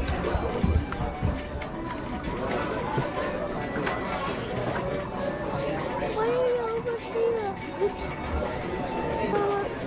Why are you over here? Yes, here. Yes, here.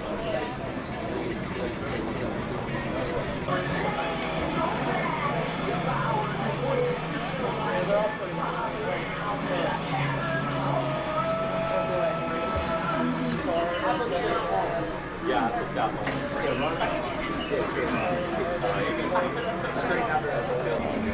Sure, let me straighten this out real quick.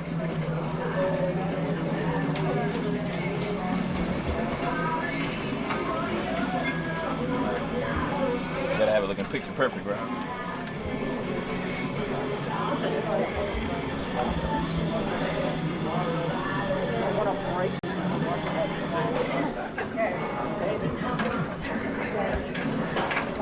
Damn.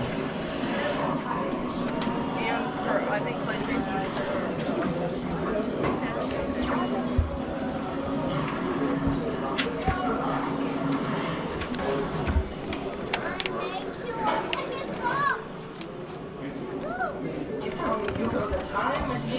Oh shit. I had that. The Clone Wars.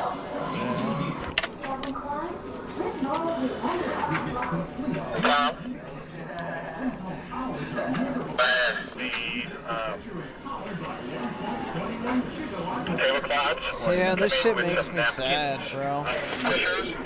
It's just gone. It's all gone. Cecilia and Alex are all on the Casper team. Same computer and video. Alex, is Alex here with anyone else? To make sure each game is right for Not due to 6 tonight. every computer. This old game, color Check the rating. Controls and your name. See? Yeah, the game that's right for you. Did you overhead her back to receive it? See you. Attention target team members, This is the rest of This song, bro. Your lights set up. You don't approve my OT. Let me get this real quick. What's the Twin Towers game? I know the two towers is yeah, I know the two towers is literally. It's only game. No, that I saw one 2 days ago. It's in there, and I don't see it now. Right. Extra man, he might. I know. He pointed it to me. It was up. Yeah, he pointed to it. I couldn't buy it when he's here. Excuse me. It was right there, but they changed the spot. They changed the spot, so I didn't know. How you doing? Still slumming. I'm trying to get back into the slum, actually.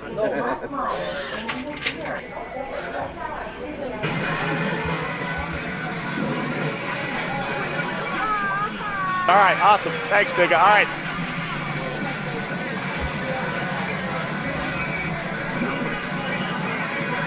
Jeez, man. It's just sad, honestly. It makes me sad. Rent a dog with the 5? Let's see what this is. Repairing Xbox 360 today found an error I've never seen before. So apparently the previous owner somehow has bad debt with Microsoft. So this 360 is locked out forever. That's actually weak. Sorry, this console can't play until your subscription payments are up to date. That's actually funny as fuck. I wonder if it was like some like payment plan or leasing service that Microsoft offered for the console. So they bricked the serial number because they were delinquent.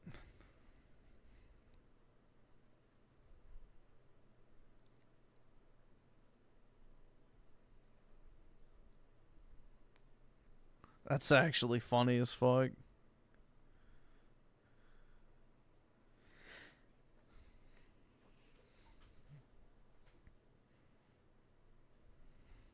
Yeah, well, they have that Xbox All Access program, so I imagine that, yeah, they would do the same.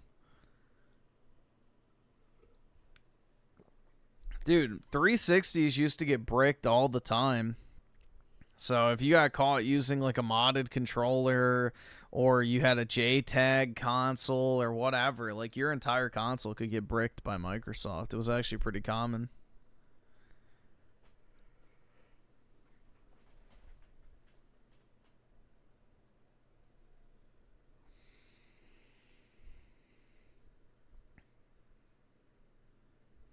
Yeah, leasing a console's pretty crazy. That shit's pretty crazy.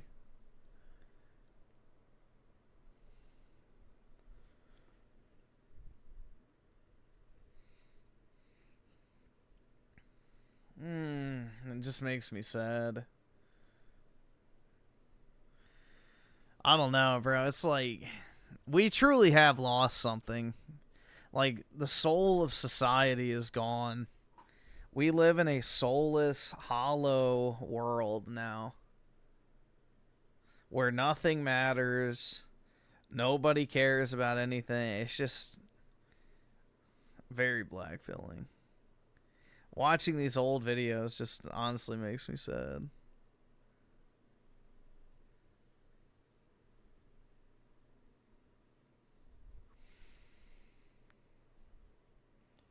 Well, I wouldn't even say companies got too big because Sony was bigger back then than they are now. So that wouldn't even be the problem.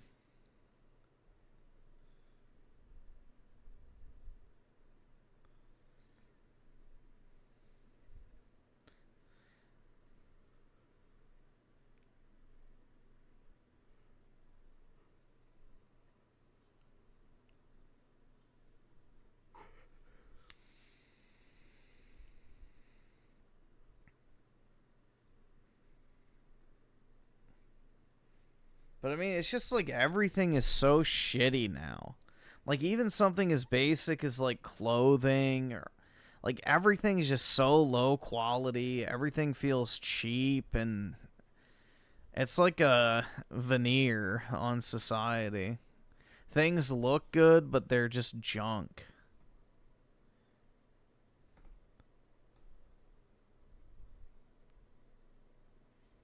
Yeah, I think Sony would go under if PlayStation went under. Personally, I think if PlayStation dies, then Sony's pretty much done. It's their backbone. Their music division, yes, it makes money, but everything else, I think, loses money for them.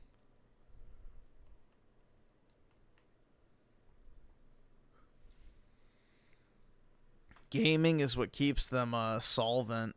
Because before the PlayStation 4 really started taking off, Sony had a junk stock rating, which is something a lot of people forget. Like back in 2015, I think it was, Sony's stock was considered junk. So the PS4 saved their asses big time. Well, anime is not actually profitable. The thing is with anime is you don't make money from anime. So yeah, they make money off of distributing it a little bit, but it's not super profitable. The money from anime comes from the merchandising and stuff. So anime is not that big of a market.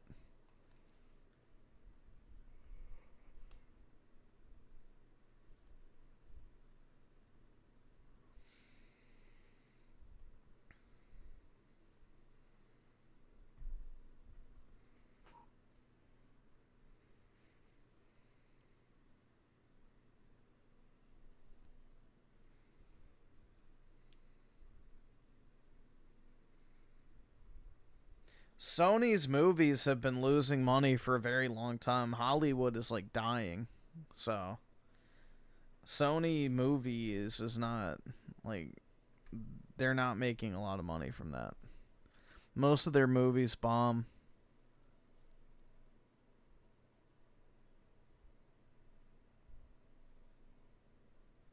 Yeah, most people don't pay for anime. They just pirate it. But the whole business model surrounding anime is not to make money from the actual show. It's to make money from the merchandise or sell more books. So, it's a merchandising tool.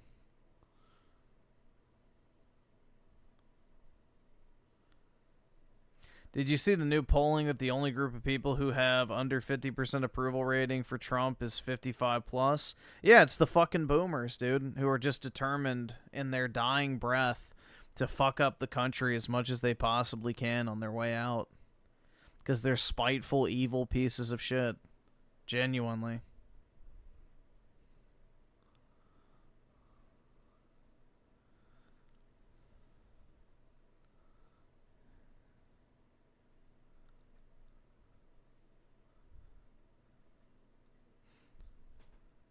Sony camera sensors. Yeah, but that's like super niche.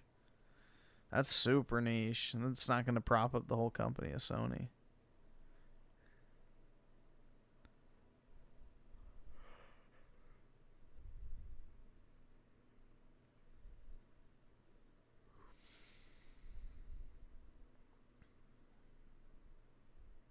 I'm not watching a Melanie short, PK. I have zero interest in Melanie Mac. What is this shit? Pre-orders at record lows. Activision decides to break the law. I really don't want to listen to this fucking guy, but I just want to see what they're... Blame Truth here. Let's see how they're breaking the law.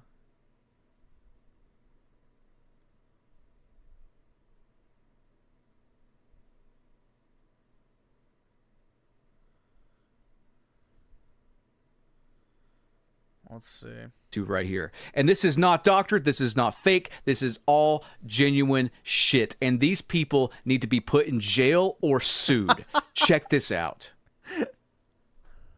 Someone listed this as a bug. It is not a bug. It's not. It simply cannot be. They'll say it is probably, but this is not a bug. Having the quick join button the same as the pre-order button. That's actually weak as fuck. No shit right here. Let's zoom in.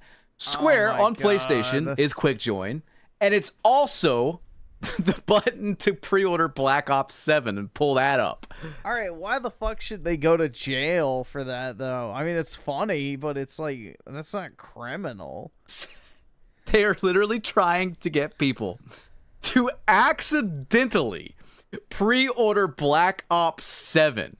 They're shoving it in their face so disgustingly far that they've reached into their mouth and have their advertisement in their throat, ready to go, ready to be swallowed like a big fucking Peter North load. All right? The comments section says this. Isn't this a dark pattern? I'll explain what a dark pattern is in just a second. I'm pretty sure it's when Redditors stand up from a day of sitting in their fucking chair and they see a massive brown skid mark on the back of their white underwear. Sure, legal action can actually be taken here. Oh, they're scamming now. That's pretty much a dark pattern.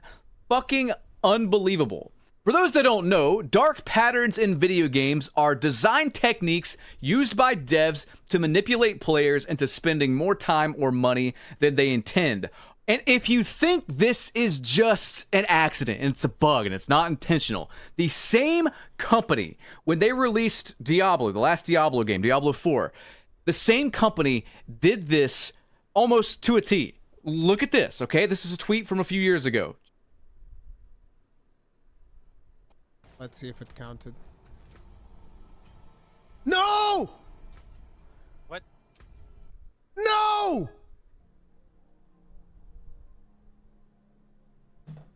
Bro, if that thing activated, you gotta be. I have to constantly go to that fucking menu.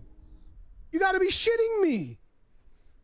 I think I activated my premium battle pass. That's how they get you. It is! It really is! They put your whole grocery list on the same page as the season pass. Exactly! So that you click the fucker, bro! Did you make it crash, or did the game actually just crash? The game actually just crashed. I hope it crashed and it didn't activate it. Like, if that's a one-click activation, fuck you, dude. Okay, I'll be right back. Fuck you! So Blizzard placed the Activate Premium Battle Pass button right next to the button you have to constantly press to check your season journey. Guess what happened to me and at least 5 others on my stream? This is straight up malicious design. And keep in mind, by the way, this is the same company. This is Activision Blizzard, and we caught them doing the same malicious bullshit they got backlash for years ago on a different IP. I'm sorry. This is why I say to like this stuff and to leave a comment and to get this out there. It's not even about the money anymore. I'll make a video. Why is he so angry? Holy fuck, dude.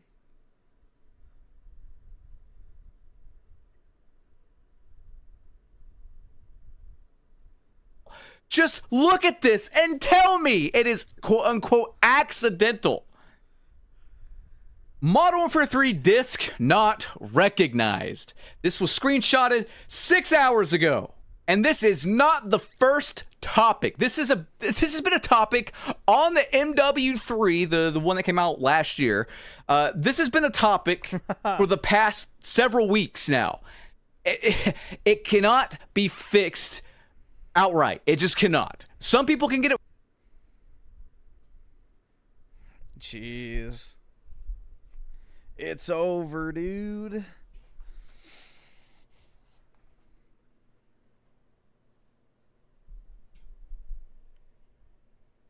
Run a dog with D5. Let's see what this is.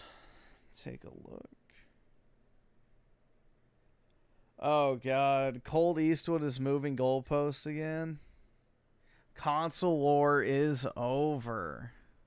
That's right, man. For Xbox. When first-party single-player PlayStation game comes to Xbox, the console war is officially over. Wait, I thought it already was over. I thought it was done, man. I thought this shit was finished.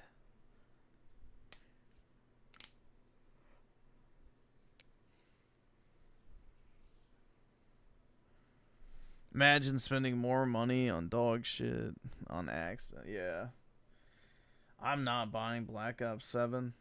If I still have my Goy Pass membership by that point, I'll play the campaign, maybe try out the multiplayer, but I don't know. I don't really miss Call of Duty right now.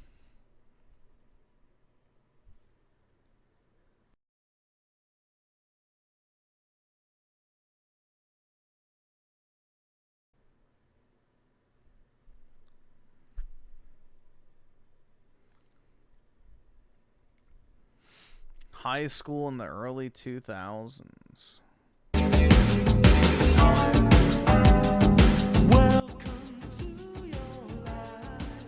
A Disappointed Father was made right there.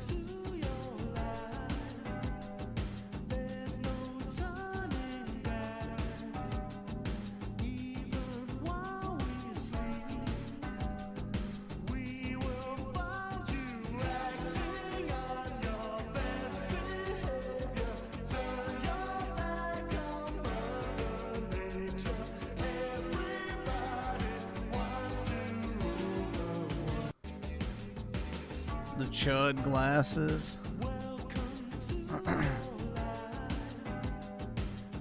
Yep, the heckin' honkers, dude. This chick. She must have been popular.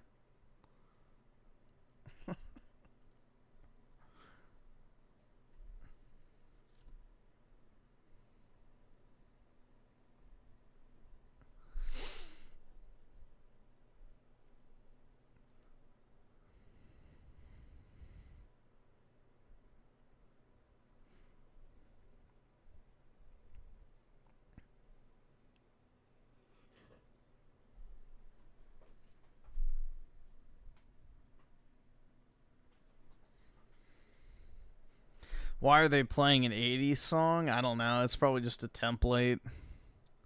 It's probably one of those slop shorts where they just steal other people's footage. Yeah, everybody looked normal. Crazy time, man. What a crazy time. The Backstreet Boys.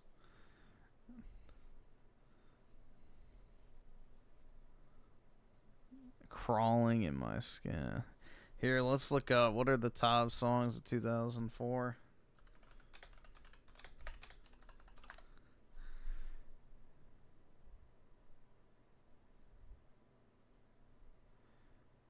Yeah. Oh, yeah, I remember this song. From Usher, Burn from Usher. If I ain't got you, no idea. Ew, This Love, Maroon 5. That's disgusting. I hate Maroon 5.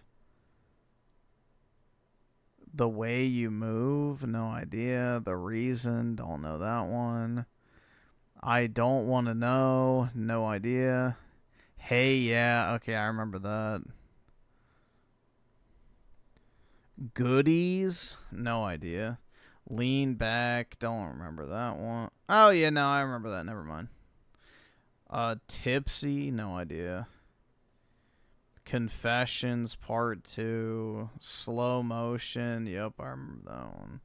Freak a Leak, yeah, I remember that. Slow Jams, I remember that. Oh, God, Nickelback. Shit, there you go. Take your pick of fucking Nickelback trash.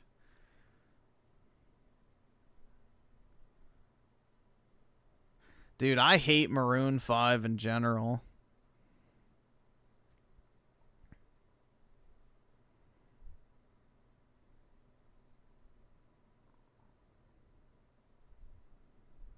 Seeing if anything else. Oh, Linkin Park, Numb, bruh. Gee, that's a pretty iconic song, to be fair.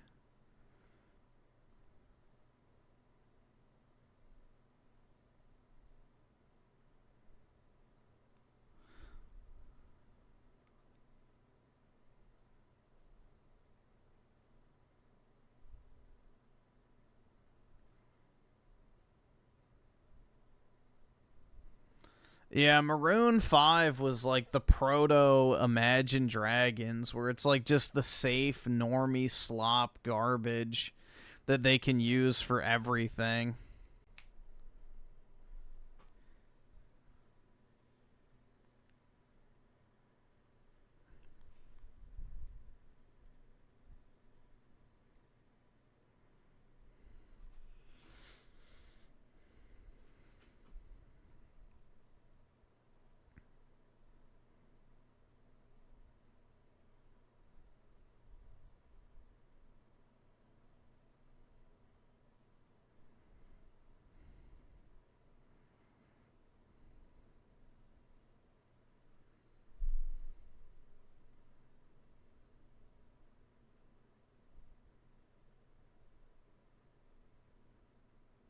Coworker music. Yeah, pretty much. Yeah.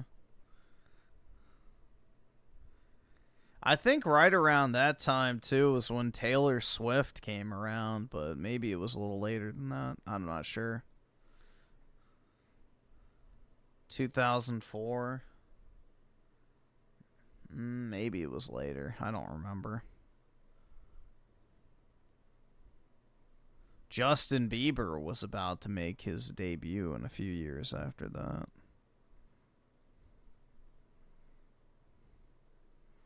Griffin liked Britney Spears back. Yeah, she was hot back in the day. Not anymore. It's like drugged out now.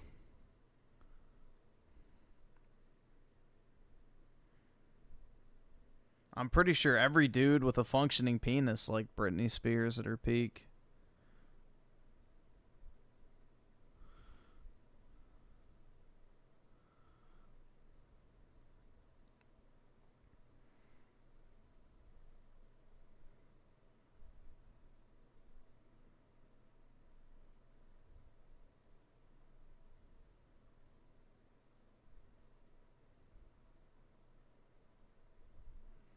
Britney was never hot? I don't know about that one, bro. I didn't forget Kanye in 04. I said Slow Jams. That's literally a Kanye song. I read that from the list. I was going by the top, like, 100 songs of the year, so that was actually a Kanye song on there. There's probably more. I just didn't scroll down past, like, 20.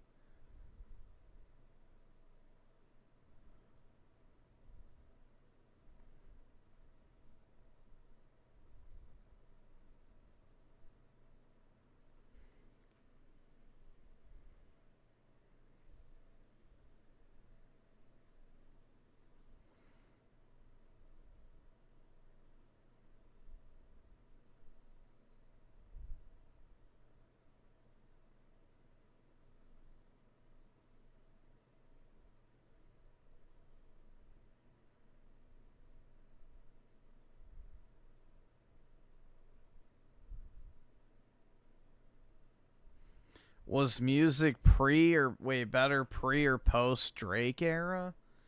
I don't know, bro. Drake's been around forever, so I didn't really listen to much music as a kid, nor do I now. The main time I listened to music was when I was like probably in like middle to college, school wise, and after that I kind of just stopped.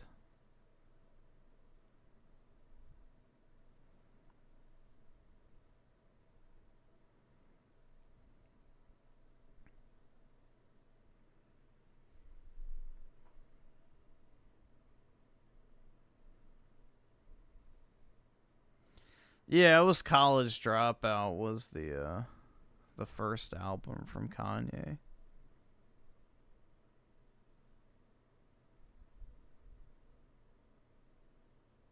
Do I know of Depeche Mode? No, I don't know what that is.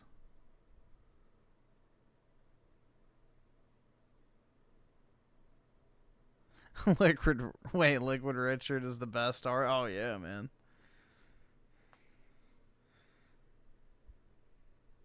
Yeah, I just genuinely don't listen to music other than like I will listen to like classical music and shit, and that's about it.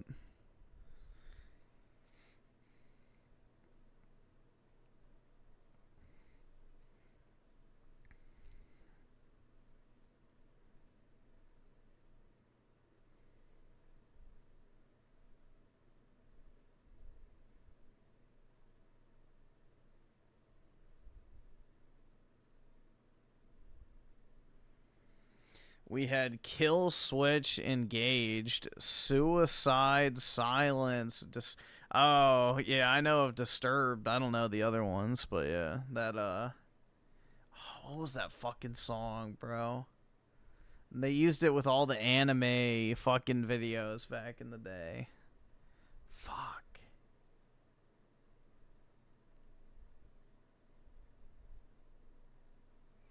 Shit. No, it wasn't the Down with the Syndrome song. It was a different one.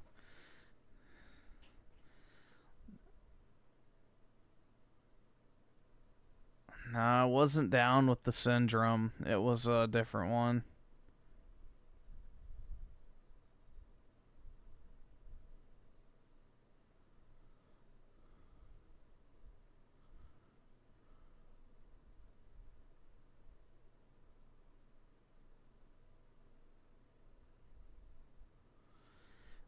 It could be Stricken. But I feel like it's one... Alright, so maybe... Although this might not. It had, like, air raid sirens in the beginning.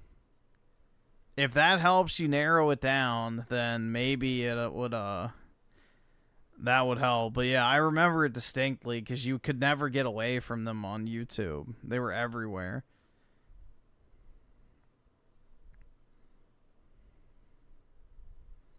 Indestructible? That might be it.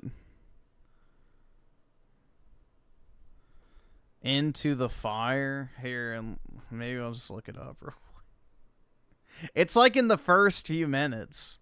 So here, we'll just look it up. Indestructible. Yeah, I remember this lay edgy profile picture everyone had back in the day. Let's see. Yeah, that's it. That's all I needed to hear. Like, you would hear this, like, air raid siren shit, and then it would just be like...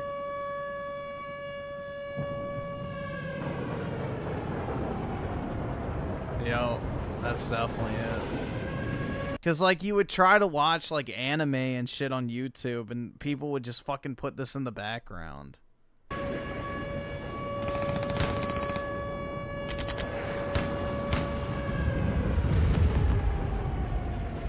Yeah, the lay edgy album cover.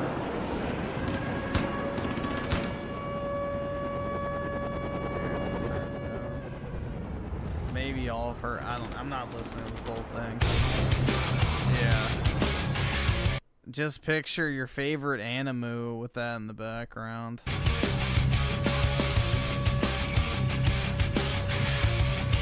But yeah, that was like one of the go-to fucking YouTube default songs from back in the day.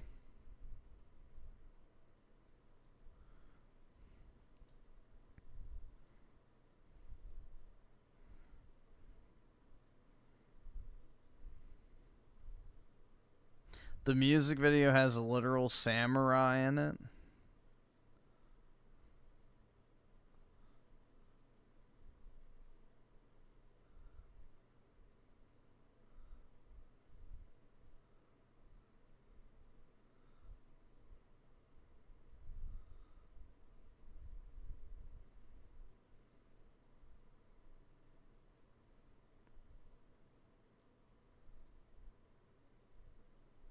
I still know the best Naruto AMV back around 2008.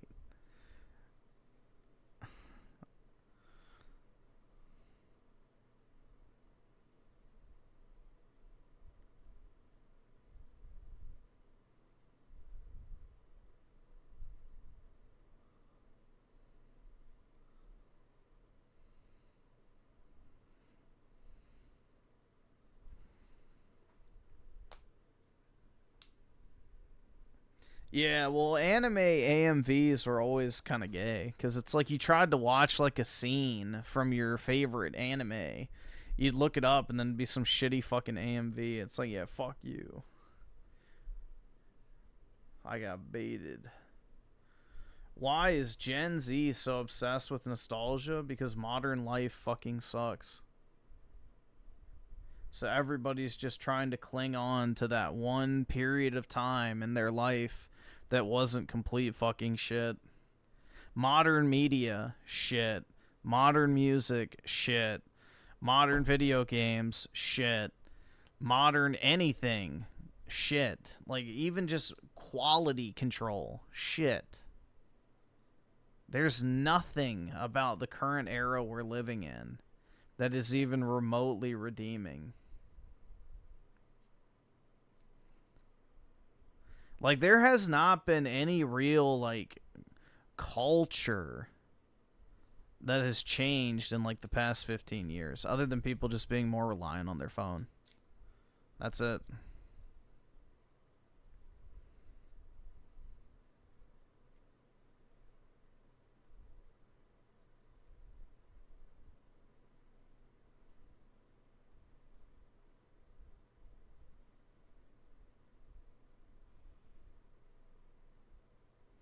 Labubu's, dude. Oh, yeah, man. Just like the Stanley Cups. What was the other thing they tried to hype up before that, too? Yeah, it's the same TikTok slop marketing tactic.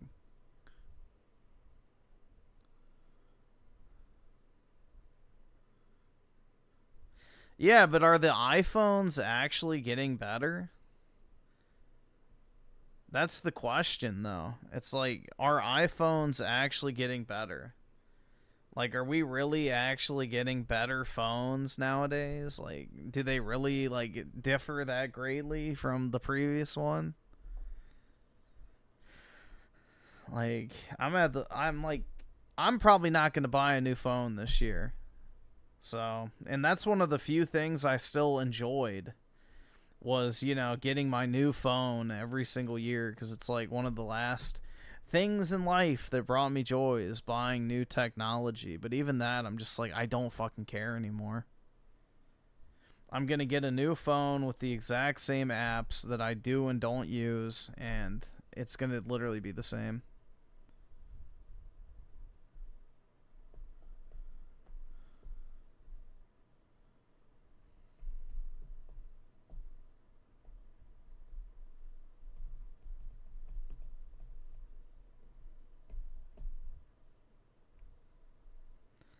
So, it was like one of the last things I still enjoyed was getting new technology. But this year, I don't think I'm going to do it. There's no point.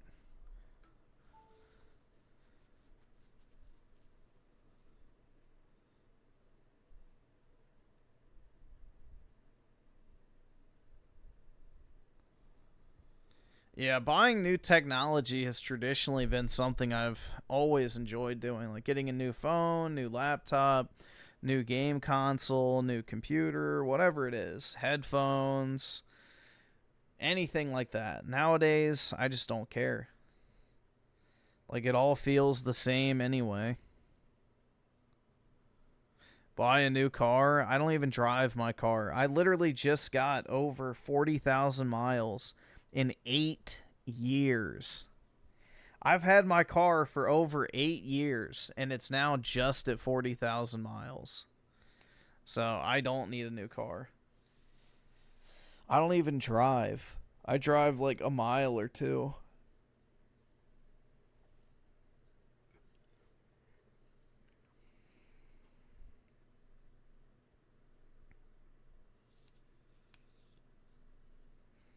Yeah, but saying get into music is kind of a loaded statement because I don't like music. I don't like bands. I don't like guitars. I don't like vocal. Like, I just don't like music. I'm not a music person at all. I don't enjoy listening to music. I mainly just use my earbuds to block out noise.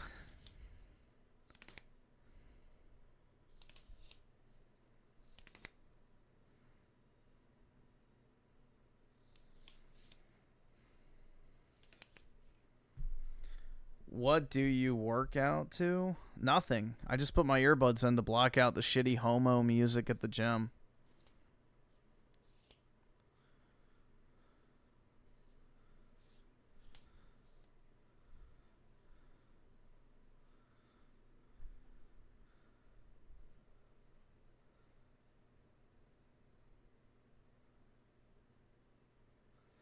I have no idea whatever happened with that guy, but yeah. I was out walking my dog when the explosion went off and you could hear it.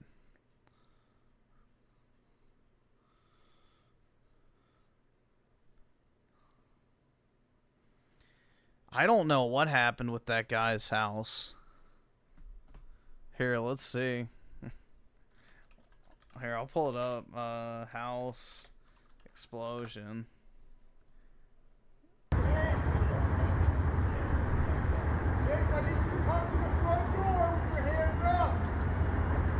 Don't be hard when you come to the door with your hands up. Have nothing in your hands. I cannot hear what you're saying.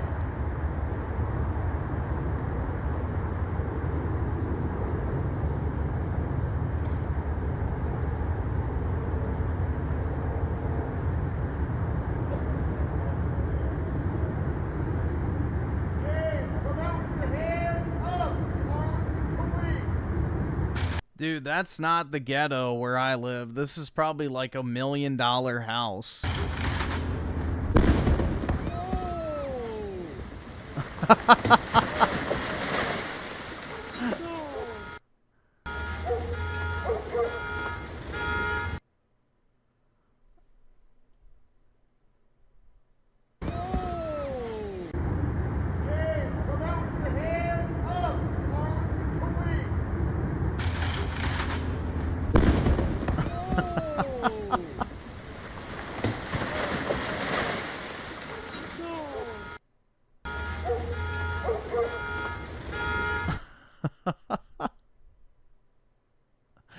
Bruh.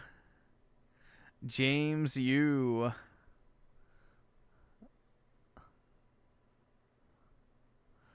They may call my penis tiny, but not my explosion.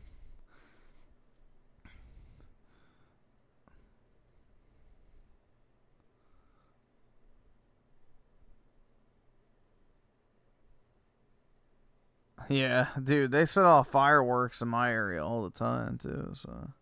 But yeah, you could hear the explosion for like 20 to 30 miles or something. It was extremely loud.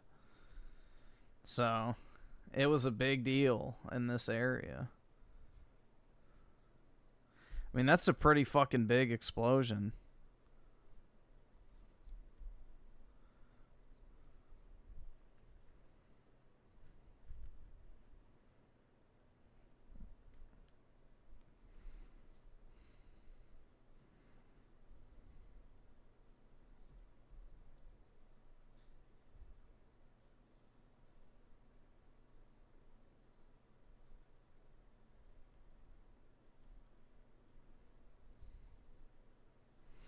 Yeah, he had information that could lead to the arrest of Hillary Clinton, dude. So, R.I.P. his house.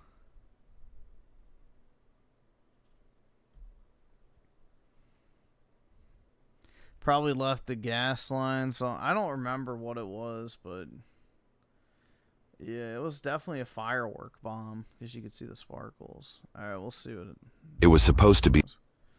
This goes,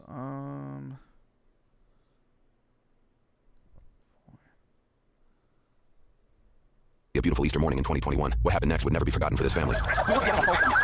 We've been tracking this case for the last 2.5 years. After dozens of open records requests and the hiring of an attorney, we finally obtained the records related to this tragic incident and go in depth on the story behind it. 911 calls detail the seriousness behind what took place. April 4, 2021, 10:32:35. Please confirm the address of your emergency. Yes, there's been a severe car accident. Where? What's the crossing? What's the crossing?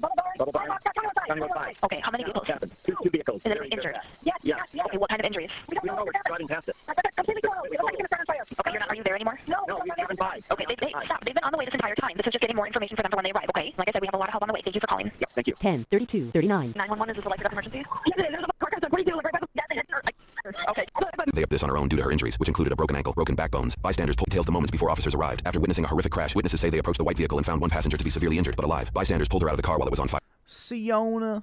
Likely saving her life. She would not have been able to do this on her own due to her injuries, which included a broken ankle, broken backbones, and 2 broken ribs. She also suffered from a deep laceration caused by the seatbelt into her stomach, exposing her intestines underneath her shirt. The driver of that same vehicle was able to get out on his own and sustained minor injuries. As officers arrived, they witnessed the injured passenger on the ground and recognized that civilians have stepped up to help.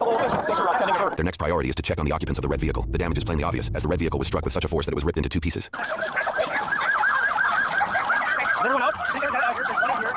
Conceal it also. Jeez. Yes, driver in the back seat. 45, 122 for 86. We've got 2 traps inside of a vehicle. They'll need to be pried out. I don't know if they've got either 2 have a pulse. No, I understand your concern. Yeah, I'll just take a thank you. I'm not getting a pulse on the back seat. These people aren't coming out of this vehicle, right? Am I seeing that right? Okay. All right. I appreciate your assistance. Thank you. Oh, you are. All right. All right. And we know that nobody's in this one? Everybody out? Okay, we're clear here. Okay. All right. I'm going to try to maintain some kind of a perimeter here.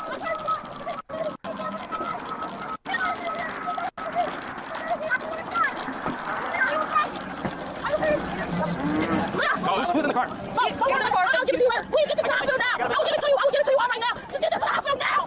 She's trying to get her here. Well, did you see what happened or you just heard video? I just saw this and I came over. Okay, so you did see it happen or you didn't? No, I didn't see it happen. Okay, all right. Right behind you. Is there anything I can do to help? That's personal. Can you check a pulse on that? We weren't getting a pulse on these people. Were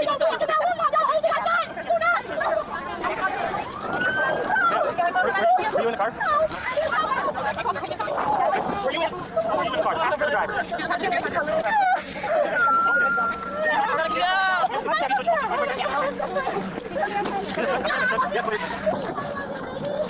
give me an idea on using passengers. This is her sister. She wasn't in the car. She was in a different car. Her sister was in the car. Officers gathered information and got most of the story put together. The individuals in the red car, Dalton and Taylor, were struck by the white car, driven by Leon Bond III with his twin sister Sienna in the front passenger seat. Their older sister, Camille Of course they were.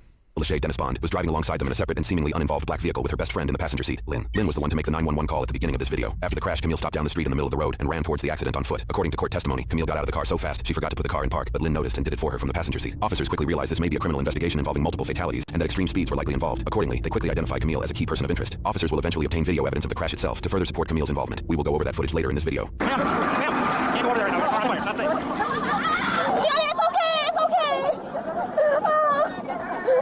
fine. I know baby, it's gone. It's gone. Yeah, it's okay.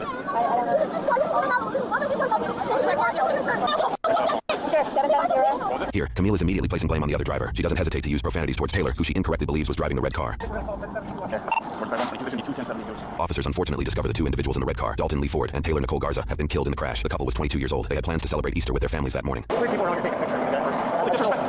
I asked all of them, did you see what happened? Or did you see the video? Yeah, do the commentary. Witnesses over here. Okay. So we'll talk to them. I'm gonna get radical. Officers begin questioning witnesses to hopefully figure out exactly what happened.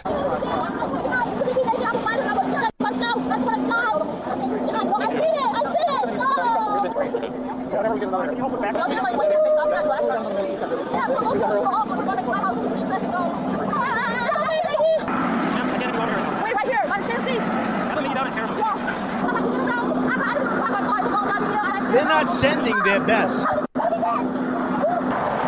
man, can I get the phone you have? You're running like that.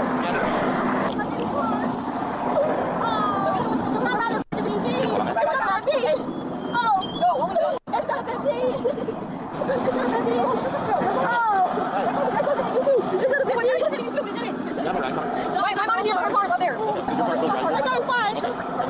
Is she dead? Is she dead? That's all I need to know. I have no idea. Well, she better be. If she's not, stop the kid. No, I'm going to my car. I'm going to my car.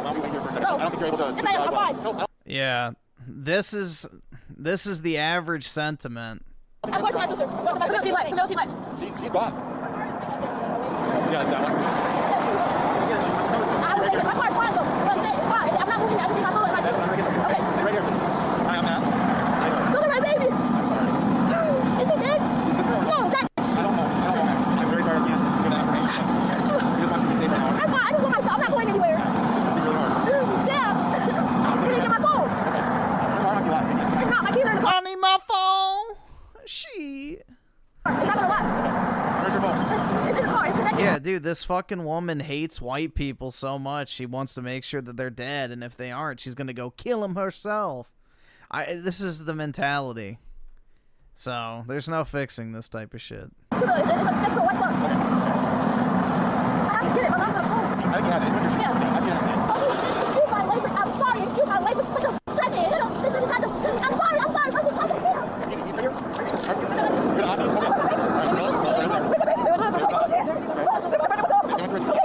They're both. Passengers in the white car are okay. I don't know that. Let's just address this. I'm trying to go on your side of the road. We're going to take care of it. I gotta go get my truck over here. Okay. So you stay with me. Okay. Right, guys, My mom is going to Hennepin County Medical Center. There you go. Hennepin or Ridgeview? Ridgeview is closer. Well, I was told that Seattle going to Ridgeview Medical Center. This is for children. So they're going to Ridgeview. Which is the first They're going to the Ridgeview Hospital. That's emergency. I don't think she is because she wants to. Because she just said that they could pass that hospital. She tried to get him. Oh, I tried to go around her. So he went in. They went to they both went to county Minneapolis. She tried to bring him. And then she tried to go around. I don't know why they keep going around. I don't know. You're supposed to see has a big cut right there. He's going to come out of it. We're still, we have to wait for the medical. They're not sending their best. What was your first name? Yep. Okay, here's what's going to happen is we're going to be placing you under arrest. Why? For criminal behavior operation. How? Well, you were racing your brother. No, I was not. So here's what we're going to do. We have to examine all of our phones and that type of stuff. So, so we can go two ways. If we have to put you in handcuffs, we're going to take you back to our station to talk to you. Nobody was racing. We were going 65. So I understand that. No. Okay, so you think you're going 65? We weren't even going that fast, and I watched it. That's the thing. I watched it, and he was even behind me. So who squealed out at the intersection there? What was that? Who squealed out back at that intersection way down there? You got a witness that said that somebody smoked on the tires? No, we did not. I literally, we left at the same time. Nobody had wheels or nothing. That whoever told you that is lying, and I'm just going to say it like this. Whoever told you who said that, most likely is probably white, and I know it is. This wouldn't be the first time. Told you. They just hate white people so fucking much. It's the only thing that drives them. It's the only consistent thought their pathetic little brains can comprehend is, I hate the white people. Camille has claimed being prejudiced against while being accused There's of no fixing people like this. crime. Before the day of the crash, Camille held several speeding tickets in her records, even though she was just 19 years old. Her first ticket listed she was traveling 50 miles an hour in a 30-mile-an-hour zone, 20 miles over the speed limit. Her second speeding charge was for going 58 miles in a 45-mile-an-hour zone, 13 miles over the speed limit. However, the ticket details that she was very argumentative with the officer in this situation. The report shares that she argued she was pulled over due to her loud music and her being black, then claimed she was traveling that speed on a hill, and then when the officer handed her the ticket, she crumpled it up and tossed it into the passenger seat of her vehicle. Her third ticket was listed as duty to drive with due care speed, where no specific speed data is cited. More details on more of her tickets will be covered shortly. We were not racing. No, none of that. No, I told him, for simple fact, I'm going to tell you just like this. For simple fact, we are black. It is a nice day outside. I know that the police are out. We see We are black. the same troopers out. We were not going to I said, we're going to just go to the We speed limit. can tell. Up here. He's like, okay, his car has more horsepower than mine does. So obviously it's going to sound like it because I know how his engine sounds. And I'm going to spit fact. My car is slow. But I was in front, so he knows I was in front. Obviously, I'm going to be in front because he's going to follow my lead. We were not going fast. She gassed on it. When I mean she gassed on it, she didn't see him because he was behind me. My car was up there, but I moved it up here because it was rolling back and it was still in drive. I want to miss on my transmission. She gassed on it to try to beat him. Okay, so I appreciate you telling me all that type of stuff. So, like I said, our process is this, okay? Please don't do that. I'm already black. It already looks bad enough. It's nothing to do with race, man. We have two people that are dead right now caused by Griff, why do these people hate us? Us? PK, you're not part of this, bro. It's okay. Sit down, little man. accident. Because she passed on it. That has nothing to do with my brother. We were not speeding. What do you not understand? You know what the speed limit is? Yes, it's 55. You were going 60. It's not my problem that you have to be a dumb bitch and try to beat us. That's not my problem. You placing me under arrest for something that we did not do. We have digital dashes, bro. We have digital dashes. So therefore, we were going 60. I had to because you don't understand. No, I'm not. You're not placing me under arrest for anything. Yes. Baby, I love you. I love all of you guys. Stay there. Yes, Daddy, please, baby. You're going to be in handcuffs in a minute if you don't stay over there. Please, baby, I love you guys. I love all you guys. I love you, Mom. Yep. Yeah, and yes, they did use force and I was not resisting. So, miss, Where's your dad? what we'll do is we'll take a statement from you and everything you said Please, like, yeah, please. when we get back to the station, okay? Love you guys. Can you, do you want that? I don't have anything. I didn't got the Listen, I didn't got the draws off. While both Leon and Camille were arrested that day, they were both released shortly after pending charges. However, prosecutors did charge and arrested the driver of the white vehicle that made contact in the crash, Leon Bond III, who faced charges 6 months later. Leon was ultimately tried as a juvenile. This was despite the efforts to try him as an adult, including a delinquency petition and a petition for adult verification, both of which were denied. Because he was tried as a juvenile, the details surrounding his case are not readily available or public. However, we do know some things, which includes a peek into He was a youth. Leon's school history with fights. One appellate case reveals that Leon's mother legally went after a school official when he attempted to prevent He a fight was a future doctor, a lawyer. We can't ruin his life. that involved Leon, his 2 sisters, and another student. The case accuses the school official of dislocating Leon's arm while attempting to prevent the fight. This case was ultimately denied by the court due to there being a lack of willful or malicious wrong in the school official's actions. While Leon's case was being determined, Camille was also charged 6 months after the crash with charges surrounding her direct involvement by drag racing. During that 6-month period before her arrest, Camille got pulled over and charged for driving on a revoked license. Her license was revoked due to her failing to address her 3 previous speeding charges. She then got another speeding ticket that listed her going 59 miles an hour in a 35-mile-an-hour zone, 24 miles over the speed limit. In that pullover, she stated she was going downhill as the reason she was traveling so fast. In October of 2021, she was issued an arrest warrant and faced 2 counts of third-degree murder, 2 counts of criminal vehicular homicide, 1 count of criminal vehicular operation resulting in great bodily harm, and 1 count of careless driving. The warrant she was issued revealed more details surrounding the incident, including a deeper look into post-event interviews and forensic research. The report detailed surveillance footage that shows the intersection they started the race at. Witness testimony shares that the 2 exchanged a conversation here pertaining to whose car could accelerate faster. After that alleged conversation, the 2 cars take off well ahead of the other vehicles surrounding them. Another surveillance camera captures the impact. Moments before, you can see just how long it takes for this uninvolved vehicle to enter the right side of the frame and pass the area where the crash happens. When Camille and Leon's vehicle zoom by moments later, it takes roughly half the time. A crash reconstruction report reveals data obtained by the airbag control module in Leon's vehicle. The report indicated Leon and his sister Camille, who was traveling alongside him, were going 114 miles per hour just 5 seconds before the crash, 64 miles over the posted 50-mile-an-hour speed limit. Court documents also indicated Leon and Camille were over 3 football fields away when Dalton and Taylor started to take the turn. They traveled roughly 3/4 of a mile after taking off from the intersection before crashing. Her and her brother's vehicle were traveling between 93 and 106 miles an hour before Leon's vehicle struck Dalton and Taylor. The day after her arrest on October 29, 2021, Camille posted a $75,000 non-cash bond, which came with conditions that notably did not exclude her driving privileges, allowing her to drive despite the seriousness behind her case. 2 months after her release on bond, court records indicate she got in a car accident where she claimed another driver was at fault. She issued a small claims case to the court for the other individual to pay a sum greater than $4,500. In the following year, she won this court case due to the other party not showing up. She was given yet another speeding ticket in May of 2022. This time she was caught going 83 miles an hour in a 60-mile-an-hour zone, 23 miles over the speed limit. In this pullover, the ticket cites that Camille was unaware of the speed limit, cried, and explained to the officer that she had a bad experience with law enforcement before and was afraid of cops. State records allegedly showed her car's registration was expired despite the stickers on her car displaying she was up to date. In January, This is what I mean, guys. Like, if you're doing this much shit wrong, just shoot them. Like, honestly, just shoot the fucking people. There's no rehabilitating someone like this.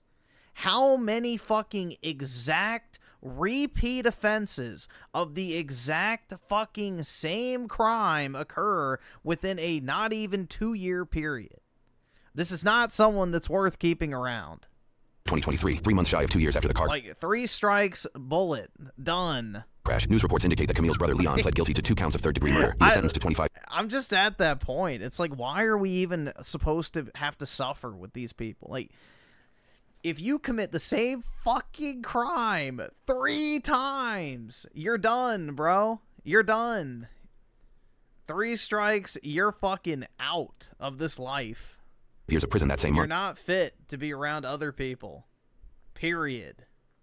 Because inmates only have to serve 2/3 of their sentence before transferring to probation, this means he should be out of jail in 16 years and 8 months, or in September of 2039, when he is 36 years old. However, rules apply differently for juvenile cases. Here is an image posted on what appears to be Leon's Facebook page, posted in September of 2023, where he seems to be under house arrest. He proudly holds what looks to be $1,000 in cash with a smile on his face. Because Leon was being tried as a juvenile, he was put on probation until the age of 21, with a state sentence of 25 years in prison. As long as Leon doesn't break probation by age 21, his sentence will be considered served. In mid-2024, Leon turned 21 and successfully completed his probation. His sentence for murdering Dalton and Taylor is considered served. His sister, who operated the other racing vehicle, Camille Dennis Bond, faced a slew of charges as an adult for her involvement, making her case information more readily available. Through court deliberations, Camille's defense team would not only argue that she was not at fault due to her not being in the vehicle that struck Taylor and Dalton, but would go as far as to say Dalton should have yielded before the turn, and even suggested Dalton was at fault for the crash. In this section of the video, we will cover the surprising court deliberations that brought the case to its conclusion. In court, several factors were brought to light through witness and expert testimonies. While there are some notable instances of witnesses ascribing the scene to being horrific and the worst thing they have ever experienced, some more frustrating revelations deemed that Camille and her brother Leon were not only reckless with their actions, but continued to be reckless after bystanders had told them to slow down prior to the crash. Court testimony details that a bystander noticed descriptions of Camille's and Leon's vehicles traveling at a high rate of speed past her house in a residential neighborhood. This frustrated the witness as it was Easter Sunday, and there were children outside. This witness noticed that the pair parked down the street from her residence, so she decided to walk down to the cars to tell them to slow down. This witness's testimony matched the descriptions of Camille, her passenger friend Lynn, and the description of the vehicles Camille and her brother were driving. After the neighbor had spoke to them directly about slowing down, she claims the cars then sped past her on the road as she was walking back to her home, which was an inferred attempt at retaliation. This neighbor then tried calling 911 at 10:28 over their reckless behavior, roughly 4 minutes before the crash happened. Unfortunately, it appears the call didn't connect, and the neighbor decided to let it go, seeing as she only had a partial license plate to work with. A couple days later, when she saw a news article involving the vehicles, she claims to have recognized the plate based off the partial she had, causing her to call the authorities to inform them of the racing activity she saw the pair engaged in earlier that morning. If that wasn't jarring enough, the prosecuting attorney also called up Lynn, the passenger in Camille's car, and revealed Camille and Leon's lack of remorse over the whole situation. Lynn claims that she was best friends with Camille, but ceased the relationship over the morality of the situation. Lynn supported the neighbor's claim that Camille and Leon were not driving safe in the neighborhood, and confirmed that the neighbor had spoken to both Camille and Leon. She also shared that, in the moments before the pair sped off at the intersection, Camille and Leon exchanged a conversation through their car windows over who could accelerate faster. Camille in past interrogations claimed that this was true, though she informed her brother not to go faster than 55 miles an hour so that they wouldn't be pulled over. Lynn's testimony contradicted that claim, citing the pair never talked about speed limits. During her testimony, Lynn admitted she was scared during her 911 call because she had realized the car Camille was driving could have just as easily impacted Dalton and Taylor's vehicle. She shared that Camille was largely concerned about the damage to the car and the condition of her siblings, but that nobody went to the red car, and that Camille was unremorseful. Lynn also detailed that at a time after the crash during a birthday party, Camille and Leon, among other family members, held a conversation blaming the red car for the accident despite their excessive speeds. She further shares that the Bond family seemed to only care about their own family being injured and held no empathy or sadness for Dalton or Taylor's passing. Lynn also cited that she stopped Yeah, she literally said that she was gonna go finish off the bitch herself. Like, evil fucking people. Execute all of them. being friends with Camille after the birthday party because she felt sad, traumatized, and remorseful while Camille felt differently. Other witnesses appeared on the stand to share their opinions of Camille and Leon's driving. One witness shared they told others after witnessing their speeds that they're going to kill somebody moments before the crash. Other witnesses added more claims to Camille's words on scene, including, "The f***ing better be dead or I'll find her and kill her," and "You stupid dumb ass effing white ch." Others sharing, "In all the years I've been driving, I've never seen anybody seen two cars drive like that before," and that witnesses found it jarring. Camille didn't attempt to help her injured sister, but was able to maintain threatening two fatal crash victims. The defense's argument that Dalton and Taylor's vehicle should have yielded brought frustrations to witnesses taking the stand. One individual having what appears to be a heated back and forth over the perceived ridiculousness of his argument. One professional opinion on the stand debunked the defense's right-of-way argument, citing that statutorily, the right-of-way vehicle loses that claim if they are speeding, and in this case, the vehicles were estimated to be traveling over twice the speed limit. That same professional opinion cited data that showed if the two vehicles were not drag racing and were traveling the speed limit, Dalton and Taylor would have easily cleared the intersection without contact. A jury court would unanimously convict her on all of her charges. In closing statements prior to determining Camille's sentencing, countless contributions from the community shared how the case, and particularly the loss of Dalton and Taylor, impacted their lives. Taylor's father shared that he'll never forget the scream his wife, Taylor's mother, let out the day two police officers came to their home to inform them of their daughter's death. He shares that the sound still haunts him to that day. Dalton's older brother Dylan, a pastor, shared that if Camille's family remained blind to her guilt, that she would remain guilty on the day of her judgment, and God would strike her down for the murderer that she is. Friends of the family shared frustrations with Leon's light sentence, sharing that they hated the court system for giving him such an easy break. They also shared that rules do not apply to Camille, and that she will kill again. They referenced Camille's lack of remorse, pointing out that Camille turned to her mom, laughing and playing on her phone like it was any other day during breaks in court testimony. Documents revealed that the victim's family had just held a funeral the day prior for Dalton's grandfather. One cousin noted that the last photo they all took together as a family was that day. Veronica, Dalton's mom, pointed out frustrations with Camille's lack of remorse and her continued speeding infractions after the fact. Dalton's father, Jim, highlighted Camille and Leon's previous school fights, along with their alleged fistfight that broke out when they got in an accident with another driver. He also cited her claims of racial prejudice against her to be nothing of the sort when it came to Dalton and Taylor, sharing the pair had gone to Minneapolis in support of George Floyd, that Taylor had continually engaged in Native American culture and reservation programs. All right, awesome. Thanks, nigga. All right. Hispanic car club. He also highlights an alleged social media conversation Camille had where she mentioned going drag racing again only 45 days after the crash. Jim also cited numerous individuals who shared stories of Dalton's acceptance and openness to other people. He also mentioned that shortly after the incident, he and Veronica had discussed a hypothetical scenario. Their scenario involved Camille and Leon's mom, Crystal, coming to their house, apologizing and begging for forgiveness. In this case, Jim claims Veronica would have gave her a hug, invited her into the house for coffee, and discussed the nightmare as mothers, one to another. They purposefully told the court to keep communications open between them and all individuals involved in case this scenario came to a reality. A year after the incident, once Jim and Veronica saw their hypothetical scenario would never come to existence, they closed communication through the court system. In contrast, when Camille and Leon's mother, Crystal, took the stand, she denounced the notion that her children should be called murderers, citing a Webster's dictionary definition that mentioned premeditation, even though they were being tried for third-degree murder.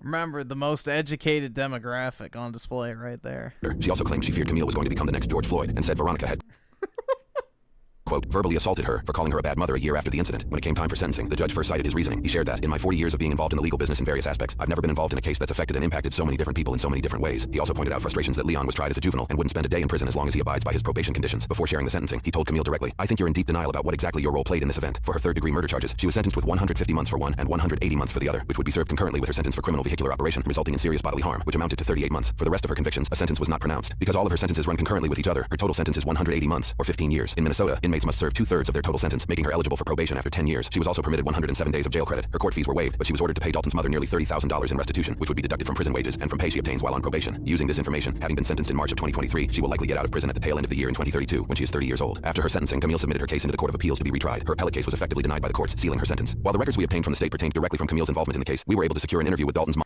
Execute every single one of them. Veronica, to get more details surrounding Leon's case and exactly how and why he was let off the hook so easily after being convicted for double murder. Through those transcripts and through the body cam footage, it's wild to me that this case was not taken as seriously as it seems like it should have been. You know, we don't wish a family to go through this. I mean, in the beginning, we just sat back. I mean, we trusted those that we felt were looking out for Dalton and Taylor's best interest. The further we got along in the process, the more holes I kept finding. Attitudes.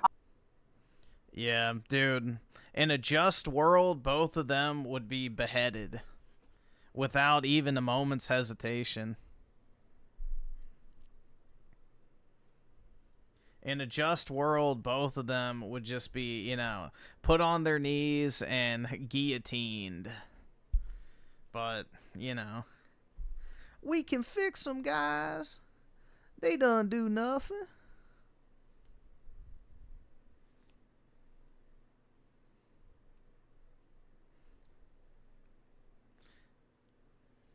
And how much you want to bet that both of them, when they get out, will commit another crime? I guarantee you they will.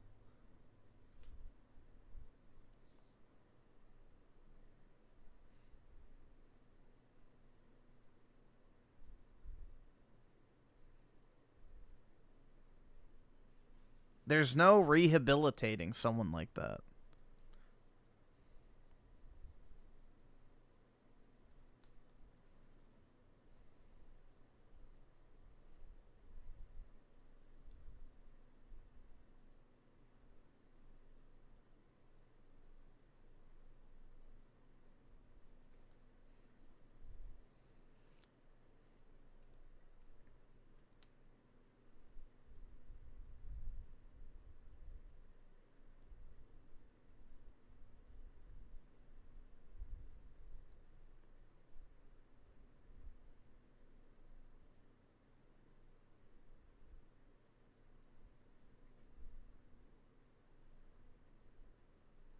$1,000% no need. Yeah, I mean, it's just, I mean, how many crimes did she commit in the span of her getting in trouble for that versus, you know, the actual court? Like 4 different things. Like, again, why are we even bothering keeping like people like this alive?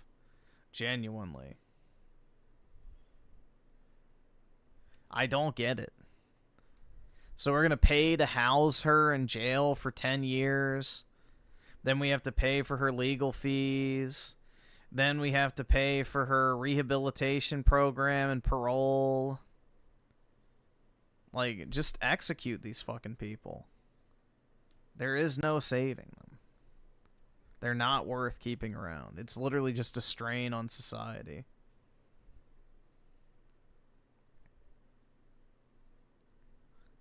I don't know. That shit pisses me off. Genuinely. Yeah, and then she'll be on fucking food stamps and all that other shit. Yup.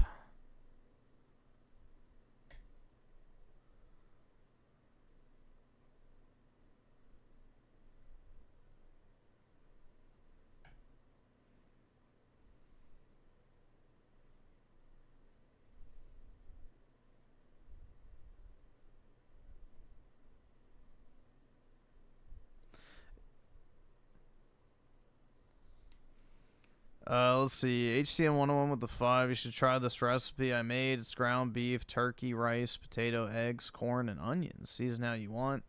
But I put in seasoned salt and garlic powder. Nice, man. Yeah, that sounds pretty good. It's a good combo of stuff.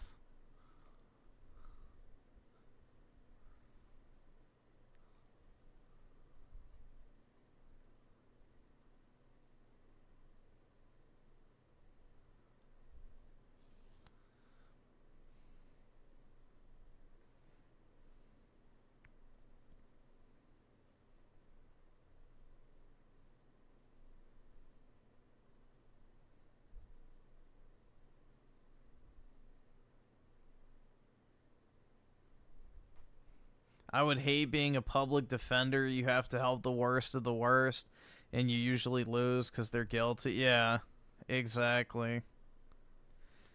I don't know, man. That'd be the first thing I would fix, is this legal system. All judges fired if they're not arrested first.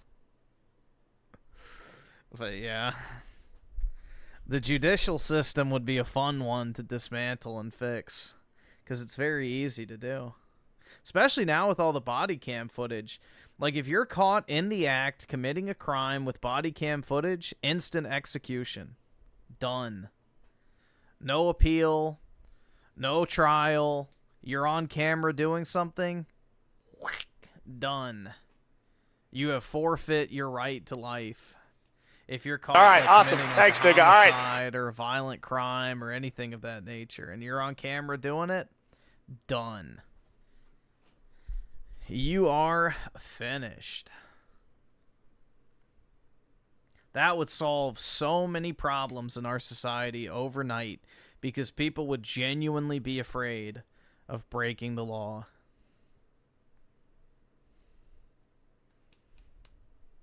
The only way laws can be enforced is through fear, and most people don't want to deal with that reality. Like, the reason why people don't run a red light, for example, is because they're afraid of getting a ticket. Well, if they're not afraid of getting a ticket, they'll do dumb shit like we just saw and somebody dies. So,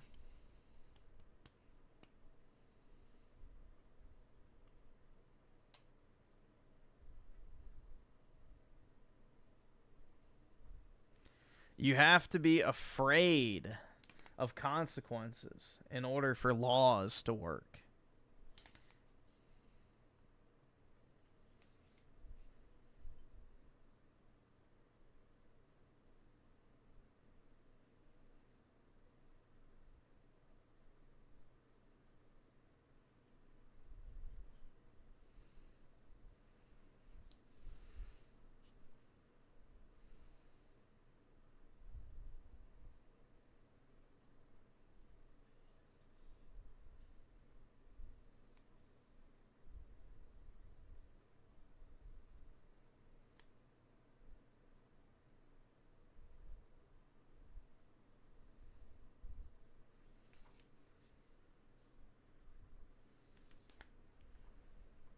Well, bringing back segregation wouldn't help in this situation, man. What needs to happen is strict enforcement and zero tolerance on crime. So that's the way to fix it. You can't segregate people from a road. That wouldn't work.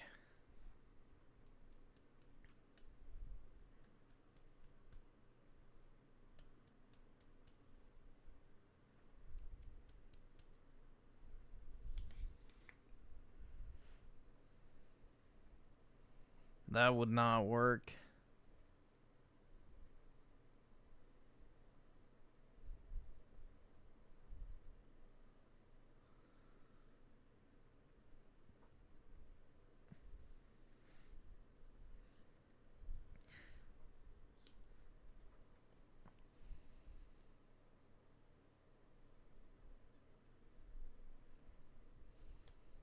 I don't know, that type of stuff just makes me mad.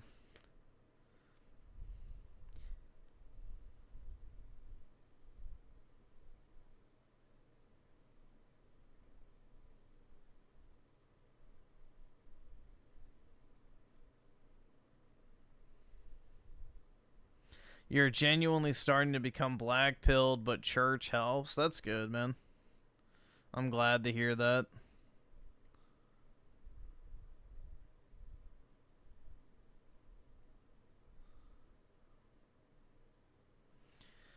Funnily enough, with the 5, a song without guitar or vocals, number 3. Let's see what it is. Griffin just wants to live in this. I mean, that's basically what you have to do. You have to make enough money where you can pay to be away from other people. That's how you basically have to live now.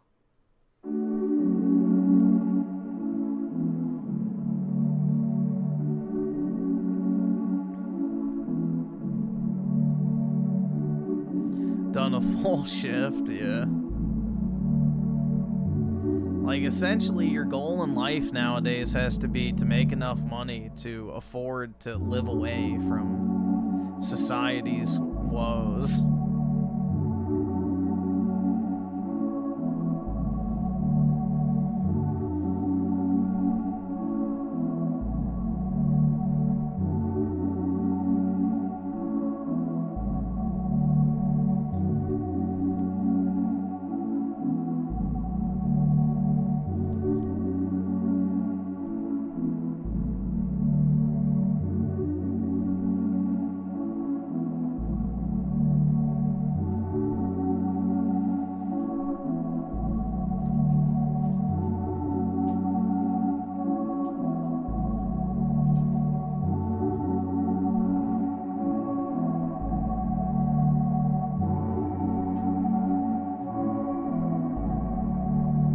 What is? I don't know. It's some song somebody recommended, so just let it play in the background. There should be another prison colony and make them manufacture goods. I have an idea. Wakanda. Make them manufacture their dream society.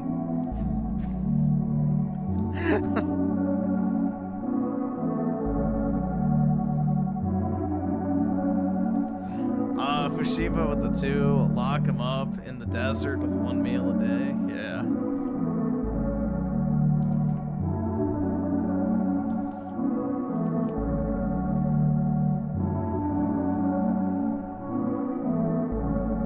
We can book him a one-way flight to Wakanda. I can't afford this shit!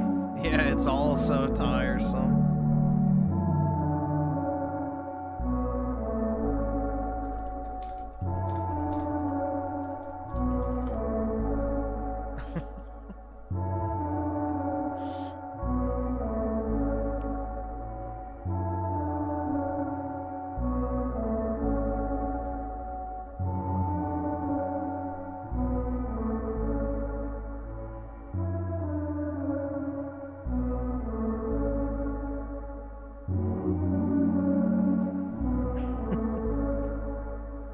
I agree, Chinese man. It is all so tiresome.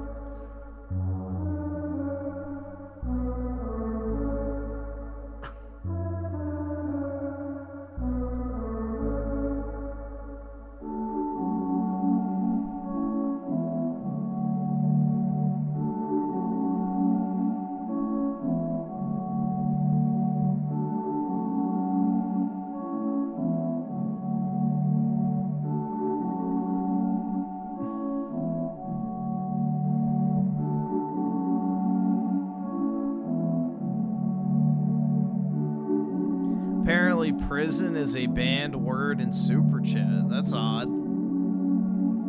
Huh. I wonder what the reasoning for that is.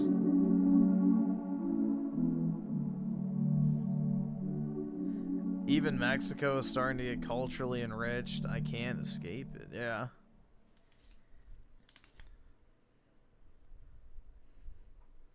Yup.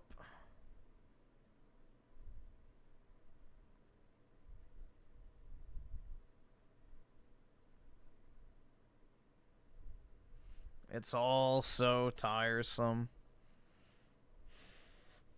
Truly.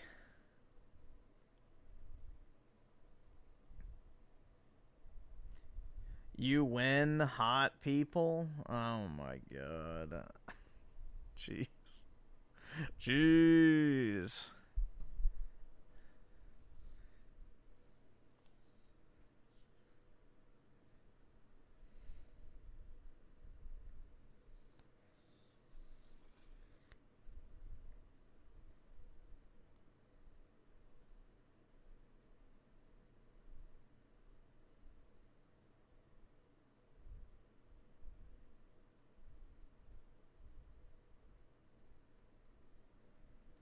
But Griff, my taco food truck, dude. That's right, man.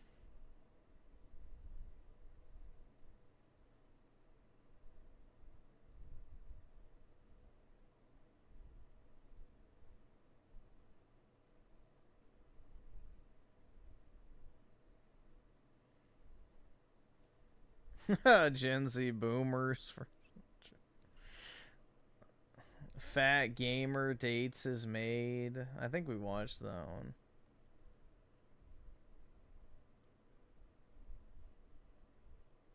Yeah, we definitely did. I remember that one.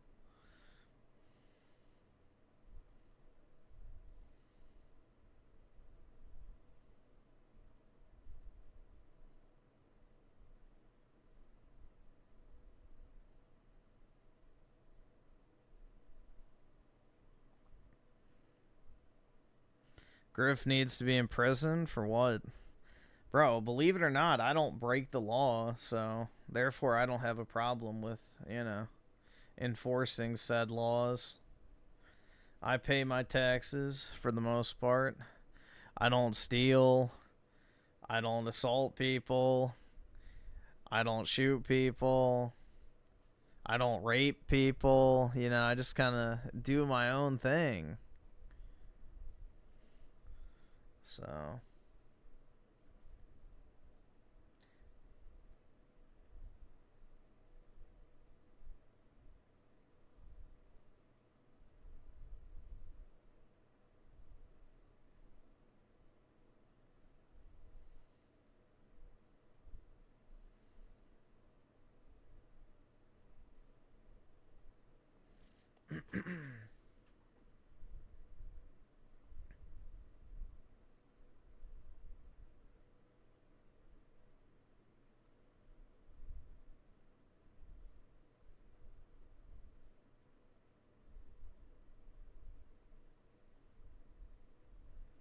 And that's my problem. You're boring? Huh?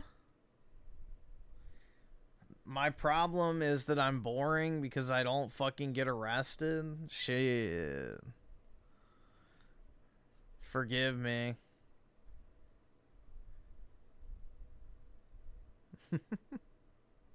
County 911. Is anybody experiencing feel like COVID-19 symptoms? No, somebody shooting in my club. I'm at FedEx in Plainfield. What's the evidence gunshot everywhere? Of course. Okay, what is the A purely mentally stable individual. The address is 8951 Mirabelle. Gas all bronies. How many shots did you hear? I don't know. I don't think I got shot. Can we go out down here? Can we run away to the end of the hour? 8951 Mirabelle Road. I want you to stay with me. Okay, don't hang up, okay? When a young boy's mother notices his odd behaviors, intensifying year by year, she begins to worry about him. It began as a child when young Brandon Hole insisted on wearing 3 pairs of shorts at a time. That seemed innocuous enough until years later, when he developed an unusual obsession that soon went off the rails. This was the bedroom of that same boy. Only now he was well into his teenage years, and his true love is depicted. Was that blood? Ew. What the fuck? Obsession that soon went off the rails. This was the bedroom of that same boy. Only now he was well into his teenage years, and his true love is depicted on the colorful posters hanging on these walls. Dude, I would beat the ever-living shit out of my son if he brought these fucking gay-ass posters into my house. Fuck, I don't have that... Hold on, let me see if I can find it. Where's Wings? Wings gay. I need that one. Where is that? Do I not have it? If my grows up to be gay, I'm beating the shit out of him. Look here. Yeah, here it is. If my kids grow up to be gay, I'm beating the shit out of them. Look here. There's 2 choices in life. Wings. You pretend you're straight, or I beat you to death. Amen. Absolutely. All right, let me drop that on here because that's definitely one worth having. We'll put it...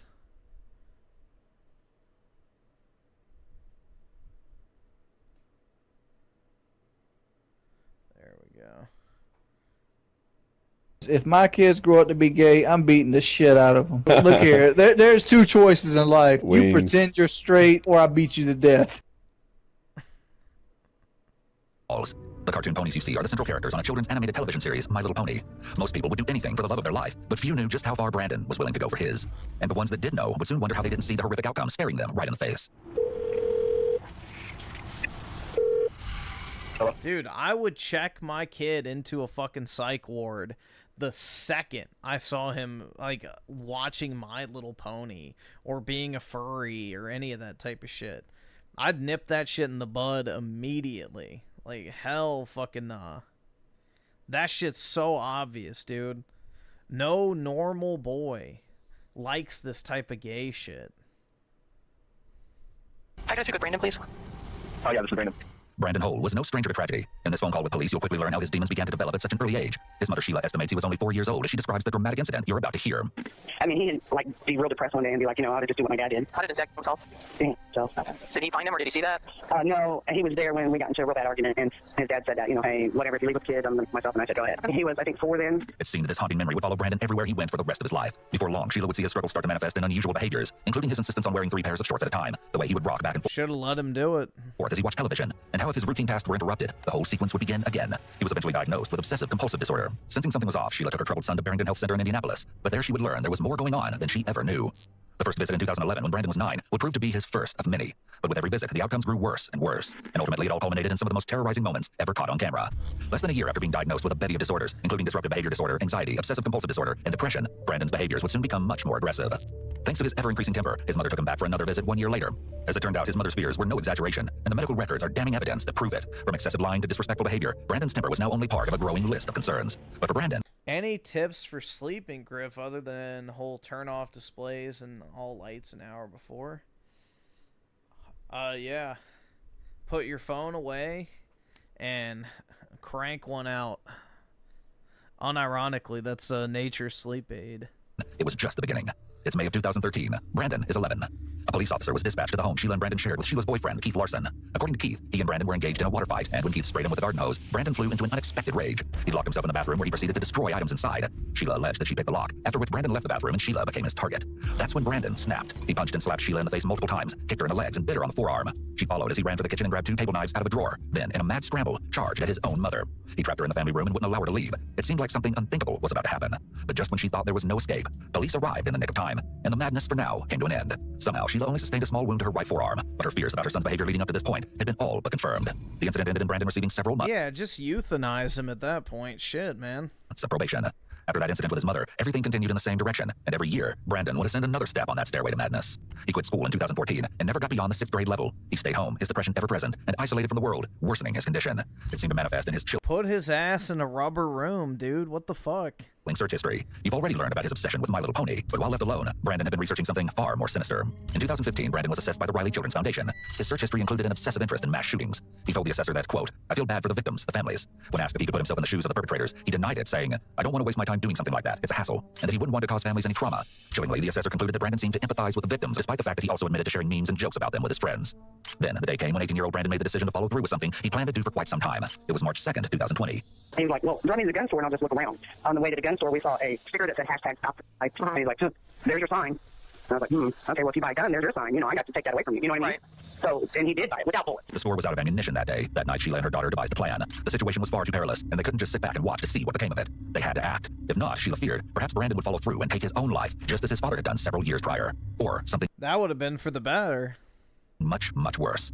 The following morning, they traveled to the Indianapolis Metropolitan Police Department and filed a case report telling of his troubled past and how he planned to point his shotgun at police, thereby ensuring his death.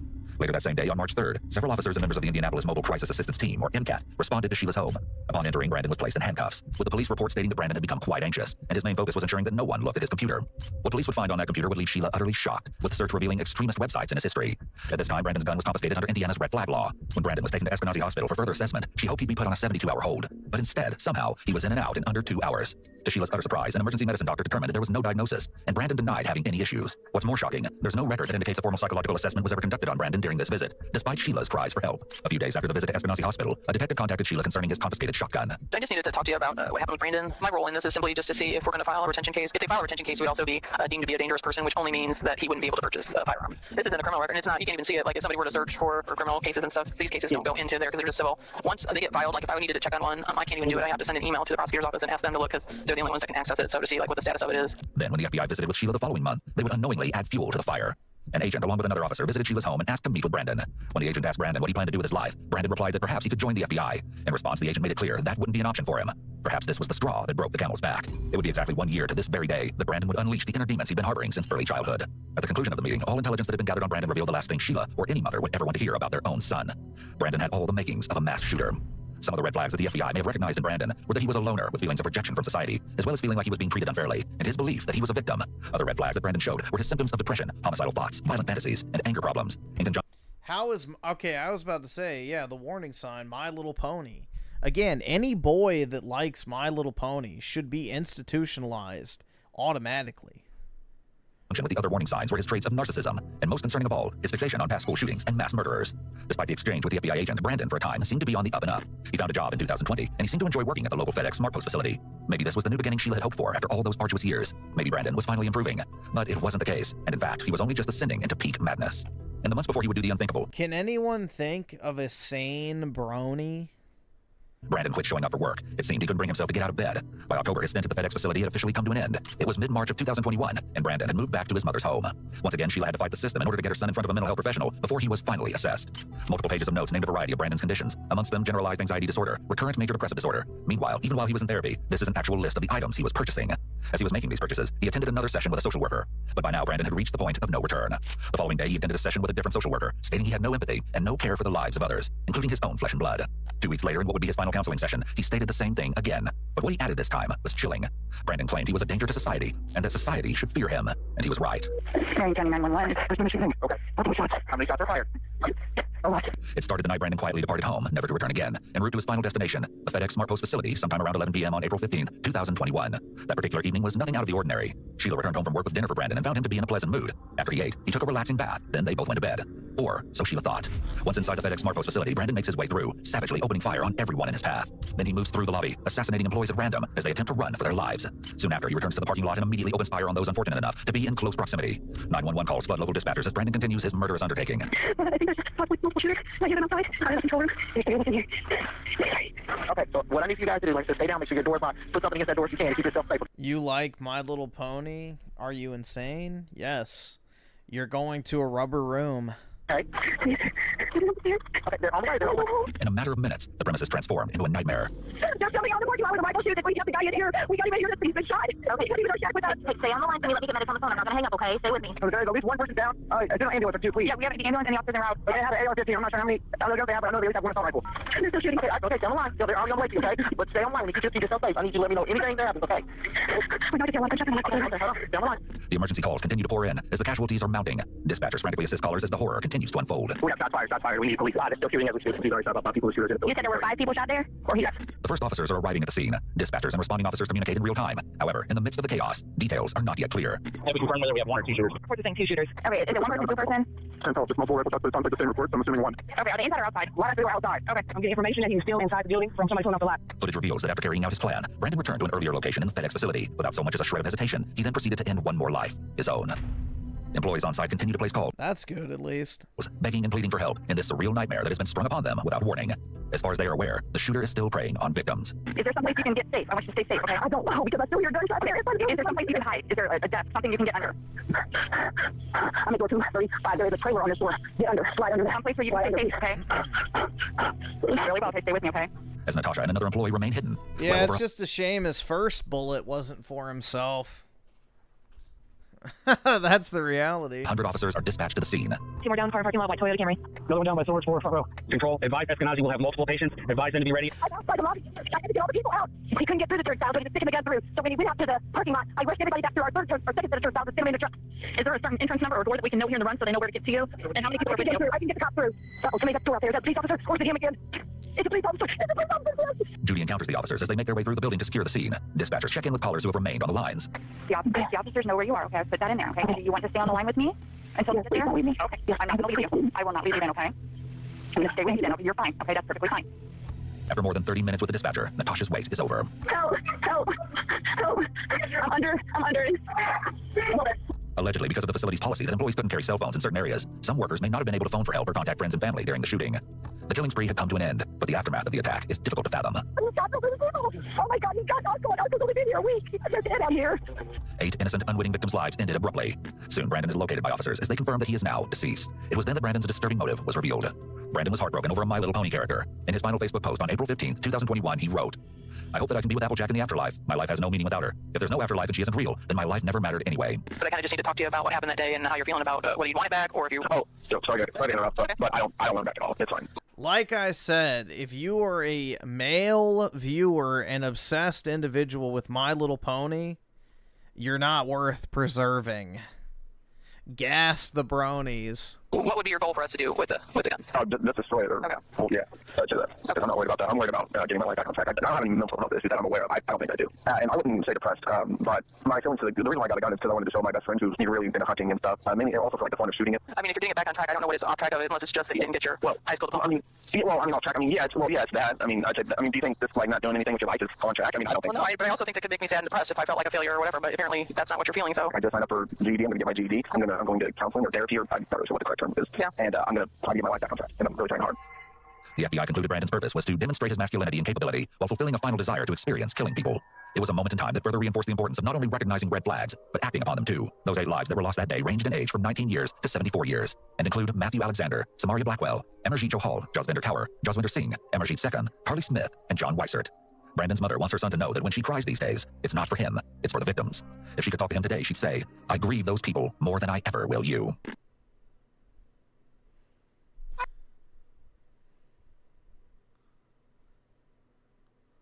Osky the 2, just remember these people can vote and drive. Yep. I mean, how many red flags do you need before you just lock somebody up in a rubber room? Like, fuck. Jeez, man.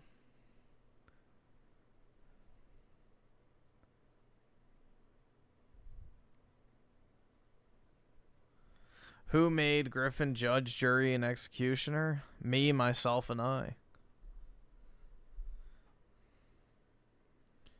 You all don't realize, but my vision for the world would be a better one than what we have now. You may make fun of me currently, but if it ever actually could be executed, then we'd be living in as close to utopia as possible. Chronicle with the gift of membership. Appreciate it, man. Thanks so much. Can you make me a judge? I guess, sure. Why not?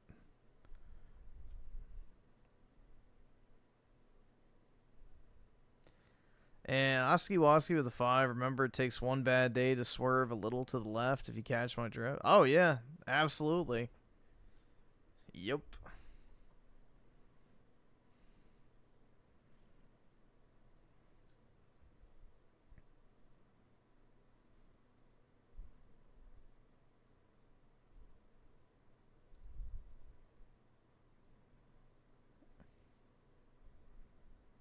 Can the GGG be the SS version in your perfect order? I guess, sure, why not?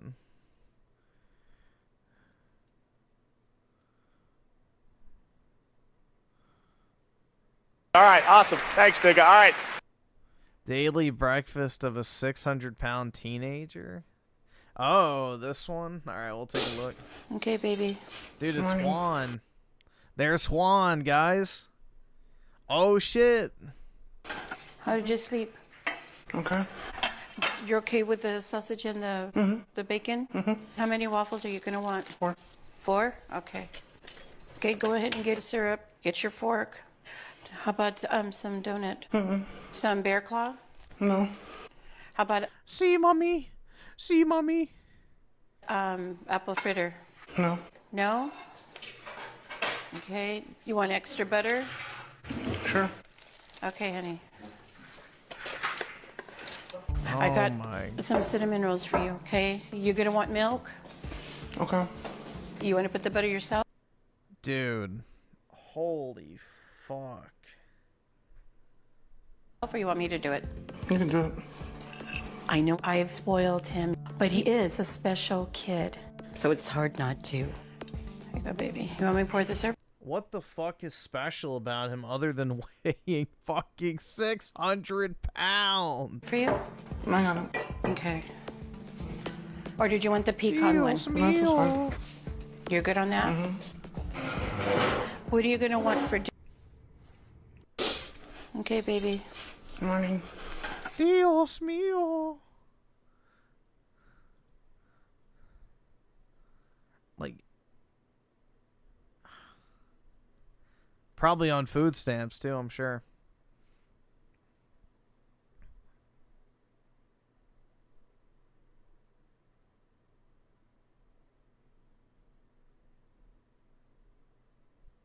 Oh god, it's that guy.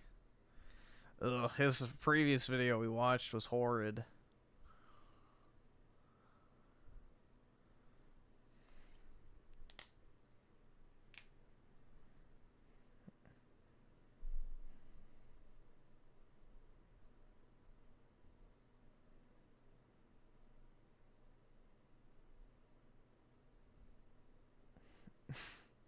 Wow, AI is just like someone else I can think of.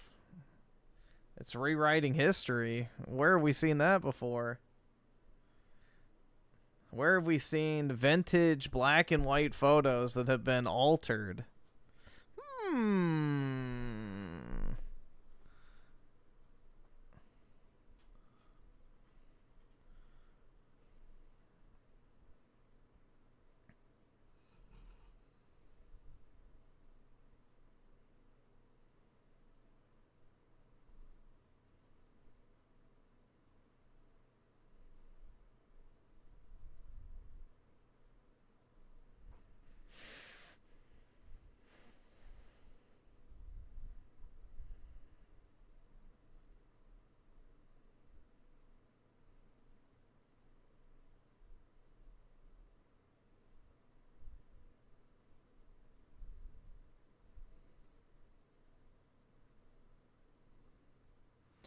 Damn, can't believe End of the Nines was banned by Jethro. Damn. It does seem to be that way.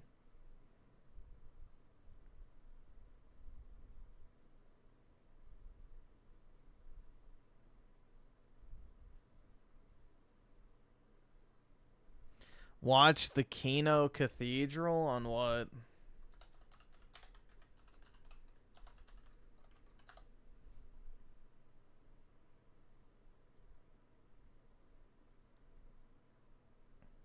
Yes. Let's see. Quartering, pathetic begging.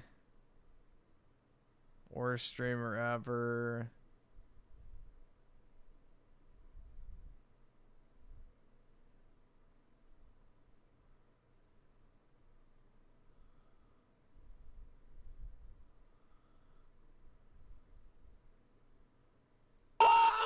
Kino won tonight for you. I-Dubs is off this match. I repeat, I-Dubs is off this match. He's not taking the Adderall anymore, and Anissa's fucking pissed. Anissa's in a fucking mood. She's fucking rattled. She does this whole segment calling out I-Dubs for not taking his meds and being lazy, and he's distracted. Like change that. rooms and for she's separate. Like, yeah, talking about. Is this just like an intro section?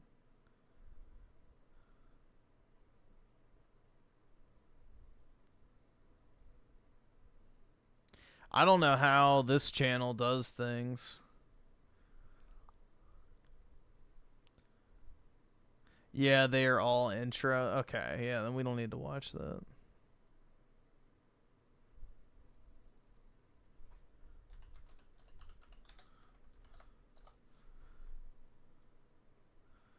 See, yeah, still nothing new.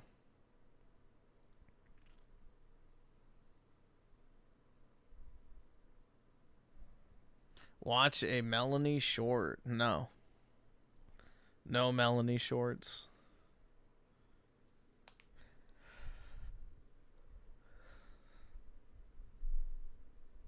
What is this shit? Black fatigue, you deserve it? Okay, so this is a video that people wanted me to watch. I guess it's about black fatigue. So, this should be interesting.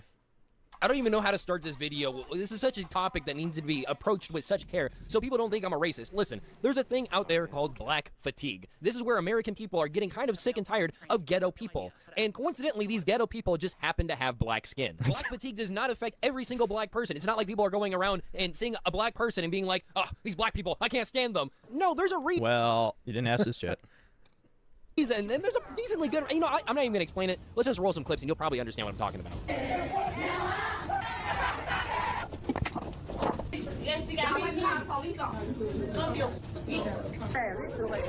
Oh, better back it up.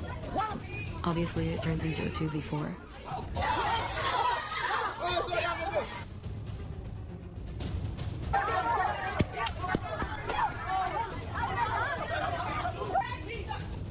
I'm assuming that after you've seen these. All right, hold on. I want to rewind that one where it's like the 5 foot even black chick talking like the 6'5" white guy. It's just like, what?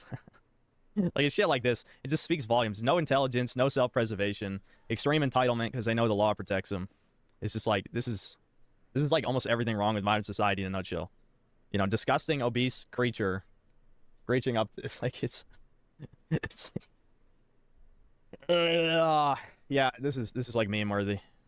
I'm assuming that after you've seen these clips, you can now understand exactly what I'm talking about. And I just want to make it perfectly clear that this isn't every single black person. I have some black friends, and I know a lot of great black people. But I feel like even if you're a black... This is just... Every time, you always gotta say something like that. That doesn't work, Yeah, though. exactly. Like, nobody... like me, whose best friend in... Yeah, I'm not racist. I have a single black person I like. His name's Kanye. Opinionated junkie with the 2 thoughts on 3D printers. I think they're cool. Like... I don't know. You can make some pretty neat stuff with them. I can't I'm not, you know, I'm good at 3D modeling and shit, but 3D printers are pretty cool. I'm a fan. I wanted to get one when they first came out, but I never did because I didn't know how to model stuff. But yeah, they're pretty neat. You know, from we'll say like from 18 to like 24 was black. Even I don't fucking say it like that because they don't care. They don't give a fuck. Person seeing. Wait, what was that? We'll say like from 18 to like 24 was black. Even I don't fucking say it like that because they don't care. They don't give a fuck. Person seeing this, instead of claiming I'm racist or calling me racist, you should be getting upset at these people for making you look bad. Every race has bad apples, but the thing is, the bad apples usually... Is that fucking Sven? That looks like Sven's animation. ...get denounced in these groups of people. Like Arabs denounce terrorists. White people denounce, you know, those trailer trash cousin fuckers. But for some reason, when it comes to black people, some of them make up excuses as to why the others should be able to rob stores. And it's excuses that the people that rob... This lobby's gotta be bugged, right? We've been at 7 out of 8 for like 5 minutes. Skip.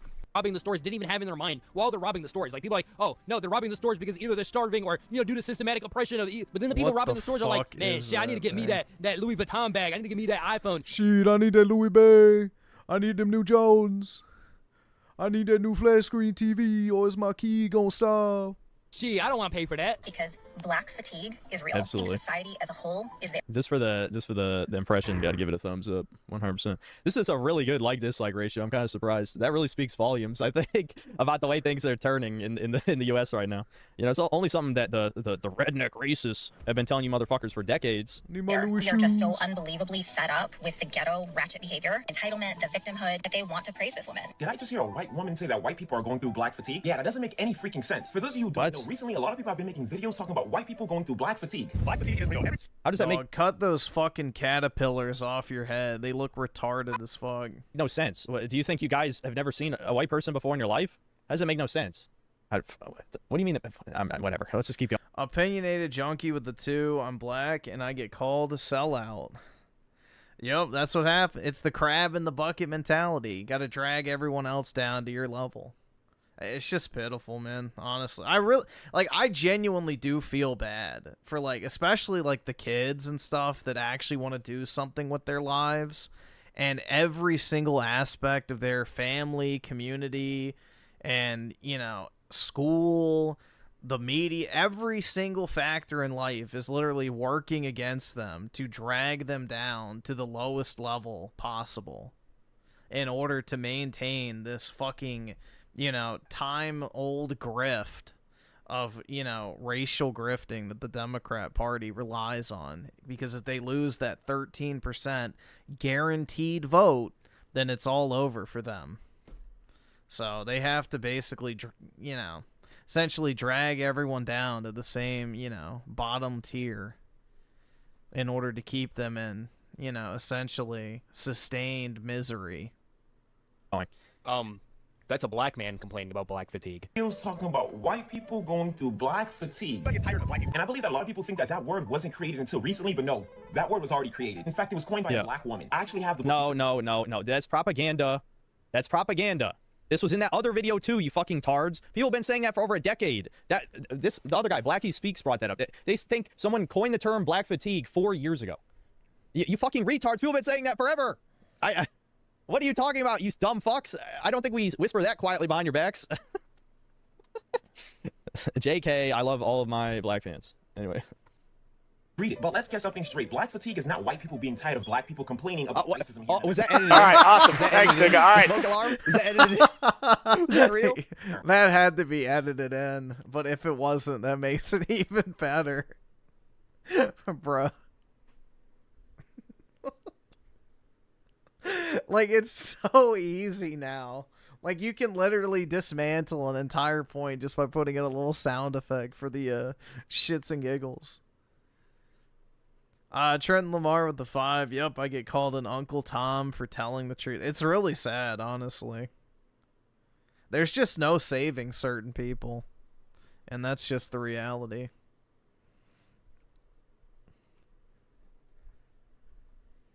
Yeah, and the N-word meant something completely different too, 200 years ago. Like, buddy, you do not want to be making that argument as a black person. Black fatigue is the physical and psychological toll of being black here in America. Yeah, and the N-word isn't synonymous to dude, homie, or friend. Sorry, people just reclaimed the term black fatigue. I'm sorry to tell you, man. It's not even reclaimed. That source that he's bringing up is only 4 years old.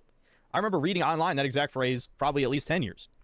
I mean, the literal quote, "I'm sick and tired of being sick and tired," literally came from a black woman. And people making videos or talking about white people going through black fatigue are trying to stop black people from talking about the problems that black people face. What? What? I don't think I'm dumb enough to understand how that makes any sense. How do other races... Well, actually, excuse me. There's only white and black. There are no other races, as always. But, you know, black people aren't racist or anything. They just constantly talk shit only about white people for some reason. But somehow, white people talking about black fatigue prevents black people from talking about black fatigue. Why? How? Name literally any example, like name any scenario how us talking about it prevents you from talking about it. Just themselves. What is the #1 cause of black death in Chicago? Are you serious? Other blacks killing blacks. Are y'all saying other blacks? Yes. Other blacks? Where's your substantial evidence? It's right there, dude. It's the real-time vetted. Where does it say it? Black Americans are 13% of the population, yet they commit 55% of the murders.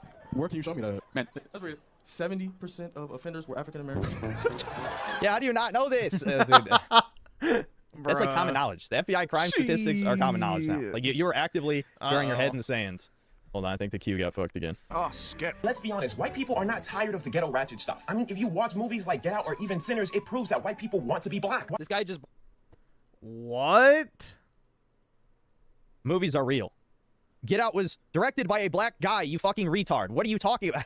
So, Jordan Peele making a movie means that white people want to be black. Why are you allowed to speak online? Why are you allowed? Yeah, like, legitimately, why are you allowed to just lie rights. blatantly to suit your ego? Oh, okay, we're finding a match. Brought up two movies that were both written by black people about how white people want to be black as proof as to why white people... Yeah, okay, so this guy brought it up, at least. He said the exact same thing I was thinking. I can see why you guys are saying this video is chud-coded. Be black. What? But I do agree with them to some extent. I think it's cringe as hell when the white person is listening to rap music about dealing drugs and shooting people on the way to their 9-to-5 job. You guys need... Yeah, white people like Thomas. I'm not even joking, by the way. Thomas does listen to rap. That's not a joke. You need to stop that because it's giving guys like this an actual compelling argument. Like, Becky, while you're driving to your Starbucks barista job next to the gated neighborhood, why are you listening to YG My Nigga? I ain't a killer, but don't push me. Don't wanna have to turn a nigga guts into soup. People are so infatuated with black people that there's actually a real word for that, and it's called negrophilia. Actually, it's called being a wigger, as in somebody who makes wigs of... Negrophilia? Oh my, which one is worse, negrophilia or pedophilia? Cast your vote. It basically means the fetishizing of black people. There's a word for everything, you fucking freak. I guarantee that strokes your ego and you're pretending to be upset about it. But yes, I'm sure some Jewish guy made up that word, and that makes you feel very good about yourself. We see this through music, sports, even art. So no, white people are not going through black fatigue. I disagree with them on the sports. Playing basketball isn't a black trait. Like, just because you play sports and are good at sports doesn't That's wild, bro. I've never heard anyone say negrophilia before. What the fuck? Like, that makes you black or makes you want to be black. But I do agree with the art and music. There is a lot of musicians that have copied black artists and just got away with it. But what is that actually? Okay, you know what? I don't like Eminem. Let's just make it clear. I hate Eminem. Here, but like, isn't that kind of low-hanging fruit? Actually have to do with black fatigue. Like, Eminem is human trash. I feel like this guy doesn't actually know what black fatigue is. Like, Eminem and Elvis Presley doesn't mean black people get to go around, you know, making gangs, dealing drugs, and stealing shit. And just because some white people enjoy the artistic value of black culture doesn't mean that they value the other part of black culture, which involves that stuff. Like, you can't be like, oh man, like, I enjoy rap music, so I can't criticize these black people robbing a Nike outlet. No. Because if you're listening to the songs where they sing about robbing shit or shooting people, dealing drugs, and that type of crap, Where do you think that comes from? You're actively encouraging that behavior by, you know, making music about it and glorifying it. So, no. At a certain point, you have to take accountability. If a certain type of media or music or whatever is glorifying the actions that you don't like, then you need to stop listening to that music. Where does that? How does that make sense? Like, what does black artistic culture have to do with crime statistics and black people being annoying out in public? When Because most of their music involves them talking about the crimes they commit. do I become a threat? Well, if we consult the charts here, it looks about age 5 to 14. Out of 100. Yeah, that's pretty young. That's pretty fucking young. But look at that, dude. Look at the, like, you know how they, like, you know, love to frame, like, the white men as the violent killers. Like, look at this shit, bro. Black women are almost double the rate of murders as white men. White women are like at 1. They're 8 times more likely than white women to commit murder. They're almost double as likely as white men to commit murder. And black men are 20 times more likely to commit murder than white guys. But, yeah. It's just insane, bro. I don't think people are, I'm not sure. Given the very, very positive like-dislike ratio, I'm going to take a wild guess and say... And for the people that argue socioeconomic, you know, issues, wealthy blacks murder more people than poor whites. Like, statistically. So, it's not even a socioeconomic issue. Because even when they have money, they still commit more murders than, like, you know, poor white people do. It's a cultural, like, rot. So, it's a glorified behavior. A lot of people didn't watch this far. Either that or this is somehow the base part of the algorithm that YouTube won't put me in. Why can't I be put into this part of the algorithm? My like-dislike ratios are horrible. 100,000 black people aged 5 to 14, about 5 of them are murderers. Can you believe that? Now, a lot of people just try to make it like, oh, man, these people are born this way. You know, this skin color is just like evil, like the symbiote from Spider-Man or something. The moment they turn black, No, don't talk shit about Venom. Venom's based, okay? He's not evil. just become these evil people. And it's like, no, the skin color isn't the one that's causing them to do this. It's cultural factors. They didn't have proper parents. Okay, well, all right, never mind. You win some, you lose some. But yes, obviously culture is a big part of it. I'm not an insane... It's the #1 driving factor. Insane lunatic. But if all these people keep denying the basics of, you know, genetics, then how... Yeah, there is a genetic factor, like impulse control and that type of shit. As well as intelligence, too. So, yeah. How are we ever supposed to solve any of these problems? You know what I mean? Like, yes, the culture is exacerbating the problems. That's obvious to everybody. And if you manipulate the culture positively, it can reduce the crime rates. That's true. All of that's true. But if you continue to deny that there is any genetic component at all because you're scared of being racist, then how are we going to move forward? We can't move forward until we identify the problem. The problem is, of course, if you yeah, the party of science doesn't like the science they don't agree with.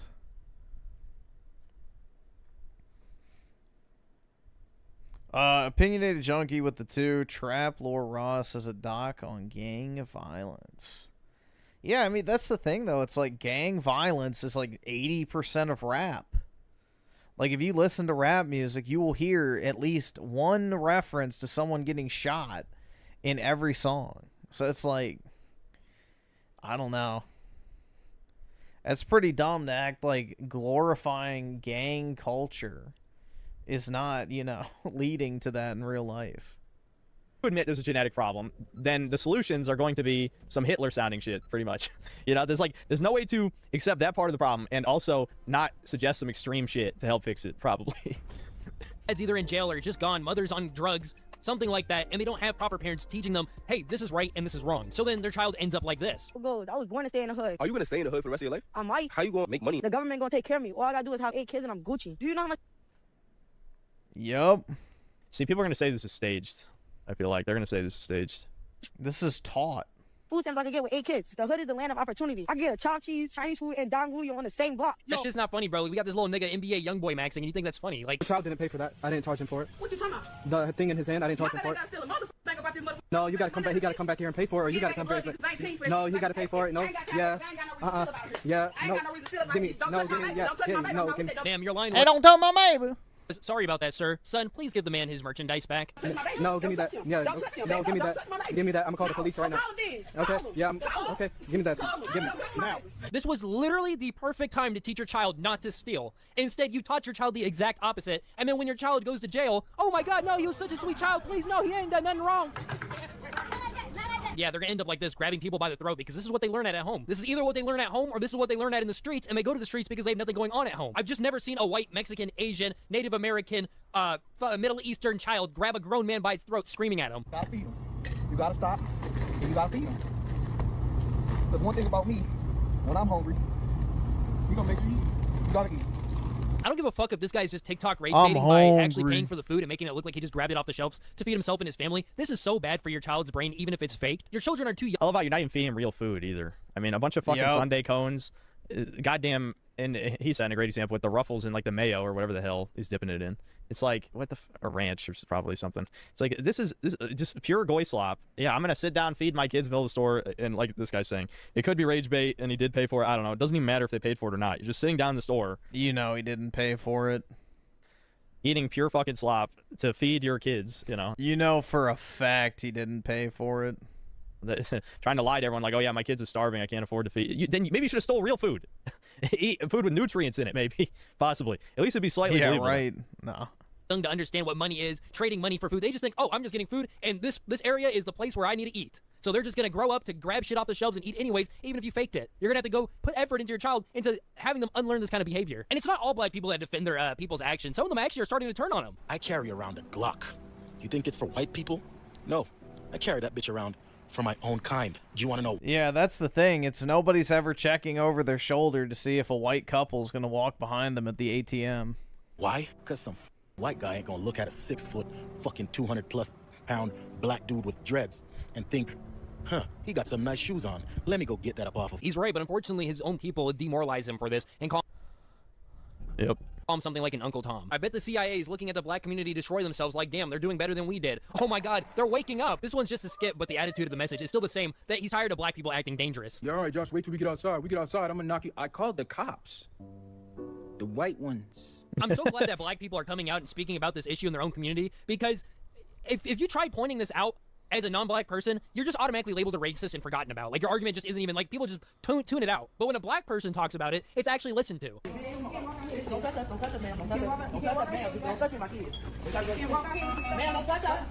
He's just casually. This is the first time I've actually seen somebody rob a Burlington coat factory with a gun.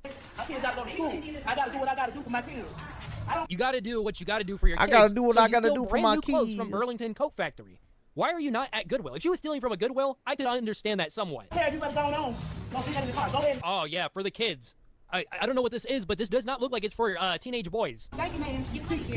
Also, shout out to the other black lady trying to prevent her from stealing. She probably understands that this indirectly makes her look bad, that one of her kind is stealing from the store and is trying to stop that. Either that, or she just knows that stealing is inherently wrong and it isn't supporting, like, yeah, queen, you go get your shit. Yeah, you deserve it. Yeah. Excuse me, do you have a boyfriend? How? How? This is the new... All right, hold. How? That is pretty simple. That's okay. Okay, yeah, that caught me off guard. Oski will ask you the two. I'm curious, what's the meaning behind Uncle Tom? It comes from like the book Uncle Tom's Cabin, but I'm not entirely sure on like the origin of it. Hey, no. Hey. Just immediately gets violent. Like, it was obvious he was joking. This is not normal behavior. Like, immediately her first response is violence. Like, you can see her calculating it in her head and going through the steps and immediately coming to the step. Marbles bouncing around. Ding, ding, ding, ding, ding. I'm gonna punch him. But violence. Yeah, chill out, bro. It's a joke, bro. It's a joke. It's a joke. Chill out. It's a joke. I'm gonna beat your ass. He's literally chasing him. Chasing Are you kidding me? It's a joke. What is this guy doing? Yeah, what? That guy. Who the fuck is that? Like, you're just running past somebody and he tries to make you flinch. Like, that is so annoying, bro. Like, does the cameraman know this guy, or is this just some random guy that just raised his arm against somebody? It's a joke. I actually the stupid shit. Watch out. Some companies are actually starting to stand up to the black fatigue, like Carnival Cruise. Carnival Cruise is a cruise ship that somehow got overran by ghetto people. Anyways, this Carnival had changed the rules, and a lot of black people felt like these rule changes were targeting them, and they probably were. God damn it, it's another bugged lobby. These rule changes included stuff like no marijuana allowed on board. With these new rules and regulations from Carnival, I can guarantee you, they're about to F around and find out real soon. Okay, please tell me he's editing in the smoke alarm beeps. I think this guy's a secret chud, and he's just throwing so many disclaimers in the video. I think he's editing in the smoke alarm. Yeah, that speaker ban. Yes, may Sealenberg no be longer play tweeting their a own music little in too public areas. much. Carnival says the rules for comfort, but many may see racial bias in enforcement. Mom, can we leave the cruise now? The blacks took out their Bluetooth speaker. A drink package enforcement.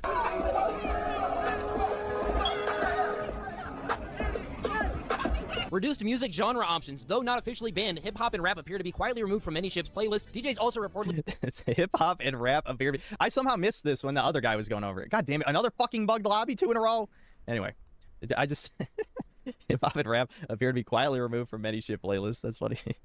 Yeah, okay. And DJs deny request. It's like why most bars in the DC area refuse to serve Patron, Hennessy, and Ciroc. Because, you know, that's what a certain demographic wants to order.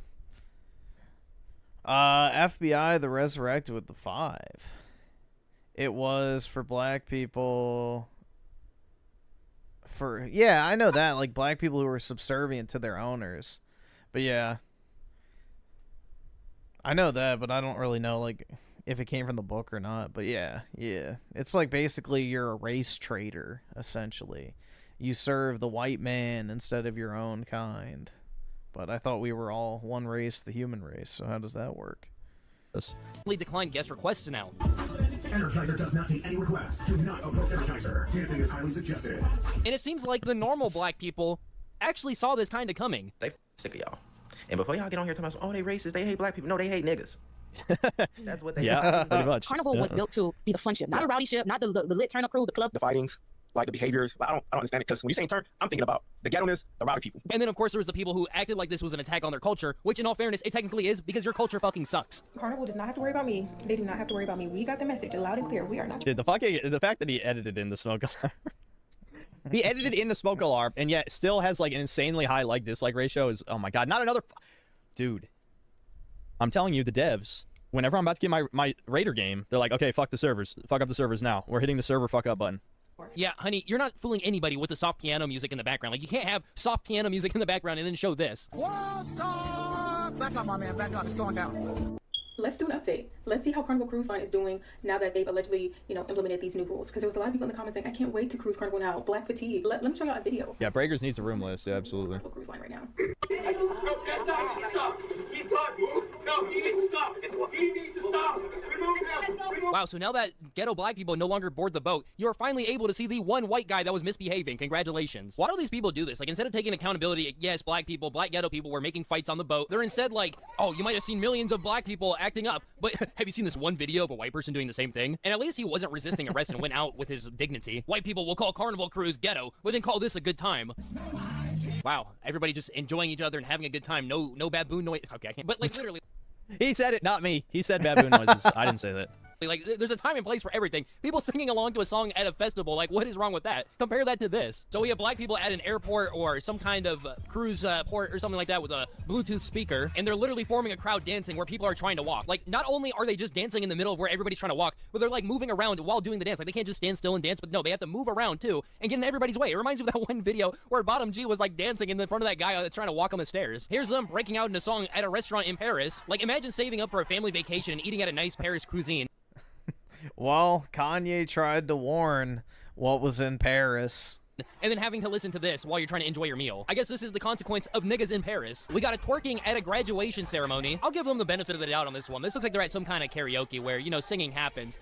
But goddamn, are they being so loud? Like, I thought karaoke was supposed to be for the one person whose turn it was, not the entire group. And then compare that to white people. All right, awesome. This Thanks, reminds me of nigga. that All one right. TikTok where black people were pretending to be white on a hiking trip, and all they were doing was being overly polite. Also, have you ever noticed that some of these people have some kind of entitlement? Yes, politeness is obviously worthy of mockery, so makes sense to me. Yeah, we saw the other... I forgot what day it was, but that Smithsonian infographic... Hold on, let me pull it up real quick. The Smithsonian infographic that said that politeness is like one of the impositions of white culture on minorities in the United States. Like, we're forcing minorities to be polite as a function of white supremacy. Yeah, there you go. Be polite. Be polite, guys. One of the marquee features of white culture. So, yeah. Being polite is white supremacy. So, be careful. Attitude. This chick just walked out in front of traffic and then starts arguing with the driver. And I'm glad the driver didn't hit her, not for her sake, but the damage she would have done to the car if the driver had hit her would have been abysmal. And then check this, she goes up to the car and kicks it. I would have been like, bitch, if you don't get your 300-pound ass off my car, like, get this, the average female white-tailed deer weighs 100 pounds. If you hit this woman, you would have done way more damage than if you hit a deer. POV, a random family tries to bully you out of your cabana that you paid for. Oh, you're so rude. Yes, when you call me random people. I don't know you. This lady doesn't even know what the word random means. Like, she had to be explained a word that I learned when I was in the 1st grade. Isn't this exactly what that Carmelo Anthony guy did, where he went to some track meets tent, went in there, and when he was told to leave, he just stabbed somebody, allegedly? I'm still waiting to see how that case is going to turn out. What? Open the door! Where? Put that down. Okay. Huh? You like put it over there. Don't touch me. You don't have the right to touch me. No, not on my kids. Call him. She really threatened to call the police while See, like, in this instance, when they're just blatantly caught stealing like this on camera, I think you should be able to shoot thieves. I think if you catch somebody in the act stealing like this, dead to rights, you should be able to pull your gun out and just shoot them. That's the only way we're fixing the theft problem in the U.S., is if store owners can just go open season on thieves. Opinionated Junkie with a 5, and Uncle Tom Cabin Book. Uncle Tom wasn't the sellout, it was Sambo. The term really doesn't make sense to use. Yeah, I've never really like looked into the background of it, but yeah, I just know it's from that book. She's stealing. Like, the lack of accountability, the lack of self-awareness, and the audacity. Where do these people get their confidence from? Go ahead, Paul. Like, it's all fun and games for them. Like, they're laughing. Like, I think I even heard the security guard laughing with them. And funny enough, a friend of mine actually recently sent me an Instagram reel of a group of kids doing the exact same shit. The youths. Opinionated Junkie with a 2, darker skin equals higher testosterone in women. Yeah, I think black women would have the highest amount of testosterone of any race of women. Yes, please call your mother so she can come here and have it easier for the police to arrest her for neglecting you. I mean, this is one of the few beauties of the internet that people can finally see what a lot of us have to deal with on a day-to-day basis. I mean, genuinely, you know. Now, of course, is it being shadow banned on various parts of the internet? Sure, but you're never going to see this on the news. They could play this shit every single day on the news, and they would never run out of clips, ever. Like, there would be more than enough to show on the news every single day. But obviously, they won't do that for reasons. I don't know what those reasons could possibly be. But, yeah, at least through the power of the internet, people can see this stuff and hopefully learn something. I don't even know what they said. Like, was that actually English? Open up his door before we break this bitch. Break it. Go ahead. I'm gonna break something up in this bitch. I'm God. You always must be dumb. I would like that for you, so do not play with me. And then when this store closes down and moves to a better neighborhood, they're gonna say it's racist, right? Wow, what a nice man. It looks like he's feeding the homeless and the impoverished. How could this ever go wrong? Ranch? Yes. Wow, he even said please. What a polite fellow. Here you go. Would you like a drink? Yes. See, guys, that's what we deal with around here. Sometimes people are super disrespectful. The fact that this guy wasn't even surprised and just was kind of expecting it is honestly really sad.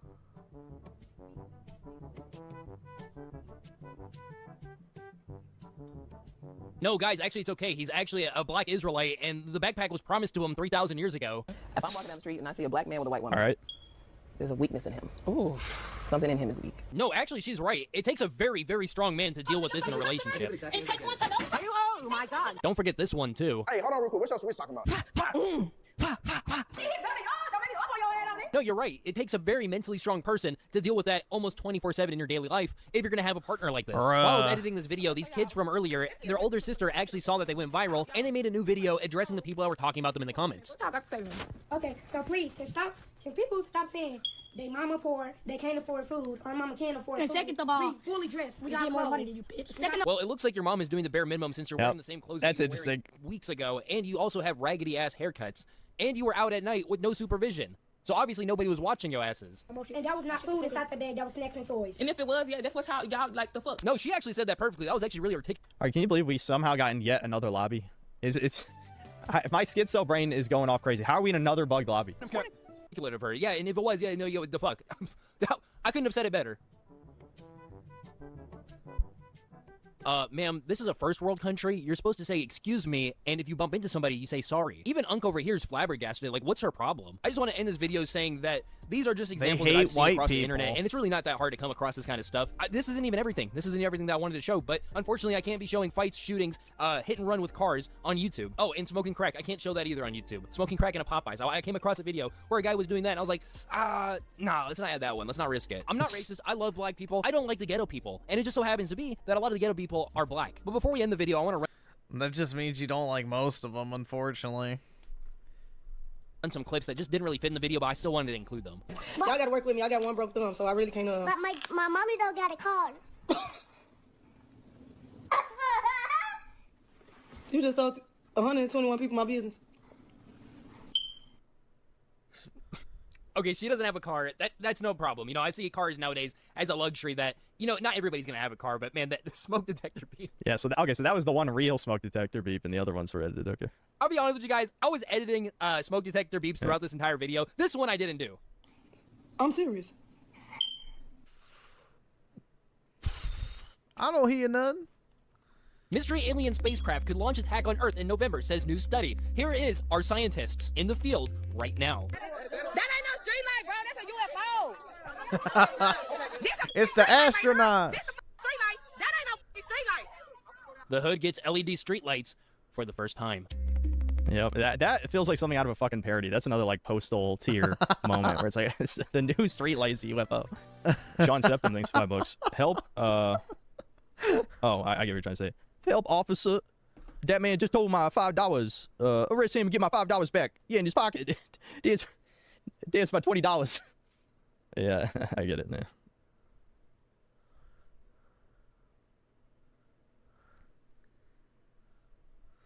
Bruh, that thumbnail. What the fuck? Oh my god.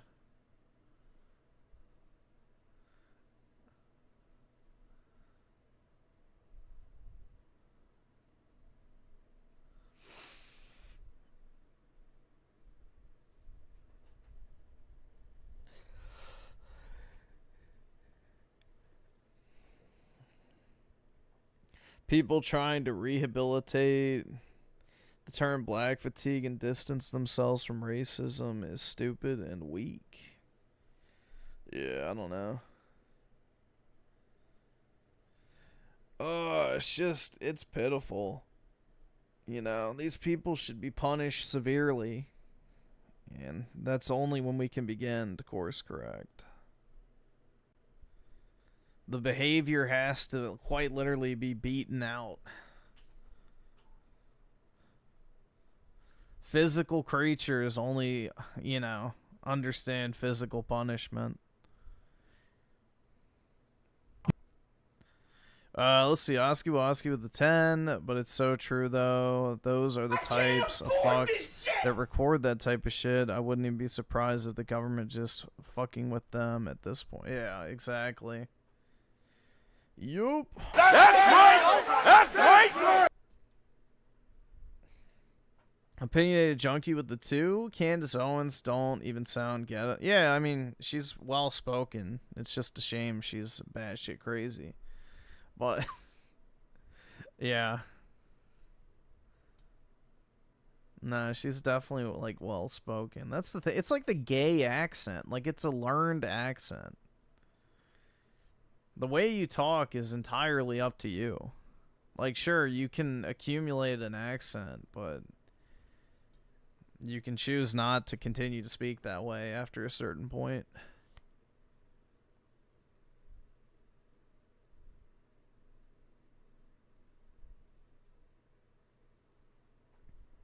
Lots of Raymond. That's because we watched one short. Oh, no, never mind. We checked out that one stream clip. That's why. We clicked on his stream clip.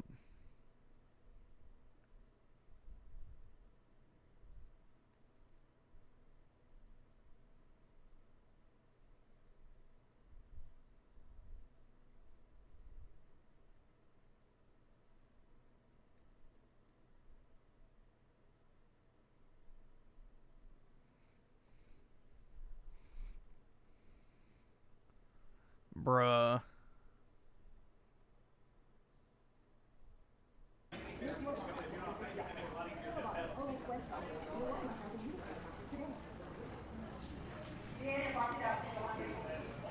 It's another black pill.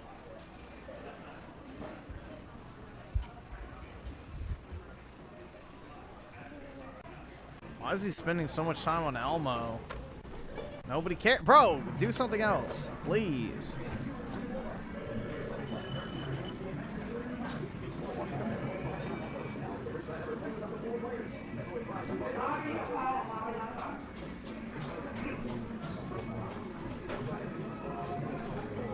This guy's footage sucks.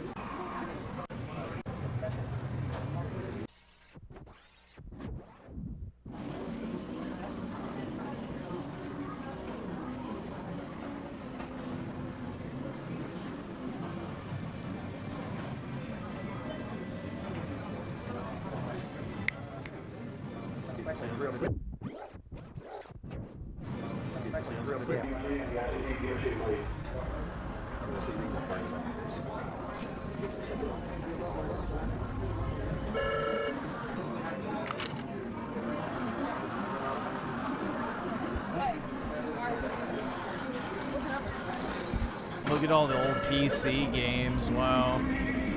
I forgot that was a thing. Yeah, like post 2014, I want to say, the only boxed PC games you would see is like random World of Warcraft expansions and Diablo 3.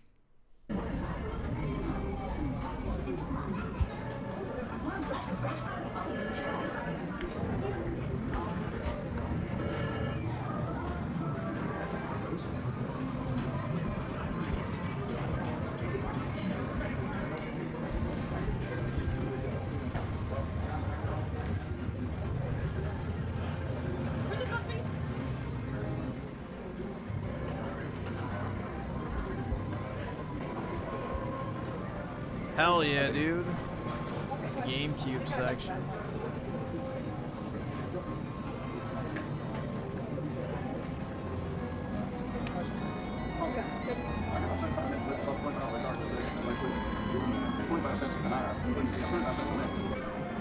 Pokemon, let's go.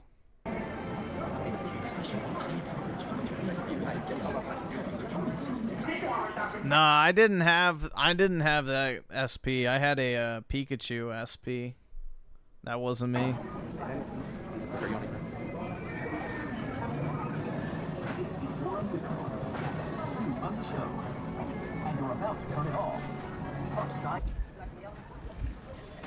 that the only one you like? Yes. Even there, what else do you like? We got another one. One of these over here. You like the black Escalade? Yeah. And then you say you like the yellow muscle car. What do you like about that one? This one? Yeah. What do you like about it? It's a car. Okay.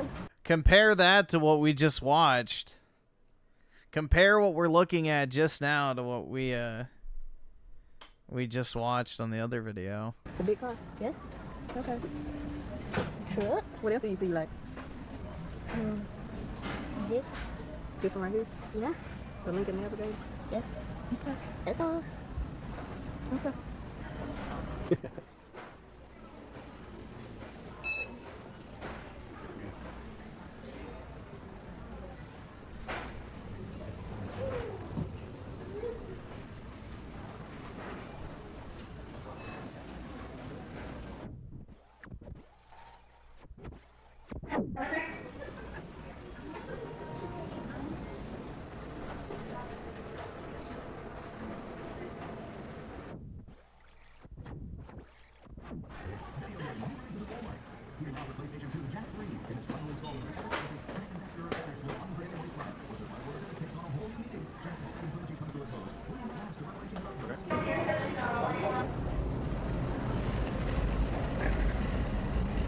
Those prices, yeah. Crazy.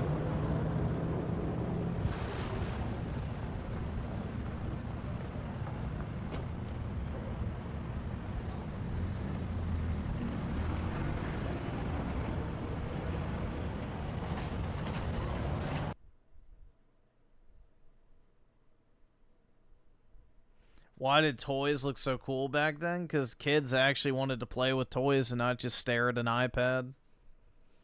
That's why. So...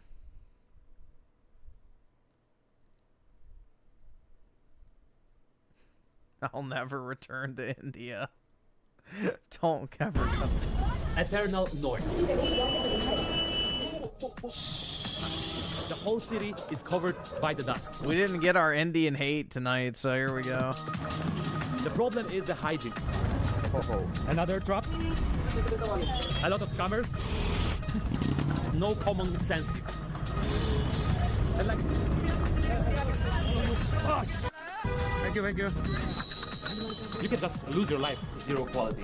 Cold already. India failed as a country. So in this episode, I will tell you all the reasons why I will never come back to India again.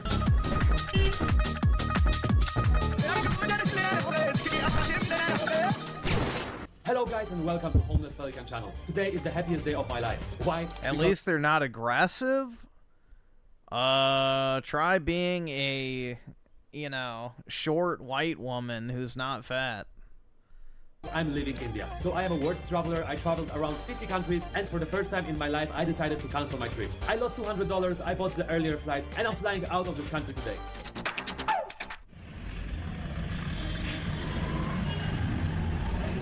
Eternal noise. India is a very loud country. Even here, in my hotel room, those windows are closed. You can hear the noise 24/7, in the middle of the night. Always construction, horns, screaming, yelling, dogs barking. When I go out on the street after 10 minutes, I have a terrible headache. I don't know what you would eat. I mean, I guess you could buy like pre-packaged food and stuff from like American brands, but I don't know. But in the night, in every hotel which I've been to, I couldn't sleep because you will hear wild noises. You know, after a few days, you're getting mental. It's like somebody's hitting your head, like, boom, boom, boom, boom. And you're like, please, please. And it's more loud. Yesterday at the midnight, they had some big truck over here, and they were doing some unloading the metal. You wouldn't expect that at the midnight, but yeah, it's happening all the time.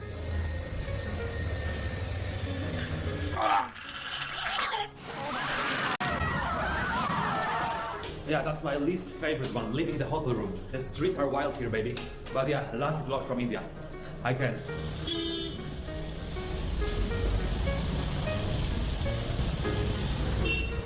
So guys, I'm in one of the most quiet neighborhoods.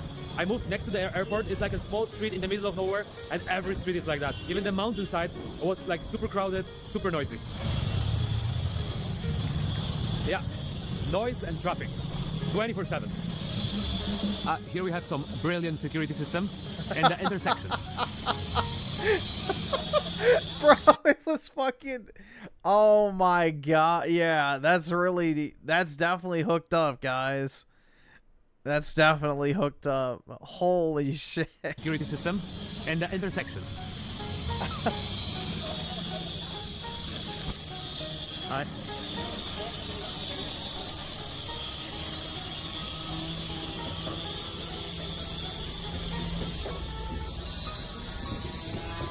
Hi. Namaste.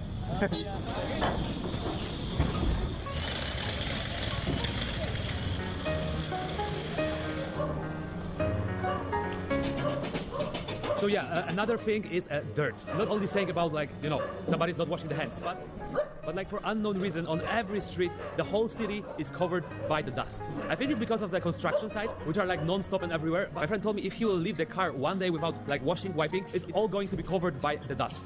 And that's also everywhere. You can just imagine the smell. That's I'd rather not. Unique system over here. I don't know the purpose, but yeah, typical neighborhood. God. And remember guys, white shoes, no, for sure not for India.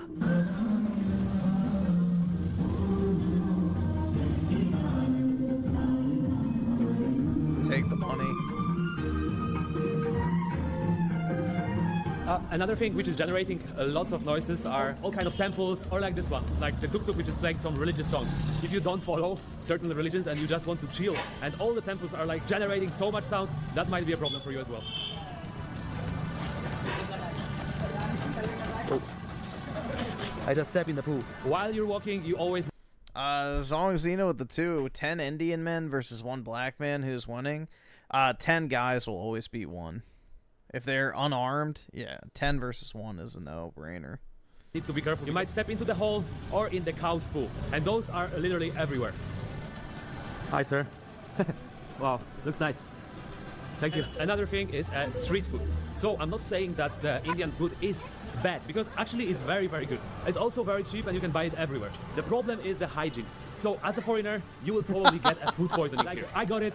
All my followers who've been to India, they also texted me, yeah, I've been there. Okay, I left, never again. So the problem here is that the access to the clean water is limited. Like all those places, they most likely will not have a fresh water, and they will not clean their hands, their kitchen accessories oftenly enough. That's a lot of bacteria here, and if you will eat that street food, you have a big chance of food poisoning. And that can happen actually everywhere. Of course, in those cheapest places, like, you know, $1 for a meal, that you have a bigger chance. But even my friend Raj, his wife, they went to the fancy restaurant, like $10, $15 per meal, and after she got super sick. She was in the hospital and she had to go back Korea. I'm not saying that all the places are contaminated, but, you know, as a foreigner, you will not know which ones are good, which ones are not. Like when I was with Raj and Sunny, they were taking me to other places saying, oh, this restaurant is here for like 200 years. So yeah, those are the places like probably you will be safe. But you don't know those places. And even if you know, then like ordering a taxi, But getting the thing is like local Indians are used to it. Like their stomach and intestinal, you know, systems have been accustomed to eating slop food for their entire life. You as a Western white guy who lives in a clean and, you know, safe food, you know, environment, your body never adapted to that. So it's going to hit you way worse than it ever would a local. You will be already tired and exhausted. It will take you like 2-3 hours just to get there, and by the time you eat, you will be hungry again. That's some massive poo and massive smell over here. So yeah, the smells are also very, very intensive. I'm allergic to dust, and my smell sense is very sensitive. You're getting out of your house and then boom, you got slapped with all those fragrances. So imagine you walk here, you're on your phone, and and some more poo mixed with everything.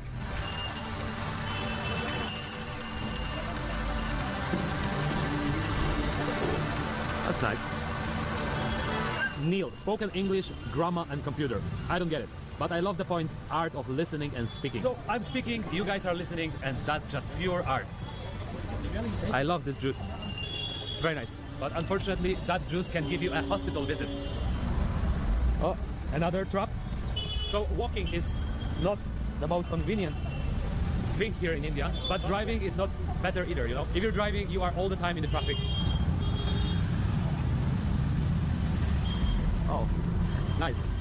Thank you. But if you lost the car keys, you can just buy the new ones. Oh, crossing the road, always an adventure. Those curbs are always super high. Okay. So. Okay. That's different direction though, by the way. Oh.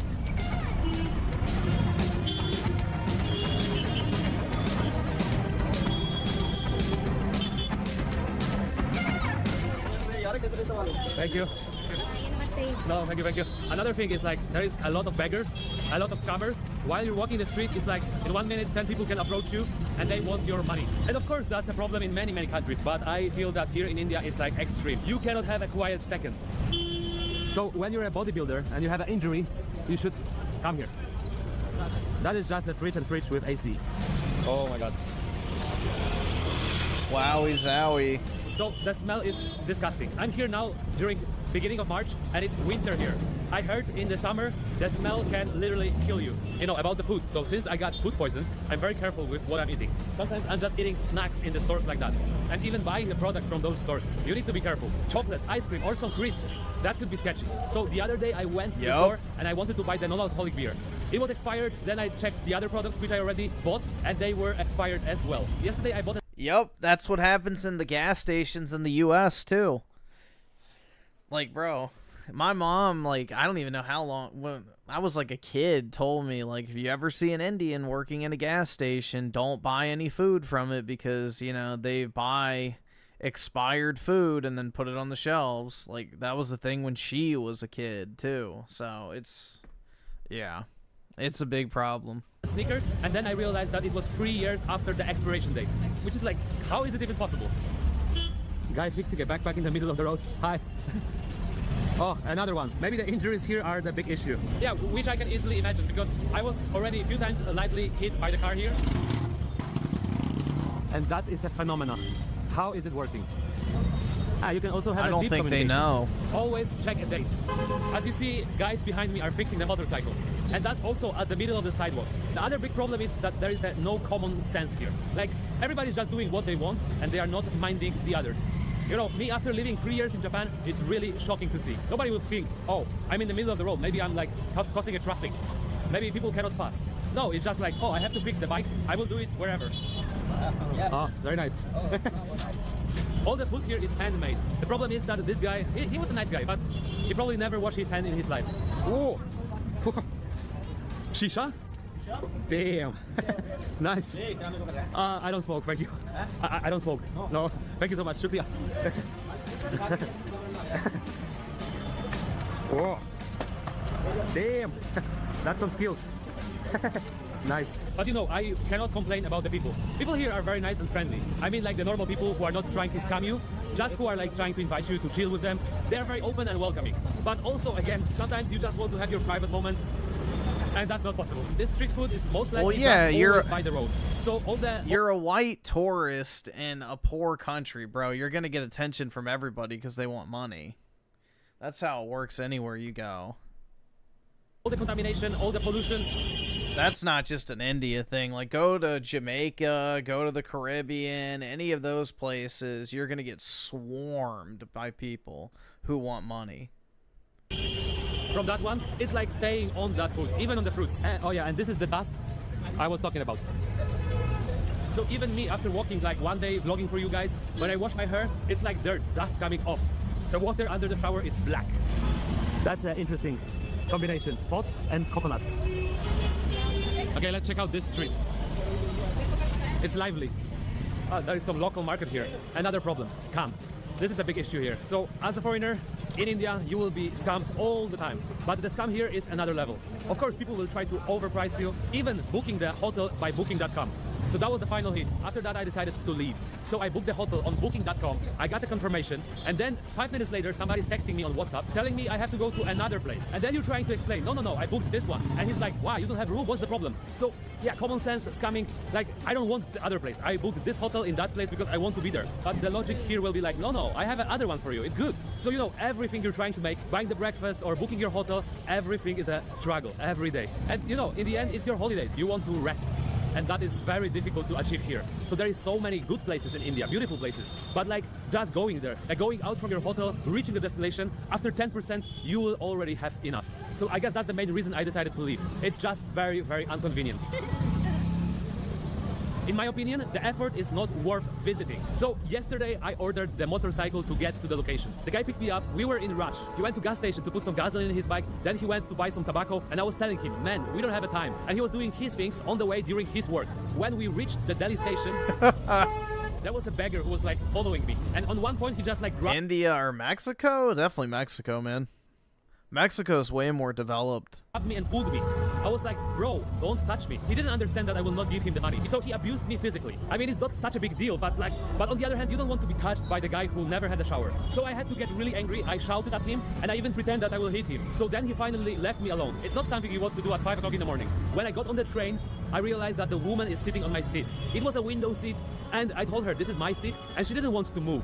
Again, you have to fight, you have to get angry, you have to start a big fight. Then finally, she changed her seat. And that time, it wasn't even 6 a.m. You get what I'm trying to tell you? So just going to the station to take a train and to sit at your seat, it's a struggle. So if you are here, you will have to struggle all the times. Very simple things, which you think won't be the problem, here there is a big issue. You know, yesterday, 6 a.m., I already was like, I have enough. I don't even want to go to Taj Mahal. This kind of feeling.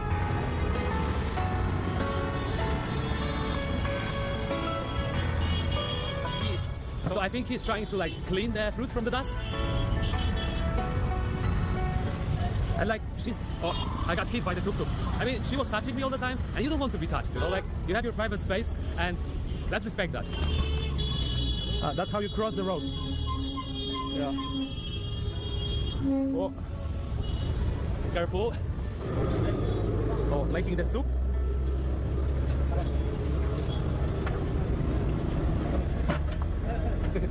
And the smell is like in the public toilet. Oh, something new. The traffic.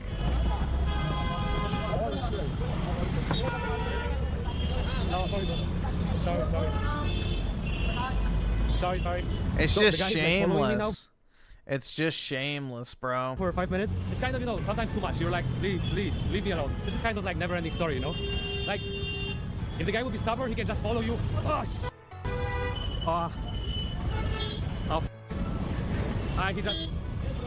He just hit me with the, he rode on my foot.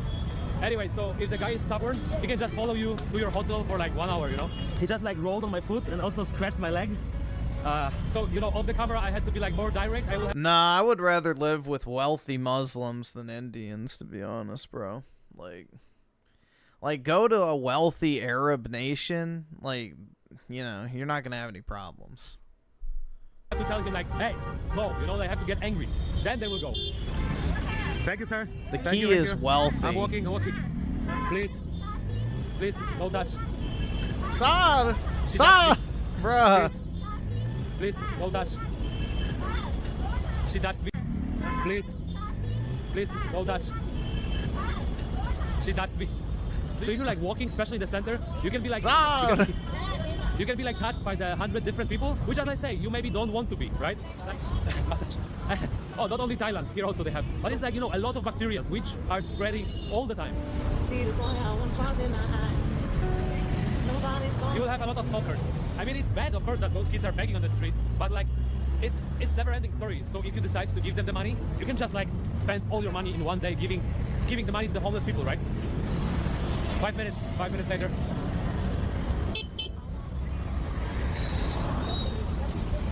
But imagine this is happening all day, every day when you will be walking on the street. It's very sad, but what can I do? Like, if you tell them 100 times no, they still keep following you. It's kind of weird, Especially when you see videos like that. क्या हुआ भाई? ये क्या है? हाथ निकाल.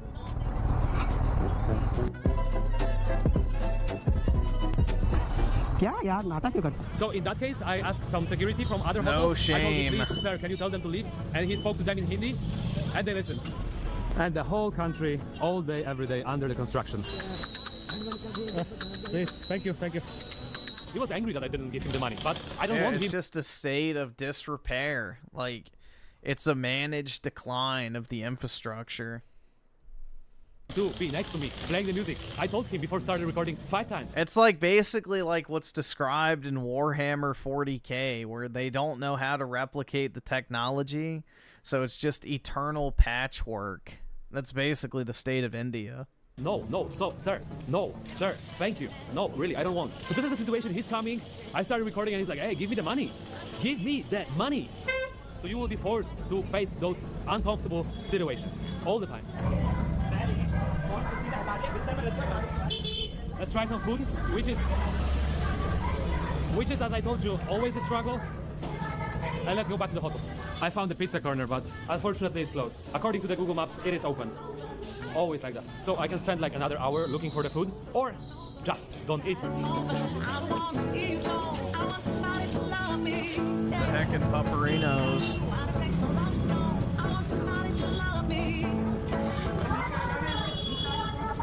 They're throwing the garbage from the balcony.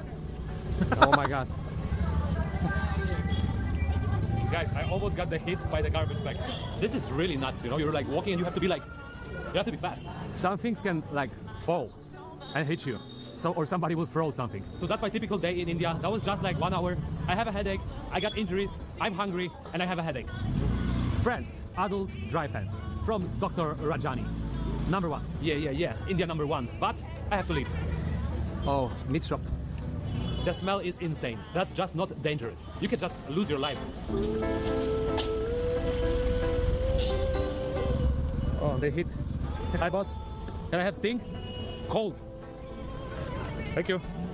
Sting is an Indian energy drink, and unfortunately that's going to be my lunch for today. My whole phone is covered by the dust after recording. The moment when I was in the hospital, I never felt like that in my life. I thought I will die. So I rather not to eat than... I rather not to eat than experience that again. Unfortunately, no food for a Polish boy.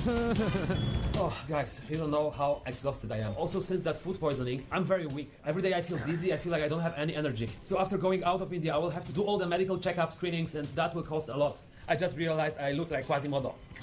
Don't mind the noise. Okay, hotel rooms. So I've been in around 10, I guess, and none of them were clean. And this is not the cheapest one. This hotel is like, I think $17 to $20 a night. And actually this one is one of the cleanest. And in that price, you will literally have zero quality. So, as I told you, I mean, at least it has a toilet. Allergic to dust. Look at this. I mean, also, you cannot expect too much, right? But, like, this was, like, never clean. I mean, the floor is dirty. And also the carpet, the floor here, it was like that when I came.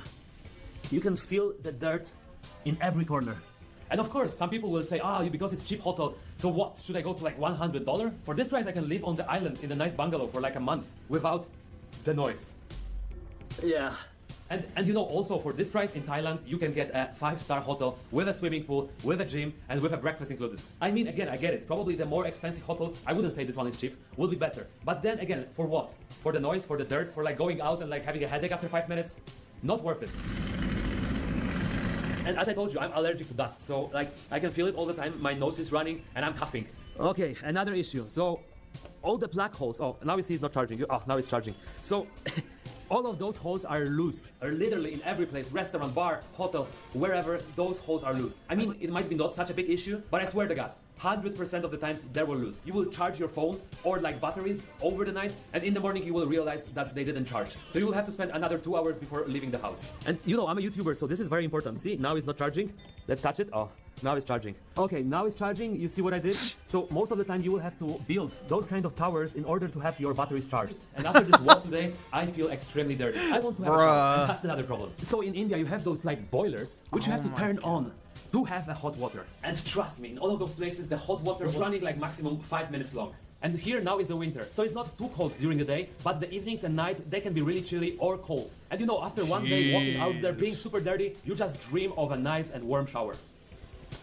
You just have to be as fast as possible, because after 5 minutes, the water will be cold. And in the mountain hotel in Masuri, there was no hot water at all. So the temperature in the room was below the zero, and I couldn't even get a hot shower. Cold already. Today was like just 3 minutes. And even the water has this kind of dusty flavor. That's my bed sheet. I don't know what is it.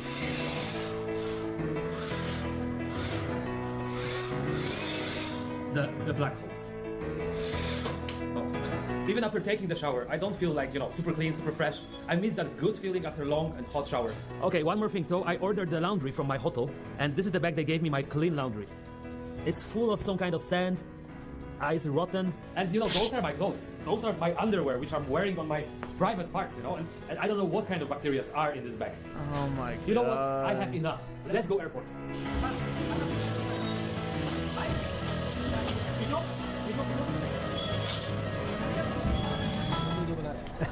So the singer's trying to get into the hotel, and my baya is protecting the hotel from them.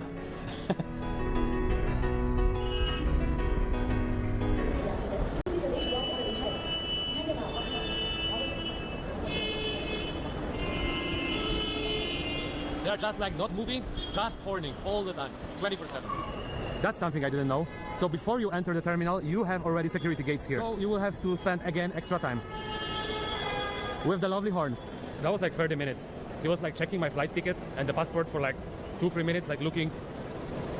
Maybe you will hate me after this video. I'm complaining too much. Anyways, I checked in, it happened. Of course, there were some troubles on the way. They were sending me from one gate to another. While I was checking in, some other guy like came in, touched me at the counter, and I had to explain, I am doing the procedure right now. If you could like step back, if you could not touch me and like wait behind me, I would really appreciate it. And then he followed. But yeah, simple things you need to explain. Oh, international departure. You don't know, guys, how happy I am. Yeah, well, Taiwan is a lot nicer. Okay, so I'm in the food court in the terminal, waiting for the food, and there's a pigeon. Oh, finally, I'm touched. So I decided to treat myself with the lassi and some local dessert. $6. So the air is so polluted, they have oxygen bar. Woo.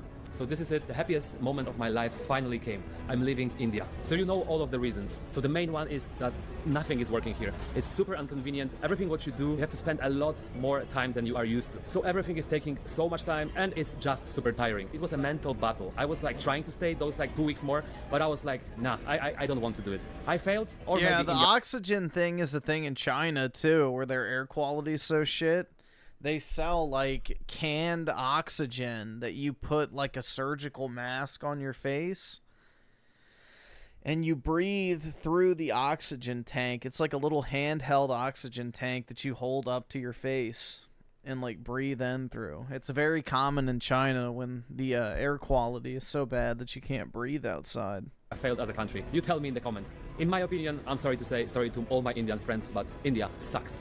Don't ever come here. Let me know what do you think in the comments, and see you in the next adventure, new series, which will be, we will see. Thank you for today, and see you in another episode. Like and subscribe. His name is Homeless Pelican. Sincere congratulations for coming out alive. Finally, someone said it. Funny how Bollywood never shows any of this. India is the perfect place for those needing to diet. I wouldn't eat anything out of fear. I love when people are just honest about India. It's hilarious. India is a place you go in order to appreciate your own country more. India is the perfect place for Indians. He is 100% true. Indian tour is just nightmare for a tourist. Yeah.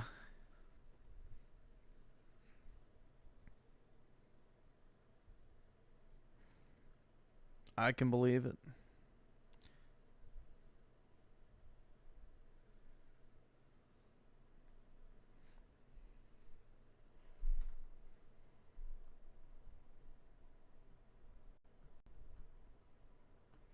Yeah, we watched that one. I went back to India. It still sucks. I'm pretty sure we watched that one.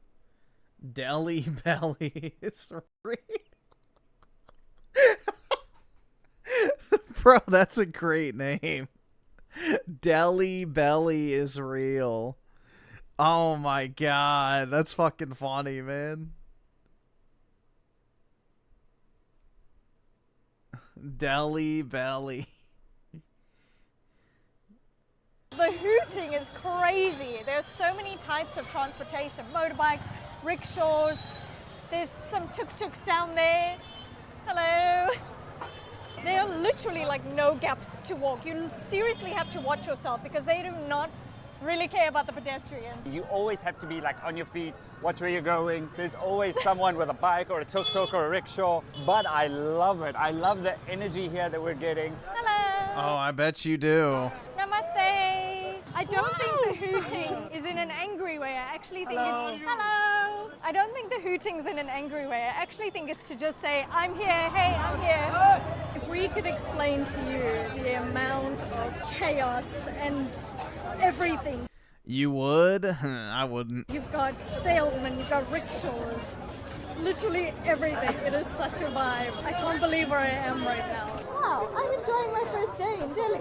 I actually can't believe I'm here. The hooting is crazy.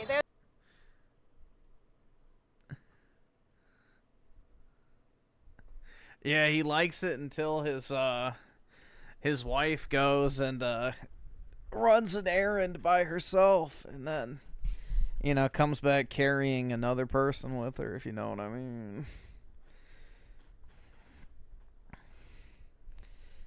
He's in too deep at this point.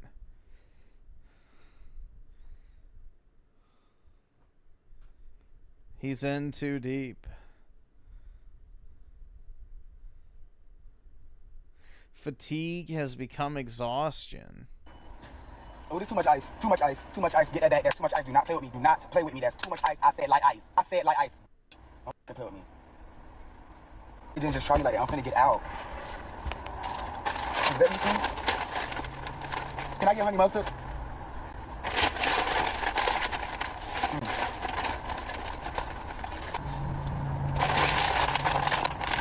That's what I'm talking about. That's what I'm talking about. Holy shit. We might have to send him out to the fucking clinic here, the brain clinic. Get him fucking checked out. Man of Culture, we meet again for a fatigue compilation. Let's get it. Fucking good.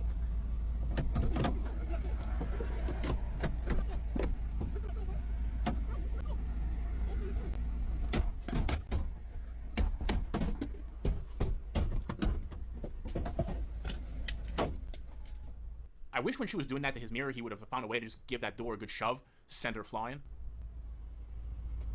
Jesus. What's going on, bro? Let me get this. What's that, energy drink? Yep. How much is it? $3, bro.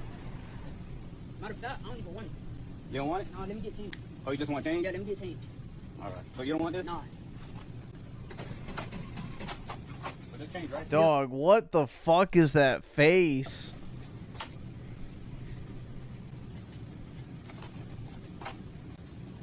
20, 30, 40. There you go. Hey, hold on, bro. 50 cents. Hey, I'm missing the 20, bro. How you missing the 20? You gave me a 50. Look, 20, the 2 cents, and the 2 5. I'm missing another 20. Bro, that's 50 right there, bro. You mean, bro? I just counted it, bro. That's 50 right here, bro. Look. Bro, what's up to the buck? Oh my god. They're not sending their best. Is this even a human being at this point? Hear something, bro? Look, man. Look. Let me count this for you. Look. Look, can you grab the money, bro? There's 50 right here, man. Look. 20, 30. Is this even a sentient human being at this point? 20, 30, 40, 45, 50. Nah, bro. That's 50 right here, bro. What you talking about? Bro. Yeah. That's. You said you want to change, right? Because you was going to buy this. 20, 30, 40, 50, bro.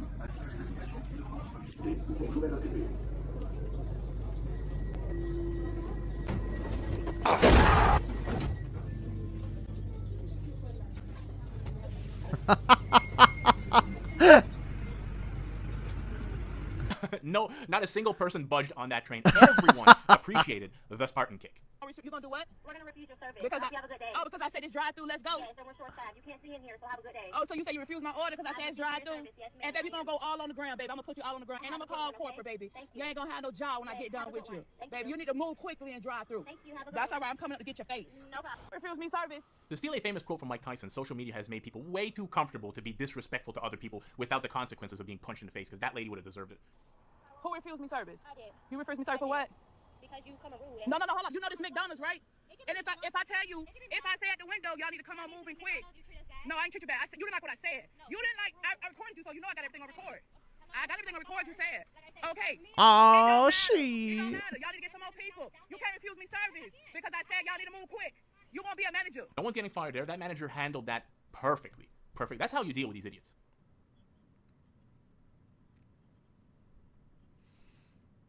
Remember that video I pulled up of the... Never mind. I don't know if I should say it even in reference. But remember the video of the wildlife I pulled up the other day about their mating ritual?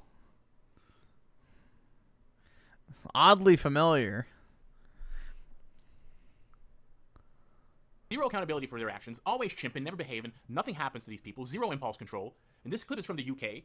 Y'all have to get your country back. Was once one of the greatest countries in the world. Now you go to London, there's Indian guys shitting in the street, place smells like piss, you can't go out with a nice watch, your girl can't wear jewelry. Like, what's the point of going to a city or visiting a country if you're gonna be afraid to get robbed or mugged all the time? Shameful what the government has let happen to that country. That shit is ugly as we wear that shit. It's great. Take that shit out now. Take that shit out now. Take that shit out now. But take that shit out now. Take that shit out now. Ow. That shit ugly as fuck. That shit is ugly though. I just look at your fucking hair. That's ugly. The world has gone insane with this appropriation stuff. When Vikings had braids, but nobody cares. Does anybody really care if a black girl dyes her hair blonde? Like, what, are you culturally appropriating when you're cooking Mexican food at home? These people are ridiculous. And this is the part of the community that is offended by everything. Like, just shut your pie hole. This shoplifter is playing chess. She's dressed up in a Tesco's uniform while robbing the Tesco's. I had an interview today. And I told the police about you. I told the police about you. You tried to video me.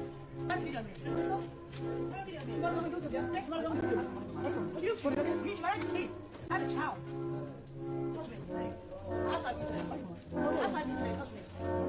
See, like, in these moments, you should just be able to either shoot or beat them. It's so obvious what's happening.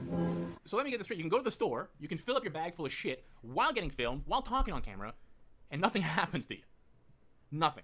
Girl says, I have a son. What's her son on a diet of 15 Toblerone bars? Let me tell all of y'all that's so happy that they taking away Section 8, and everybody in the world is so happy that they taking away food stamps. It's cool if y'all feel like people been abusing them. It's cool. Do what you feel how you want to feel. But let me tell you from the other side of the tracks. If y'all feel like people been abusing them, it's cool. Do what you feel how you want to feel. There it is. There it is. It's cool if y'all feel like people been abusing them. It's cool. Do what you feel how you want to feel. But let me tell you from the other side of the tracks. crime rate going up. Yeah, people going to jail. The crime rate's gone up every single year, even with Section 8 and food stamps. It doesn't matter to y'all. But crime rate is going to an all-time high. I'm telling you. The girls I know and where I'm from and the people that I grew up with, they not letting their kids be hungry up under no circumstances. That emergency dose. Yeah, an 89% obesity rate says that none of y'all are hungry. At the grocery store, they coming out of it. They coming out the back door. Do you hear me? You better hope Unc don't drill a hole in the wall overnight. Like mine, people, they not being hungry. Your cows might get missing and everything. These people don't understand being hungry. Nah, they not gonna be hungry, not like that. They not people hungry. I know, I'm telling you. They gonna take your shit. I'm telling you. Yes, they gonna take it. I promise you, they're gonna take our shit. So don't be all clappy. They're gonna take it Because anyway. crime It rate is doesn't going up. matter. It's gonna make y'all life motherfucking miserable. I'm telling you. Okay now. Please. No, get out of the store, sir. The police are on their way. Dude, get out of the store. Okay, sure. Yeah, you need to get out of the What store. the fuck? No, you need to get out of the store. Yeah.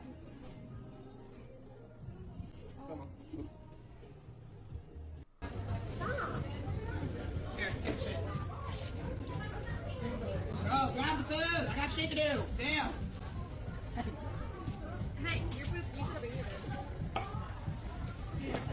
Love to talk shit about this girl, and she's got the perfect attitude for this job. But I think this clip is from one of those like Dick's restaurants. They're called Dick's. I think it's the right name, where the waiters are just rude to you. People pay to go there to get insulted by the waiting staff, and then they tip. You won't find me there.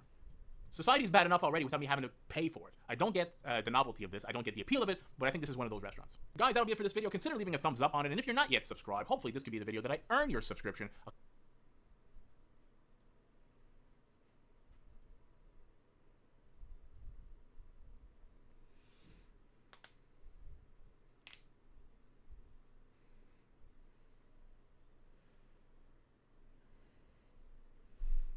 Things to avoid in Delhi. The flight there. Things to avoid in Delhi. Do not take a taxi in the middle of the night. We arrived at night and took a taxi since we couldn't get an Uber from the airport. The driver asked for 200 rupees more at the end of the trip, even though it was a prepaid taxi, dropped us off at a different location. Oh my goodness. Do not give your number to a rickshaw driver. When we visited Jama Masjid, we met a rickshaw driver and gave him our number. We spent quite some time with him, thinking we should pay him around 1,000 rupees, which is double the price of an Uber. But he demanded 6,000 rupees. How much should it be? Maybe just total 1%. We learned the hard way that we should always settle the price before getting on a rickshaw or simply use Uber. Do not bring only a credit card instead of cash. Cash is more common in India than credit cards. Of course, many places accept credit cards, but when it comes to street vendors, cash is always preferred. We had to drop by an ATM and withdraw money. Show me, Bob. Let me see Chinese, Bob.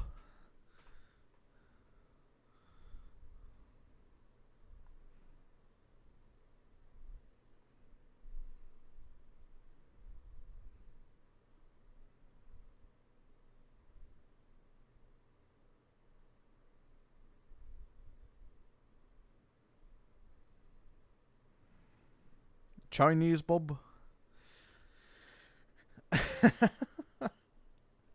The most toxic country in the world. Bangladesh, the most polluted country in the world. It has the worst air quality globally. Breathing in these particles can reduce the life expectancy of its inhabitants by up to 7 years. Every day, 350 tons of garbage are dumped into its rivers, and drinking the water is like consuming poison due to its high levels of chemicals and arsenic. The noise in the cities is so extreme that many people suffer from permanent hearing loss. The meat consumed here absorbs all the metals in the air, becoming a source of diseases for humans. What you're looking at right now was once a river. Today, we're going to witness the damage that humans can cause to the planet in the most toxic and polluted country on Earth. We are in Bangladesh, specifically in Dhaka, the most densely populated city on the planet, with areas that can have up to 150,000 inhabitants in 1 square kilometer. I must say, I visited many polluted places around the world, such as India or Lahore, which is considered the most polluted city in Pakistan. But I have never seen anything like this. Here, the entire country is contaminated. The most shocking part is that what is visible to the naked eye is not the most dangerous. The garbage is actually the least of the problems. The real crisis is the toxic chemicals in the water and the particles in the air. What's in the air? Breathing in the city, you can feel something dense entering through your nose, and it's the mixture of smoke, coal that's in the air from heavy metals, dust, and all the pollution. Here are the highest levels of air pollution in the world. They are 15 times worse than those recommended by the World Health Organization. It is estimated that breathing for 1 day in this city is equivalent to smoking about 25 cigarettes. Places like... Jesus Christ. these, there are no precise studies, but it could be equivalent to 40 or 50 cigarettes. Seriously, your nose starts to hurt from how dense the air is. I want to see if you yourselves can appreciate in the distance something that looks like mist, which can no longer be clearly seen at the very end. That is the smoke mixed with dust and everything that I'm talking about. That's what we are breathing right now. The particles in the air are 30 times finer than a human hair and are loaded with heavy metals such as arsenic, lead, mercury, cadmium, and more. The old, poorly maintained engines running in the city also contribute to the pollution, emitting hydrocarbons, black carbon, sulfur dioxide, and other pollutants. These particles penetrate the lungs and enter the bloodstream, causing respiratory, cardiovascular, and even cancer diseases. Studies indicate that the inhabitants of Dhaka live on average 7 years less due to pollution. Brick factories are one of the main causes of air pollution in Dhaka.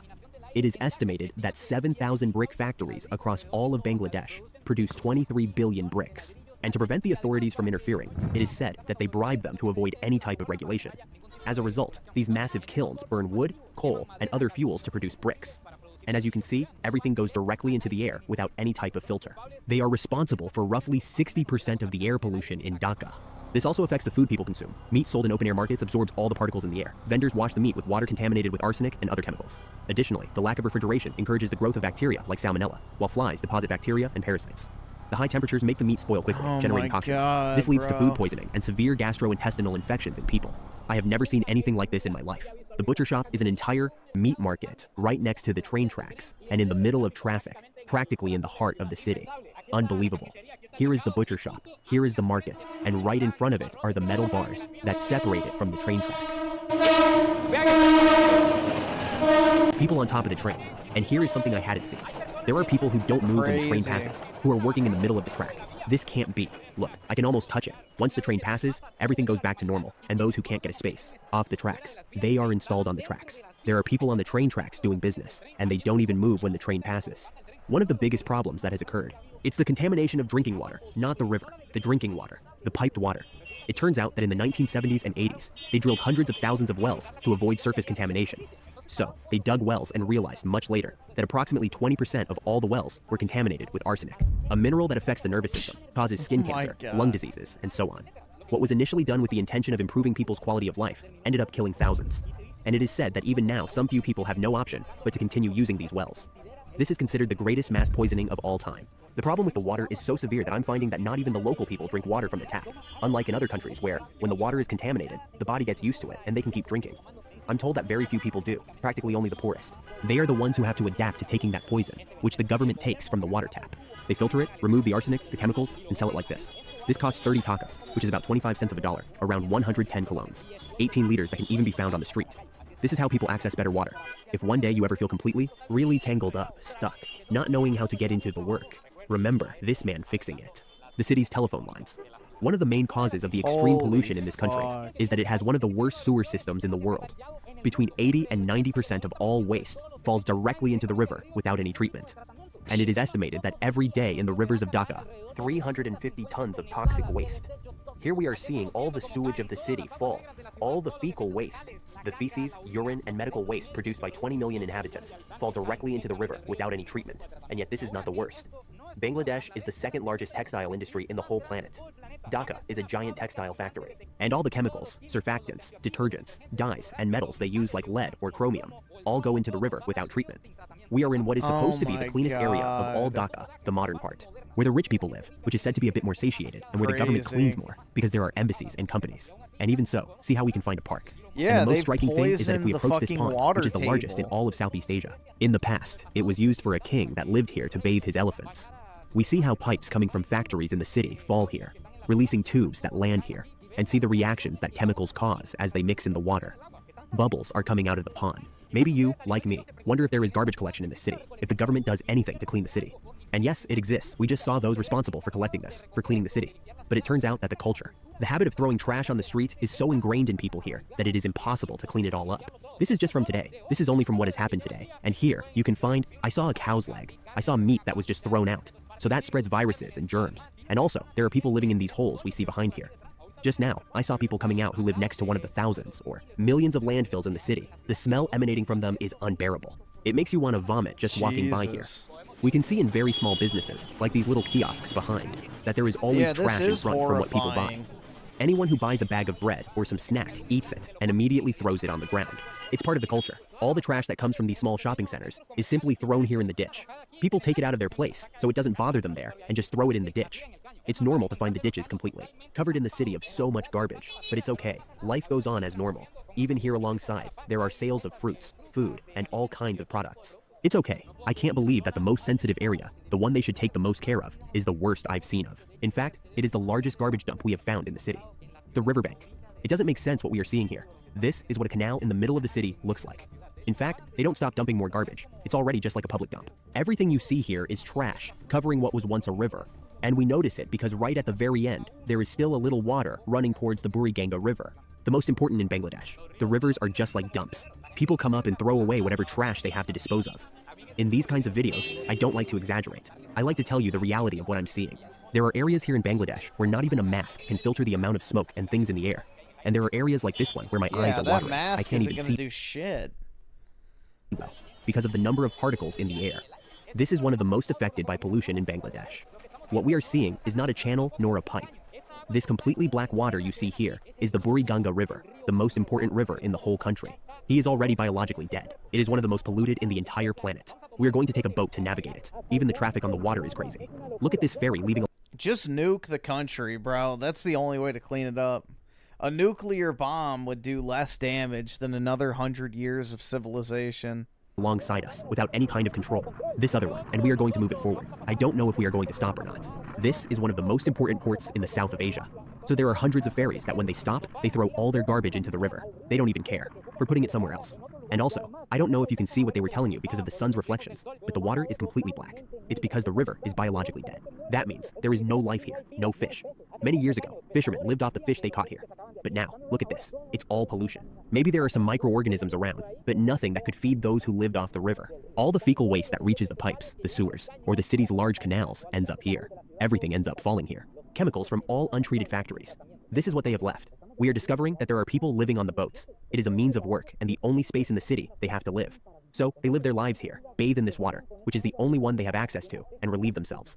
All here in the river. In the city, apart from all the pollution we have seen, there is a type of pollution. What is invisible pollution? You might already be hearing it. It's pollution. Acoustics. Noise levels so high that they cause progressive and irreversible damage to the ears, and also keep people at high stress levels. And that can also make them react aggressively in everyday situations. For this reason, street ear cleaners exist. And they have a lot of work, partly because— Like, you just think about this. Like, all these countries that just pollute like this are poisoning the entire world. Because all the water on planet Earth, you know, travels around the entire globe. Like, all this water flows out into the greater ocean. Like, how do you even fix something like this? You remove the problem. people think they have earwax, but actually they are hard of hearing. Something very curious and striking is that at first glance, it seems that it no longer affects them. It's like they've already adapted to the pollution. Very few people, like him, can be seen wearing masks, showing they care a little because of what happens. However, it is estimated that about 270,000 people die each year in Bangladesh due to pollution, and almost 50% are children, who are the most affected.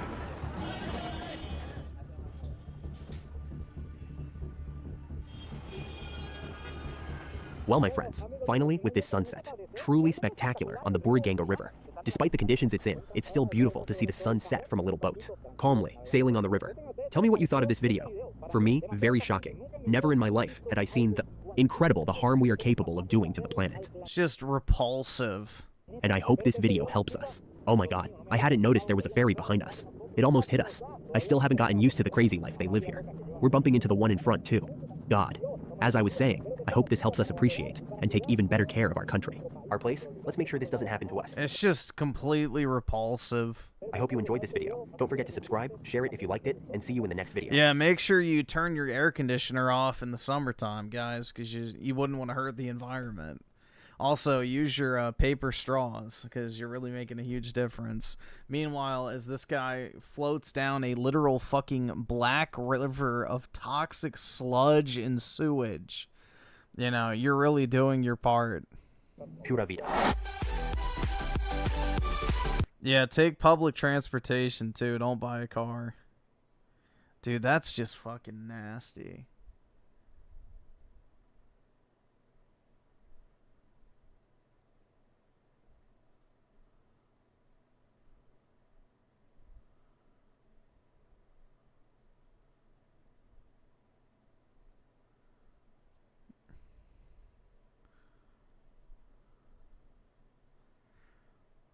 Disgusting, man.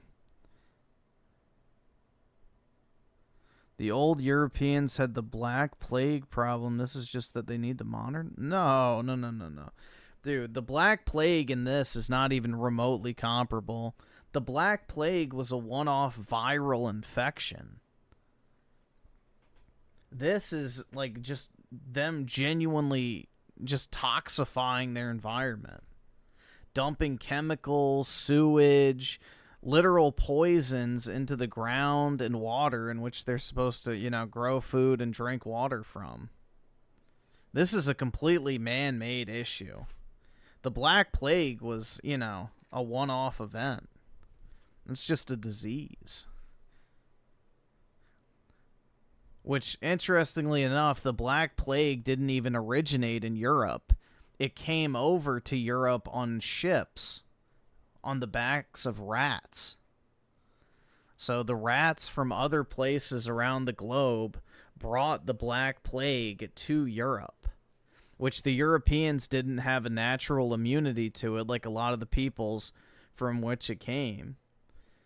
And as a result, it spread very, very, very quickly. From China? Yeah, I remember it was on, like, ships from somewhere, but yeah. From China. So, yeah, it was not a European problem.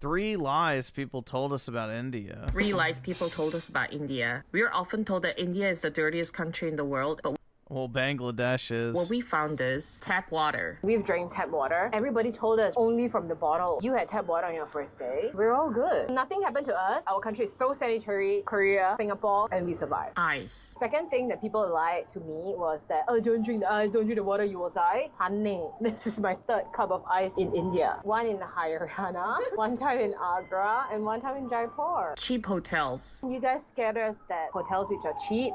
Was this paid for by the Indian government?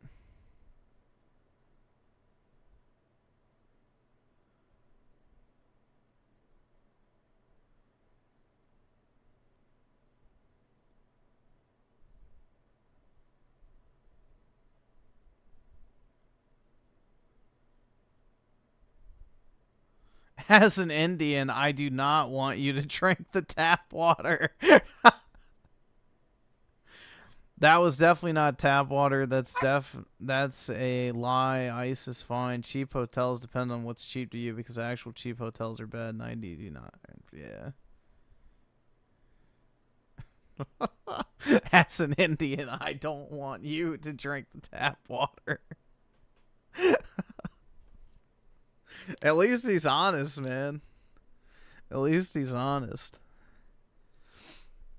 As long as you know what the 2, watch the Muslim chick short. Oh, I think this one. Let me see if I can find it. Yeah, it might be gone now. This one.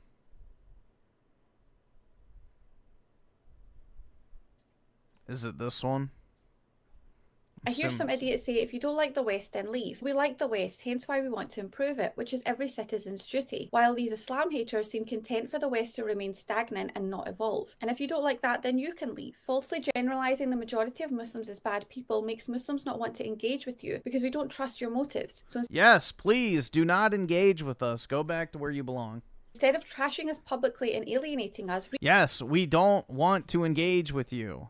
Remove yourselves. Reach out to our leaders and public figures, and we will be more than happy to work together to create a wholesome environment and brighter future for us all. The fact is, the majority of Muslims are regular people like everyone else who just want to live peacefully. The so-called extremists are a fringe minority like they are in every other community. Yeah, that's right, guys. We need to import a bunch of Afghanistanis to improve Europe to a level that mirrors Afghanistan. You know, I'm sure people from Afghanistan really know a thing or two about improving Western civilization because their countries are so fucking wonderful from where they came. Or having different cultural customs does not make someone radical. And no one has the right to demand that another group assimilate to their way of life or culture. Yes, they do. That's a definition of ignorance and prejudice. We can all live peacefully. I am more than happy to be prejudiced. Whilst respecting each other's similarities and differences. I hear some idiots say if you don't like the way. Oh my god. Assalamu alaikum. We want to improve it. It's just pure comedy gold. My house, my rules, my country, my laws and customs. You don't get to ask for shelter and asylum and then assume you can redecorate. Telling people with ancient genetic ancestral ties that their homeland to leave instead will hardly endear her to the wilder or wider population. Why not start by improving already existing Muslim countries? You don't need... Wait. Oh, wait. We don't need you to improve us. But when the British did this, we were accused of colonialism. Remember, your religious beliefs are a restriction on your behavior, not mine. If you can understand that, we'll get along fine. Exactly.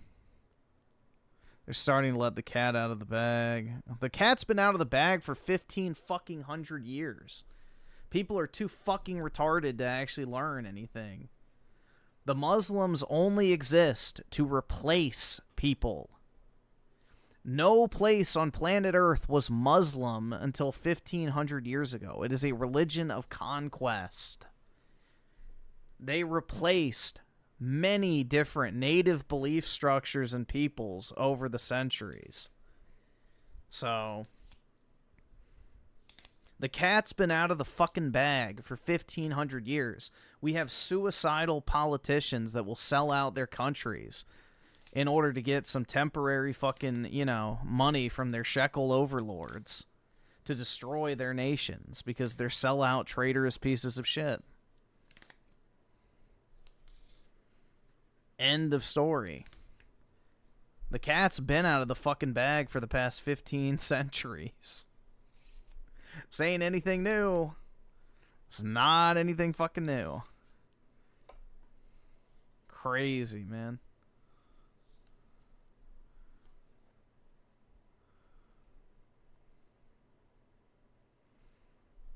Oh, love you. I love you. Oh, la la. Oh, la la. Where are we going? Ha ha ha. Pretty lady. Ha ha. Oh, Show what? me your bobs. No. I'm scared. I'm dressed. Hi. Tomorrow. Wall.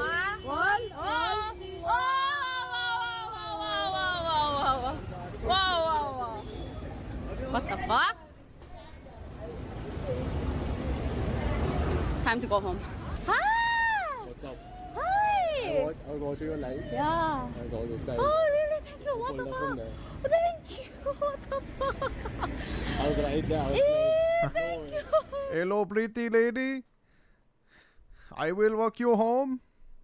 Oh, thank you very much. Oh, wow. Okay, well. Rescue operation. Thank you very much. Oh, love you. I love you.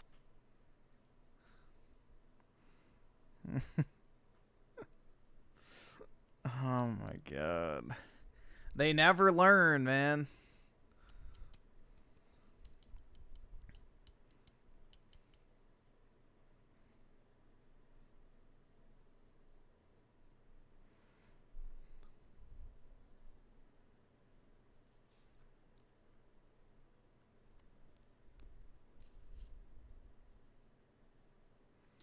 Yeah, it's like showing up at a rapist convention and being surprised that you got violated.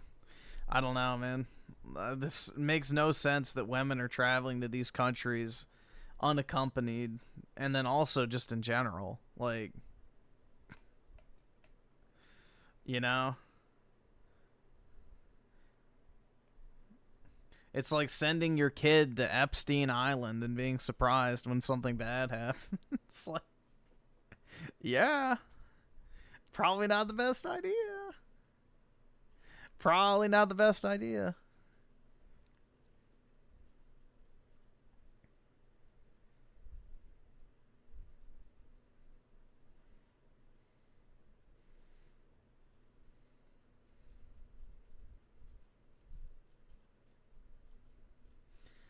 Why your Muslim husband wants a second wife. For the sisters, let's not imitate feminists and make what has been made halal on our husbands haram. Yes, it is sunnah for men to marry divorcees and single mothers, but it is not necessary, and this is not why the multiple wives ruling is in place. Let's not sugarcoat it so the liberals like us more. If a wife is not fulfilling a husband's desires, if she is rude or disrespectful, or if she can't give him children or look after the kids she already has properly, then he can choose to marry a second wife. Simply put, if he wants more than one wife and can do so in a halal manner, then he has the right to do so. Islam protects women's interests at all times. If you're a wife that has tried her best to be patient and understanding, but cannot contain your jealousy or resentment towards your husband and his other wives, so much so that is leading you to disobeying God and not fulfilling your husband's rights, then you can seek a divorce. Our commitment to Allah subhanahu wa ta'ala comes before everything. And if you are a Muslim woman about to marry a Muslim man as his first and only wife, you can stipulate before you get married that you don't want him to marry additional wives by putting it in the marriage contract. For the sisters, let's not imitate feminists and make what has been made. Oh my god.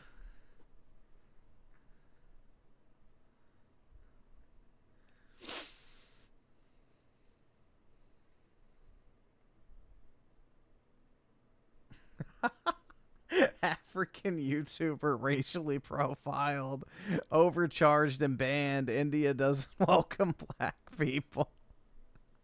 Really? Gee, who would have guessed?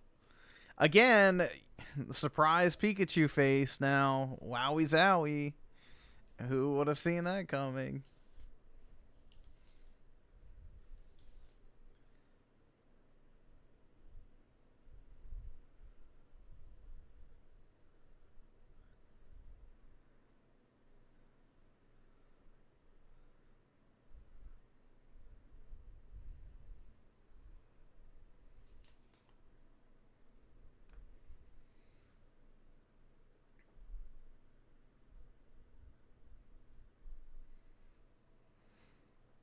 Unsurprising indeed, man.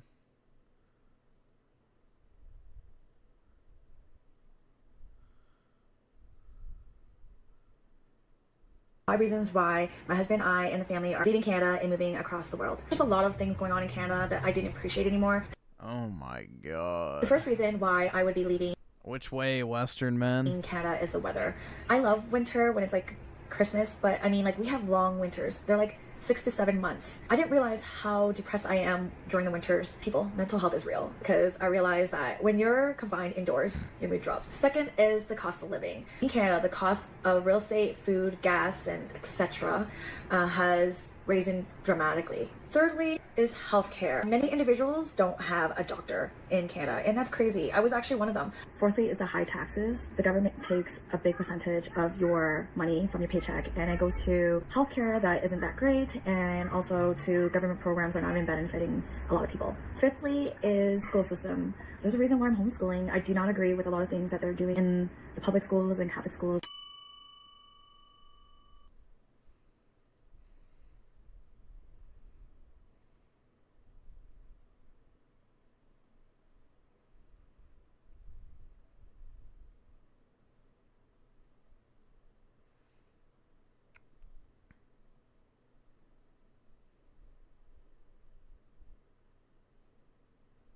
Bruh. Now I'm going to show you the prices of some basic everyday groceries in one of the cheapest supermarkets in Russia, Ashan. And at the end, I'll tell something that will really surprise you. Let's start with my favorite chips, Mario Pringles. Pringles. Almost $5 for a single can. Cheaper chips Lay's $3.50 for a large bag. A bag of eggs costs about $2. That's actually less than in the US. A kilogram of chicken breast, $8. Barilla pasta $2.20. A liter of milk almost $1.50. And remember, the average salary here is about $500 a month. How much can people afford here? Wowie Spoiler, zowie. it's not much. Now I'm going to show you the prices of some basic everyday groceries in one of the cheapest supermarkets in Russia, Ashan. Don't worry. I got this.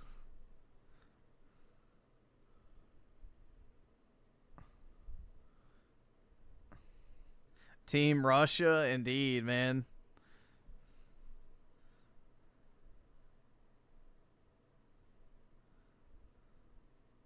I am definitely on Team Russia after that. Russian spy? Maybe so. Now I'm going to show you the prices of... Now I'm going to show you the prices... Let's see.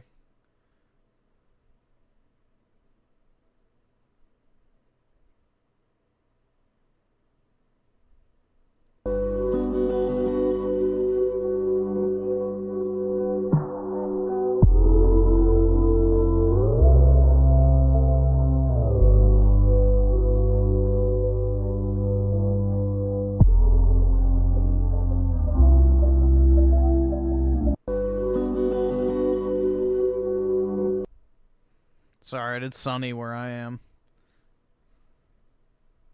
Russia is depressing.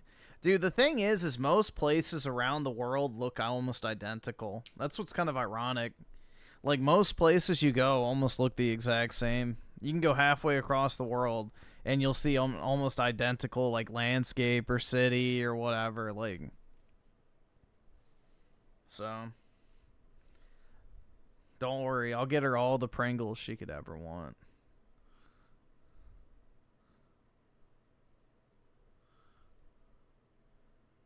Is she actually, let's see.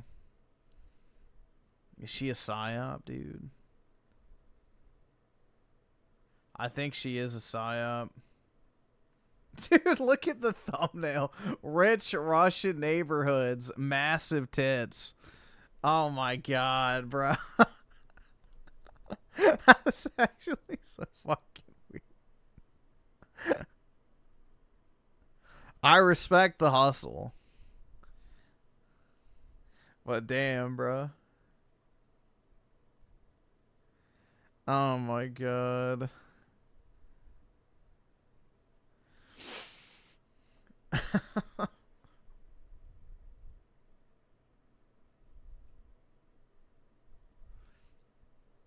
Would? Oh, absolutely, bro.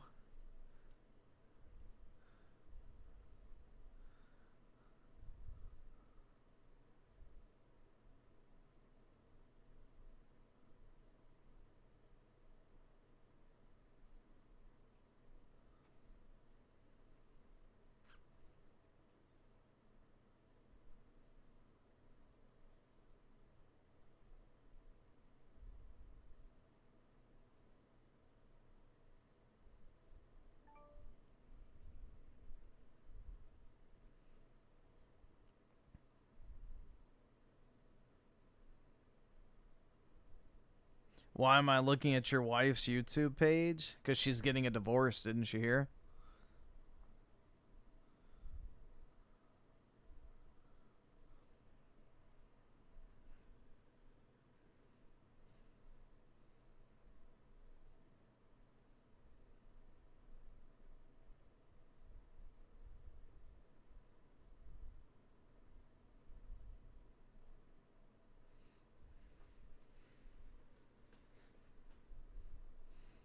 I figured she would have told you.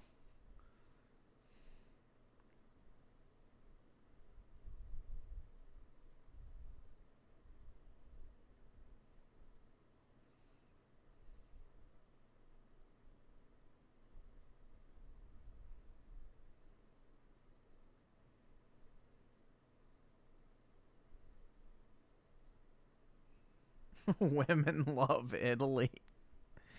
Oh my god. I guess I probably should go ahead and get off, guys. It's already almost 9:30 for me, so I may go ahead and hop off. We've been live for almost 10 hours. Jeez. Time flies when you're roasting third world countries. But yeah. Have a wonderful what? It's Sunday, right? Yeah. A great Sunday, everybody. And I'll talk to all of y'all later. Peace out, guys.